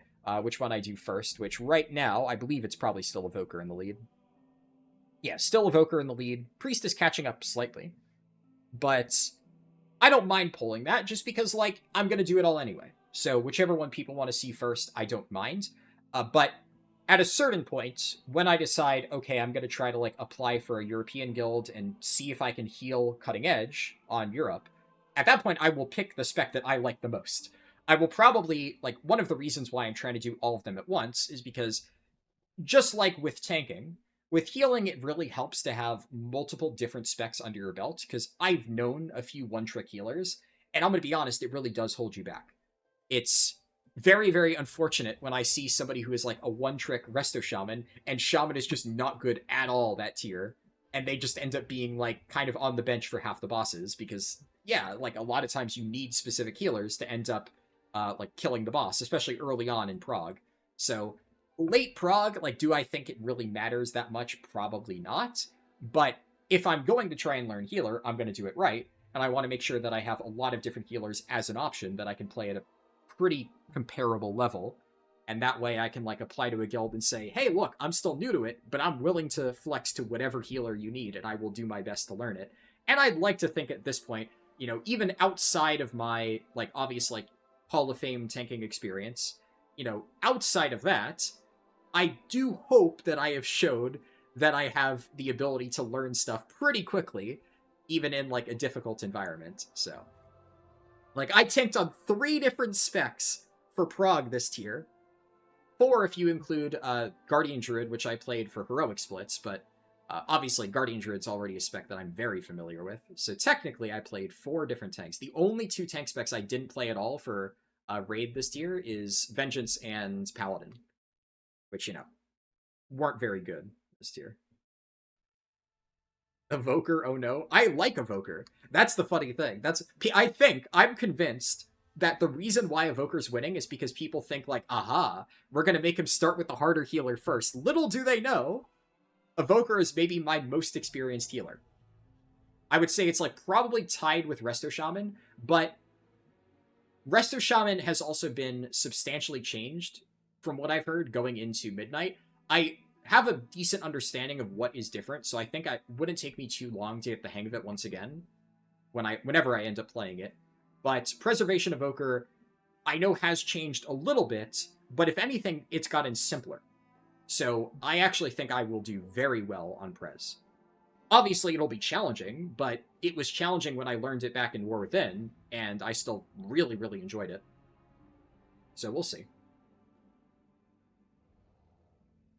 Healer with 100 ping? Yeah, it's gonna be interesting for sure. The ping could be a problem, but hey, if anything, it's like playing with training weights on. So, you know, if I can learn how to heal on Europe, then I can play healer, hopefully, in North America pretty well. How much gold do I invest in the crafting for levels? Oh, it's, like, absolutely dirt cheap. You can go back and check, like, how much gold I spent on all those materials. It was, like, basically nothing. So when I started setting up this character, I gave myself 50,000 gold, and I have only spent about 5,000 gold out of that 50,000 getting this character from 70 to 80. And that is all of the crafting materials I bought and all of the gear that I bought off the auction house. And the gear was easily like half of that. So it's less than 5,000 gold to do the War Within crafting stuff. And also, you can see I still have a decent amount left over. I have some Gleaming Shards, I have some Storm Dust, I didn't use the Refulgent Crystal or the Crystalline Powder, so if I'm leveling up a bunch of characters, I can just ship that off to my next alt, and that cuts down the materials that I need to buy. Yeah, it is not expensive at all. And also, my, so in Follow the Arrow, the setup that I have for crafting here, it's super cheap for engineering. Like, this is absolutely dirt cheap to get this set up. And I think, honestly, Midnight Engineering and Enchanting combined, I think, even right now, with, like, early expansion prices, is less expensive than current War Within Enchanting. And current War Within Enchanting is not expensive at all. But you need almost nothing to do all of the engineering first crafts. Same with enchanting. Very, very, very cheap. And I specifically chose it that way, right? Like, there are... In my speedrun, I did way more crafts and engineering than I recommend in my add-on, and I also did a few leatherworking crafts, and those were like multiple thousands of gold. Now, for a speedrun, the amount of time that I saved by just standing by the engineering table and not like going back and training new things saved me like 30 seconds compared to just going over and doing enchanting. In a speedrun, that matters, but for the average person, 30 seconds to save like, you know, what was it, 5 to 10,000 gold that I spent to do the more involved crafts and engineering, absolutely, that's a good trade-off. So I think the crafting setup that I have in Follow the Arrow is like airtight. You can't really get better than that. You can craft pretty much everything short of gems, and you can invite you to your guild for crafts. Awesome. I appreciate it. Yeah, I mean, you could invite me if you want. I wouldn't say no. I don't have any guild at this point. I don't think I'm going to worry about like crafting items at all just yet, but it cannot hurt. But that's good to know. You can order from different servers via guild orders? Yeah, you can. You tried to level with time walking and it's so boring. Like doing all delve quests and crafting plus time walking. Yeah, time walking is not good right now. Time walking is the only situation where time walking leveling is ever worthwhile at all is very, very, very low levels. I'm not even sure when time walking becomes available. I think now they've changed it so it's available at level 10. I think at level 10, you can maybe justify it, like, maybe, if you're a tank spec. During Turbulent Timeways is the only time it's actually good. And then you do it early on at level 10, you stack up the buff, you do 4 time walking dungeons, you get the 30%, and then you never do it again.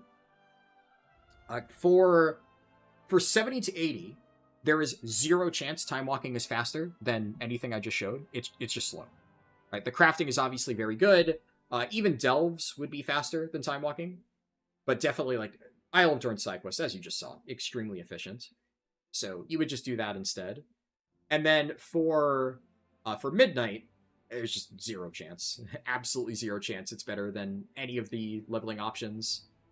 Be it just following my route or spamming Calamitous or whatever else it is people are doing. Time walking is just not even remotely a contender for efficient leveling. And then, yeah, like you said, mobs time walking scaling's a pain. Mobs will constantly CC you. So even outside of the realm of, like, is this efficient for XP, which it's not, it's also just very annoying and very slow to do. So, yeah. If you had the option to do Silverpine at level 60, would you do it, or would you rather go to Draenor? Silverpine specifically at level 60, I probably wouldn't do, just because Silverpine is very backloaded. Silverpine would still be good.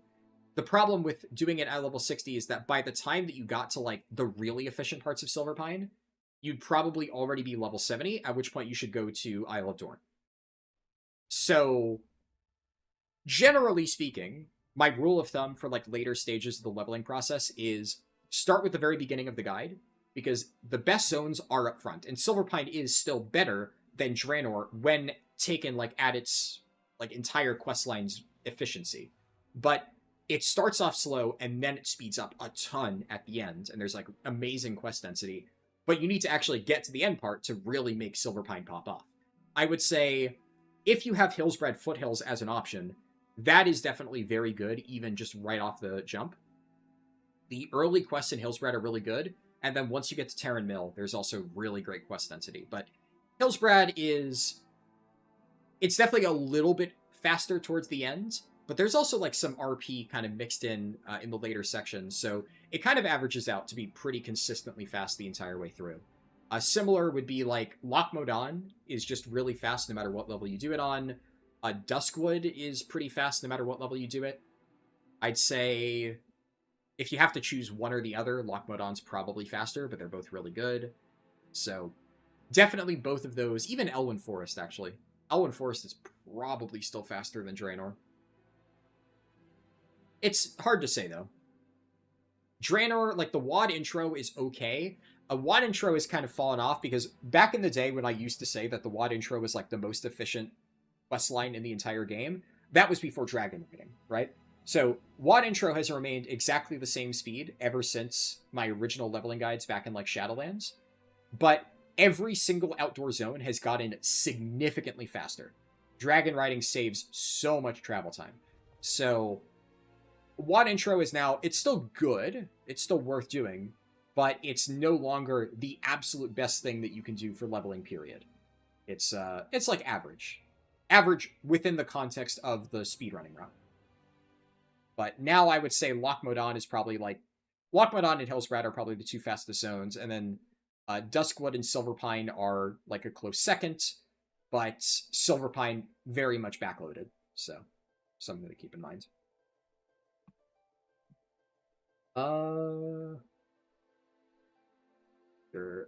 Dragon Redux said, I think the end of Delve XP... Oh, I read that already. I missed the other message. MMOs having a designated ERP server is basically a staple at this point. Yes, true. Speaking of other MMOs, I think I mentioned in a previous stream that I heard Guild Wars 1 was coming to mobile, and apparently it's already out. Now, they were doing some gradual release where right now apparently you can only get it in Canada, New Zealand, and some other countries, but I just used the VPN and set my country to Canada and then downloaded it, and if you do that, it just works. There's no like extra hoops you need to jump through, and once it's downloaded, you can just play it. But yeah, Guild Wars 1 is just on mobile now, and it's free. Now, I don't know, I'm assuming that if you want to get like the full expansions and stuff, you have to actually pay for it on mobile, but the actual download is free, and I think you can play like the tutorial stuff for free with just like ads or something. But also, I already bought Guild Wars 1 on Steam, and like over the weekend I set it up because I knew that they were going to add the mobile thing eventually, so I was like, I should try it out. So I played it for a few hours over the weekend, and at least I got my account set up. I linked it to my old Guild Wars 2 account, which I haven't played Guild Wars 2 in a hot minute, but I will. At some point, I will go back to Guild Wars 2, because I really liked that game. I just don't have time these days. But I got it all linked and set up and whatnot, and apparently, if I just download it for free on my phone, I could just log in with my regular, I think it's arena.net account, and I have the entire thing fully accessible on my phone. It's kind of fucking crazy. It's definitely, like, the controls are a little bit janky, but also... It is just, yeah, like you typed MMO on mobile. Did I hear that right? Yeah, it's a mobile MMO. That's like an actual MMO and not like one of those like slop air quotes MMOs that have been coming out on mobile for years now.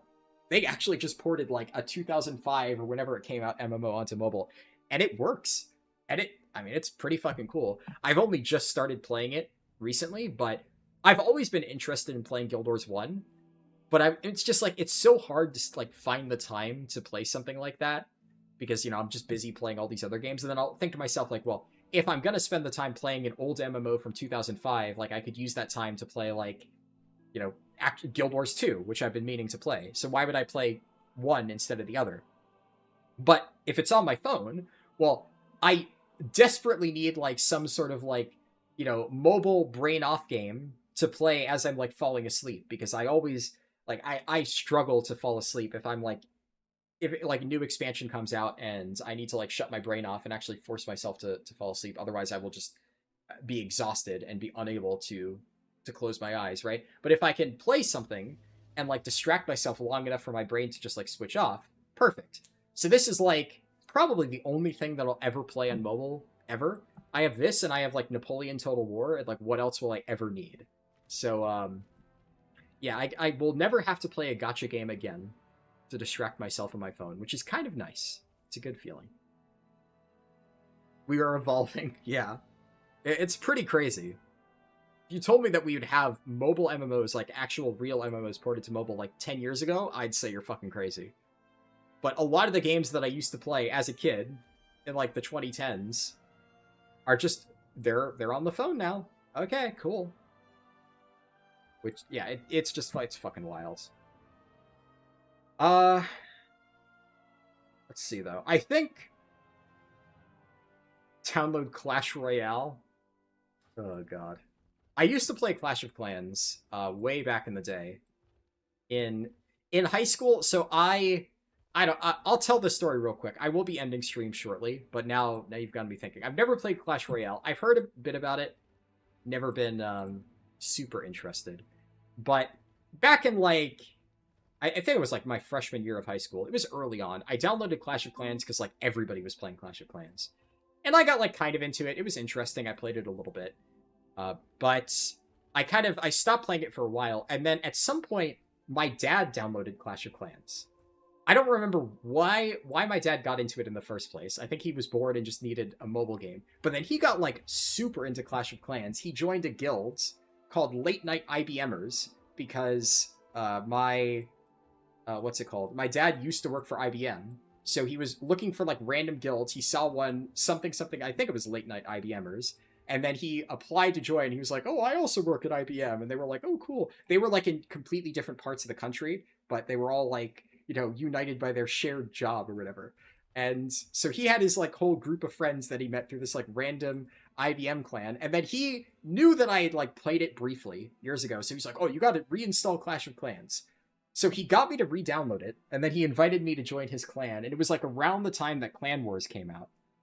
So every single time there was a clan war, I'd be like, you know, in my room trying to get my homework done. And my dad's like, oh, get on Clash of Clans. You need to do your clan war attacks before it ends because we're like, you know, 2 stars away from winning. And, you know, this one base hasn't been attacked. And he was like, it's honestly never seen him this obsessed with the game since.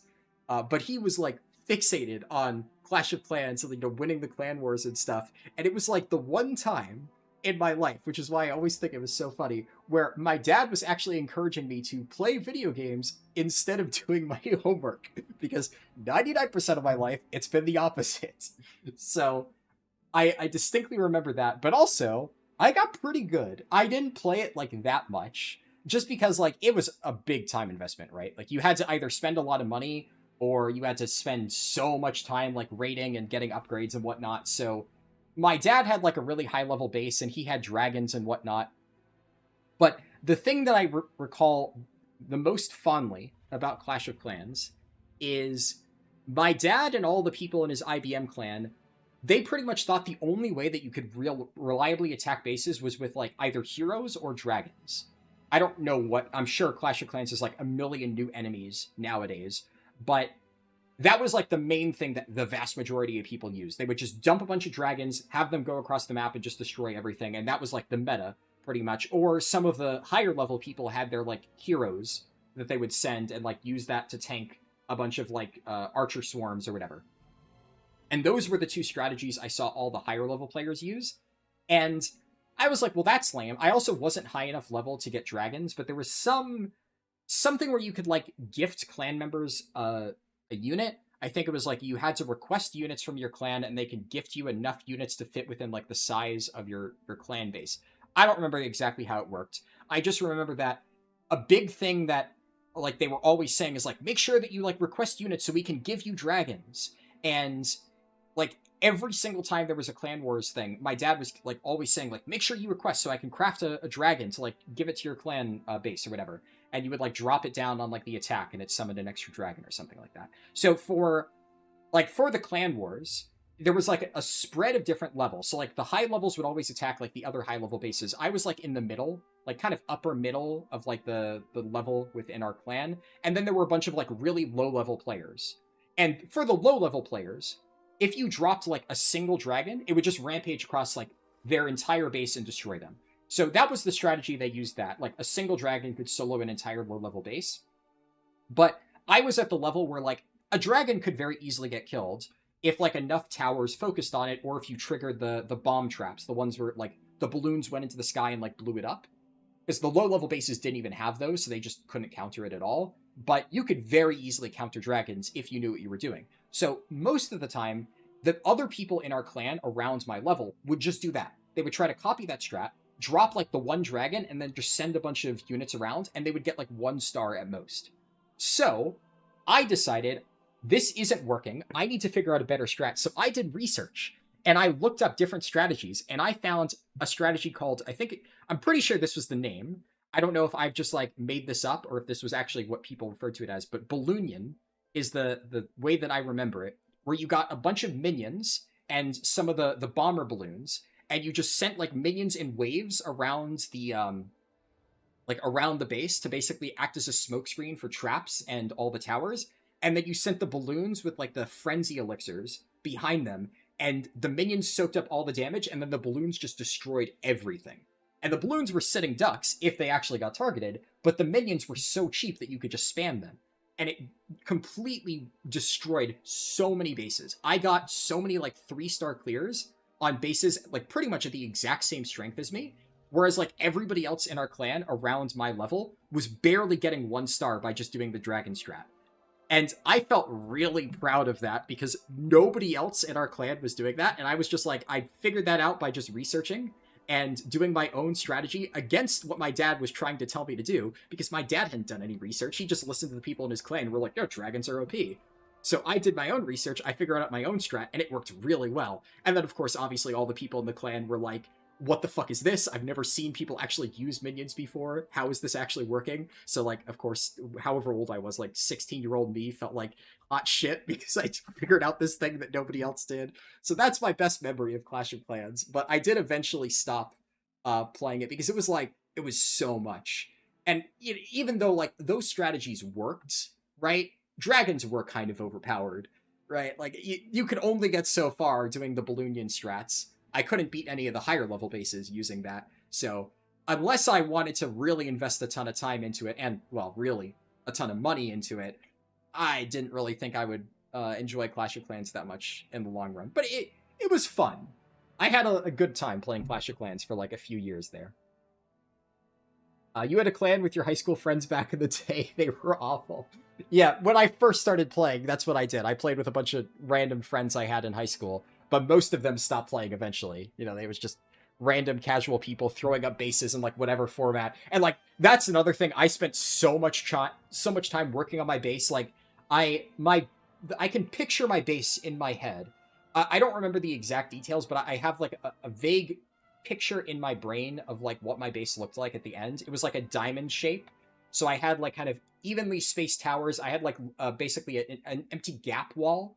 So there was like a little space in between, and you had to do like weird things to like mess with the pathfinding. So I watched some guides that were like, oh, if you have like this gap wall that people break into with their bombs, then you can basically manipulate the enemy AI into like running all the way around your base. So you could like trick them into walking into traps. And like the diamond formation was the best because it allowed your towers to like cover more of your base. And like so many people would just spread everything out all over the map, but you wanted everything to be compact. And yeah, also another thing was like you put the builder camps. You had the builder camps in like different corners of the map, like all the way on the very edge, so that a lot of times, even if they destroyed your entire base, if they were using slow enemies like dragons, sometimes it took so long for them to get from your base to the corners of the map that you would end up getting like a 99% finish, or the enemy would, and then they wouldn't get that final 3-star for killing like 100% of your base. So there are like vague things like that that I remember, and I spent so much time reading into that. But yeah, so many people would just like do whatever the fuck they wanted with like base design, and it was just so easy to completely demolish them. But that's, you know, that was part of the fun. That's why I actually, like, I enjoyed it a decent amount. There was a good amount of strategy present for, that was a very old mobile game.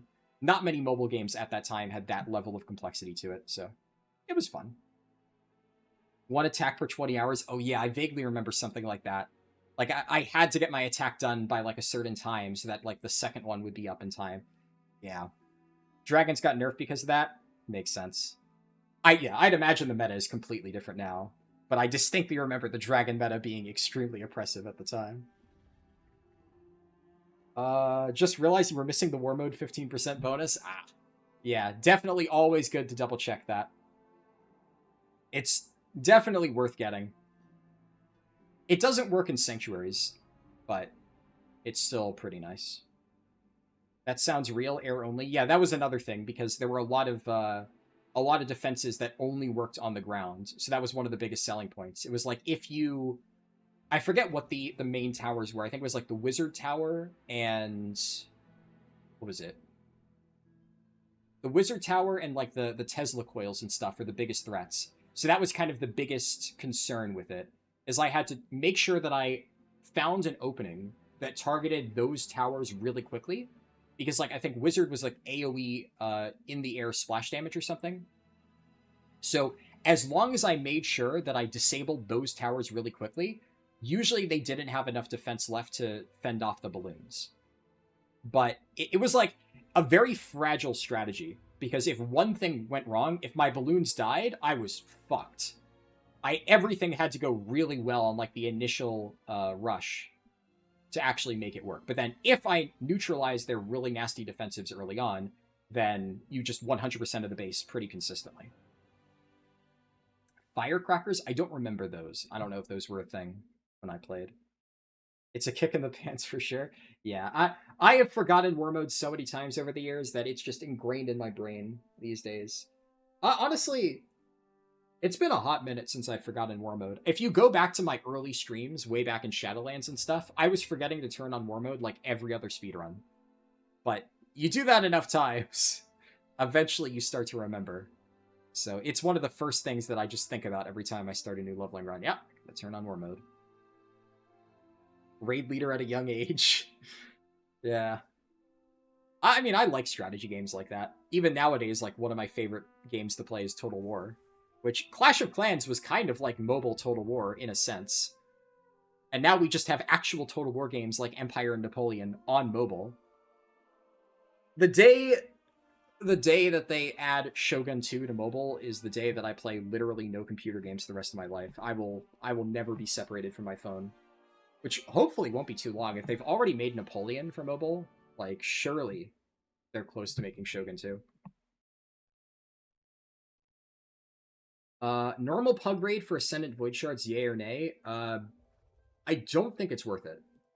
So I don't know what the exact drop chance is, and I'll be honest, I'm not planning to test exact drop chances. I'm not sure if somebody has online. But what I do know for a fact is that only Heroic is where it gets to be guaranteed. So my approach to Ascendant Void Shards, well, for one, on any of my characters that I bring for like our Mythic Reclears, I've just been doing that. Like, we have not made it a requirement to get all of our upgrades before doing Reclears, because, like, who cares? I did just get my Death Knight's weapon upgraded, but, like, we've already cleared the raid. It doesn't matter. So I've just been slowly building up Void Shards on my Death Knight and Warrior from our Mythic Reclears. Definitely Heroic. If you are, like, a geared player, and you said, I just saw you said you've done Heroic. If you've done that, then, or if you can do that, then that's definitely, from what I've seen, the most efficient way to reliably farm it. I think plus 10s give a guaranteed one, so I guess if you already were planning on doing 10s, then it's probably worth doing that. Outside of that, the champion praise definitely are the fastest things. So the why did I click on Dragon Isles? So like the first two praise you get that give you the champion box, those give a guaranteed Ascendant Void Shard, I think. And that is like 5 minutes, pretty reliably, right? So if you do the first two on every single character every week, that is a very easy way to get it. If I recall, also tier 11 Bountiful Delves give it. So most tier 11 Bountiful Delves, I think, would be easier and like more efficient to do than a normal raid boss in a pug. And also it's guaranteed, right? So you're only getting a chance from a normal raid boss, but first two prey and any bountifuls that you can get would be very, very worthwhile. Yeah. Definitely do prey. I can't believe I'm saying this, but they finally added something that makes prey worthwhile, but 2 guaranteed Void Shards is good for the amount of time that would take. But then also use your keys. So the only annoying thing about Delves is if you're trying to get it on alts, if you're already like done farming Delves from the early part of the season, then it's going to be a massive pain in the ass to farm up all the keys that you need to do the tier 11s to get the rest of it. Yeah, tier 11's guaranteed, yeah. So then, if you have the keys, that's very good.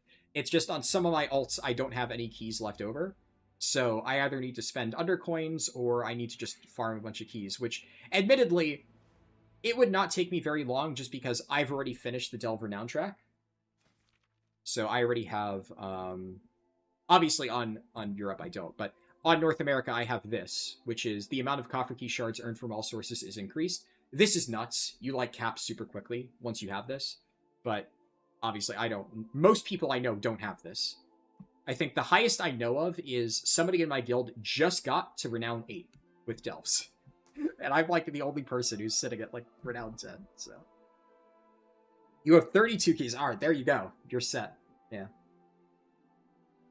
Definitely that is a good part of Midnight, not having to worry about doing like all the min-maxy coffer key shard farming. I'm a little bit nostalgic for that just because I had to do a lot of optimization to figure out how to get the most amount of keys on my alts in early War Within. But at the same time, it is really nice to not have to worry about that. I definitely think it's better for the game, objectively, because most people hated that. I'm one of the few people who probably enjoyed that process, even though I do acknowledge it probably wasn't good for the state of the game. Do I think the Undercoin acquisition is lower this season? It is lower. I think Undercoin acquisition is lower this season than it was in Season 3 of The War Within. But I think it's like better than where we started in War Within. So I don't think it's that bad. The other thing is there's less that you really need to spend Undercoins on. Well, unless you're using the later stage catch-up things to buy items. But also, there are a lot of ways to farm Undercoins if you really want them.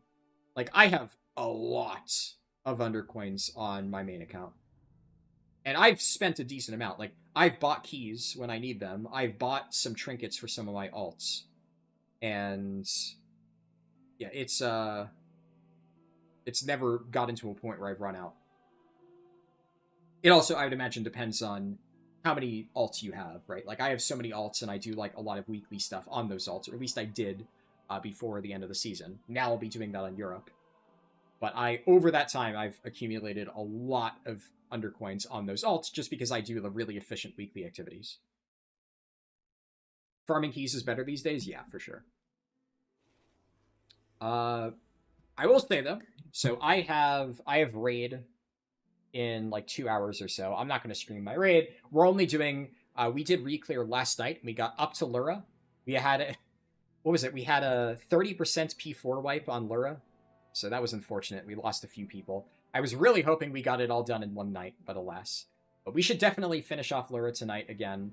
And then I think we only have Chimeras. We skipped Chimeras in our rekills. So I'm going to pop in there. I'm really hoping we just get it done in like an hour or so. And then I have a decent amount of setup on my new computer left to do. I am hoping that this is the final stream that I ever do from my old computer. We'll see. Obviously TBD. But I'm going to try to get everything set up on my new computer, at least good enough to where I can stream tomorrow on it. What I'll probably do is, like, I still want to stream tomorrow, so I really, really want to make sure I have all that ready to go. If, worst case scenario, I can't get it set up, I will still stream tomorrow, but it'll be on this computer. We'll see. Though, that being said, if I have to spend, like, a bunch of hours setting that up, like, tomorrow, and I don't stream until the afternoon, I will do that. I'd much rather stream on my new computer and make sure I have that good to go for the future. But there's a lot of, like, settings. I haven't gotten OBS configured at all. So I have to do that. I have to get, like, my microphone settings working and making sure all that's good. But I'm hoping I can do that. We shall see. Level 1 Valera, shoot me. Yeah, it's... my Valera is also, like, completely empty on Europe, so it's gonna take me some time to get her up to a point where she can actually contribute anything meaningful. Right now, she doesn't really do a whole lot. Honestly, when I do delves at max level, I'm probably going to start off by just doing Healer Valera, because at the very least, Healer Valera can still do the, like, the healing vapor things. Which, I would say that, like, is pretty consistent value, regardless of her level. But DPS Valera is atrocious at lower levels, and I don't even want to try low-level tank Valera. I don't think it's worthwhile. Her AI targeting is awful? Oh, yeah. You're not out of Undercoins, but you don't have a plentiful amount either. I'd say, yeah, I'm probably in the same boat. I don't have, like... I had, I think, like, over 100,000 Undercoins unspent by the end of War Within Season 3. So, it's definitely nowhere near that level. But also, what was I going to do with all those Undercoins? She doesn't do anything at max level, value level? Yeah, well, I'm more talking about for farming, like, tier 11 delves on my undergeared alts. Because then her level actually does make a little bit of a difference, but while you're leveling up it, yeah, you don't really notice at all. I think I've caught up on all chat messages. So, like I said, I'm going to stop here. I'm just going to go make dinner and stuff and get ready for raid, knock that out, and then I'll hopefully have time to get my computer set up for tomorrow. And then tomorrow, I am going to be doing Devastation Evoker 80 to 90. That is the only thing I'm 100% sure I'm going to do tomorrow. I am going to try over the next few days to, like, knock out all of the leveling for all the healers and just have them all at max level this weekly reset. We'll see. So if I get that done really quickly, which I think I should be able to, I might do more healers tomorrow. We'll see. But I'm not like locking that in completely set in stone. Honestly, it depends on how long it takes me to start the stream. If like getting the new computer set up is more time consuming than I thought, or how I'm feeling. If I'm like exhausted, then we'll just do one, and then I'll probably stream again on Friday. But I will be streaming, well, I don't want to say like literally every single day over the next few days, but I'll try to stream every single day. Half the time when I say that, I just end up feeling completely exhausted one day and I take a break, but we'll see. Good night, Mr. Harldan. Good luck. Thank you. Goose Comics, until next time. Yeah, I appreciate you stopping by the stream, though. And Domvikin said, just tuned in, so unlucky. Hey, at least you have 4 hours of the VOD that you can watch. I think it should be watchable on Twitch, and it'll also still be on YouTube, in case you missed it there. But yeah, I'll hop off for now. I will post updates in my Discord server about like when I think I'm going to start the stream tomorrow.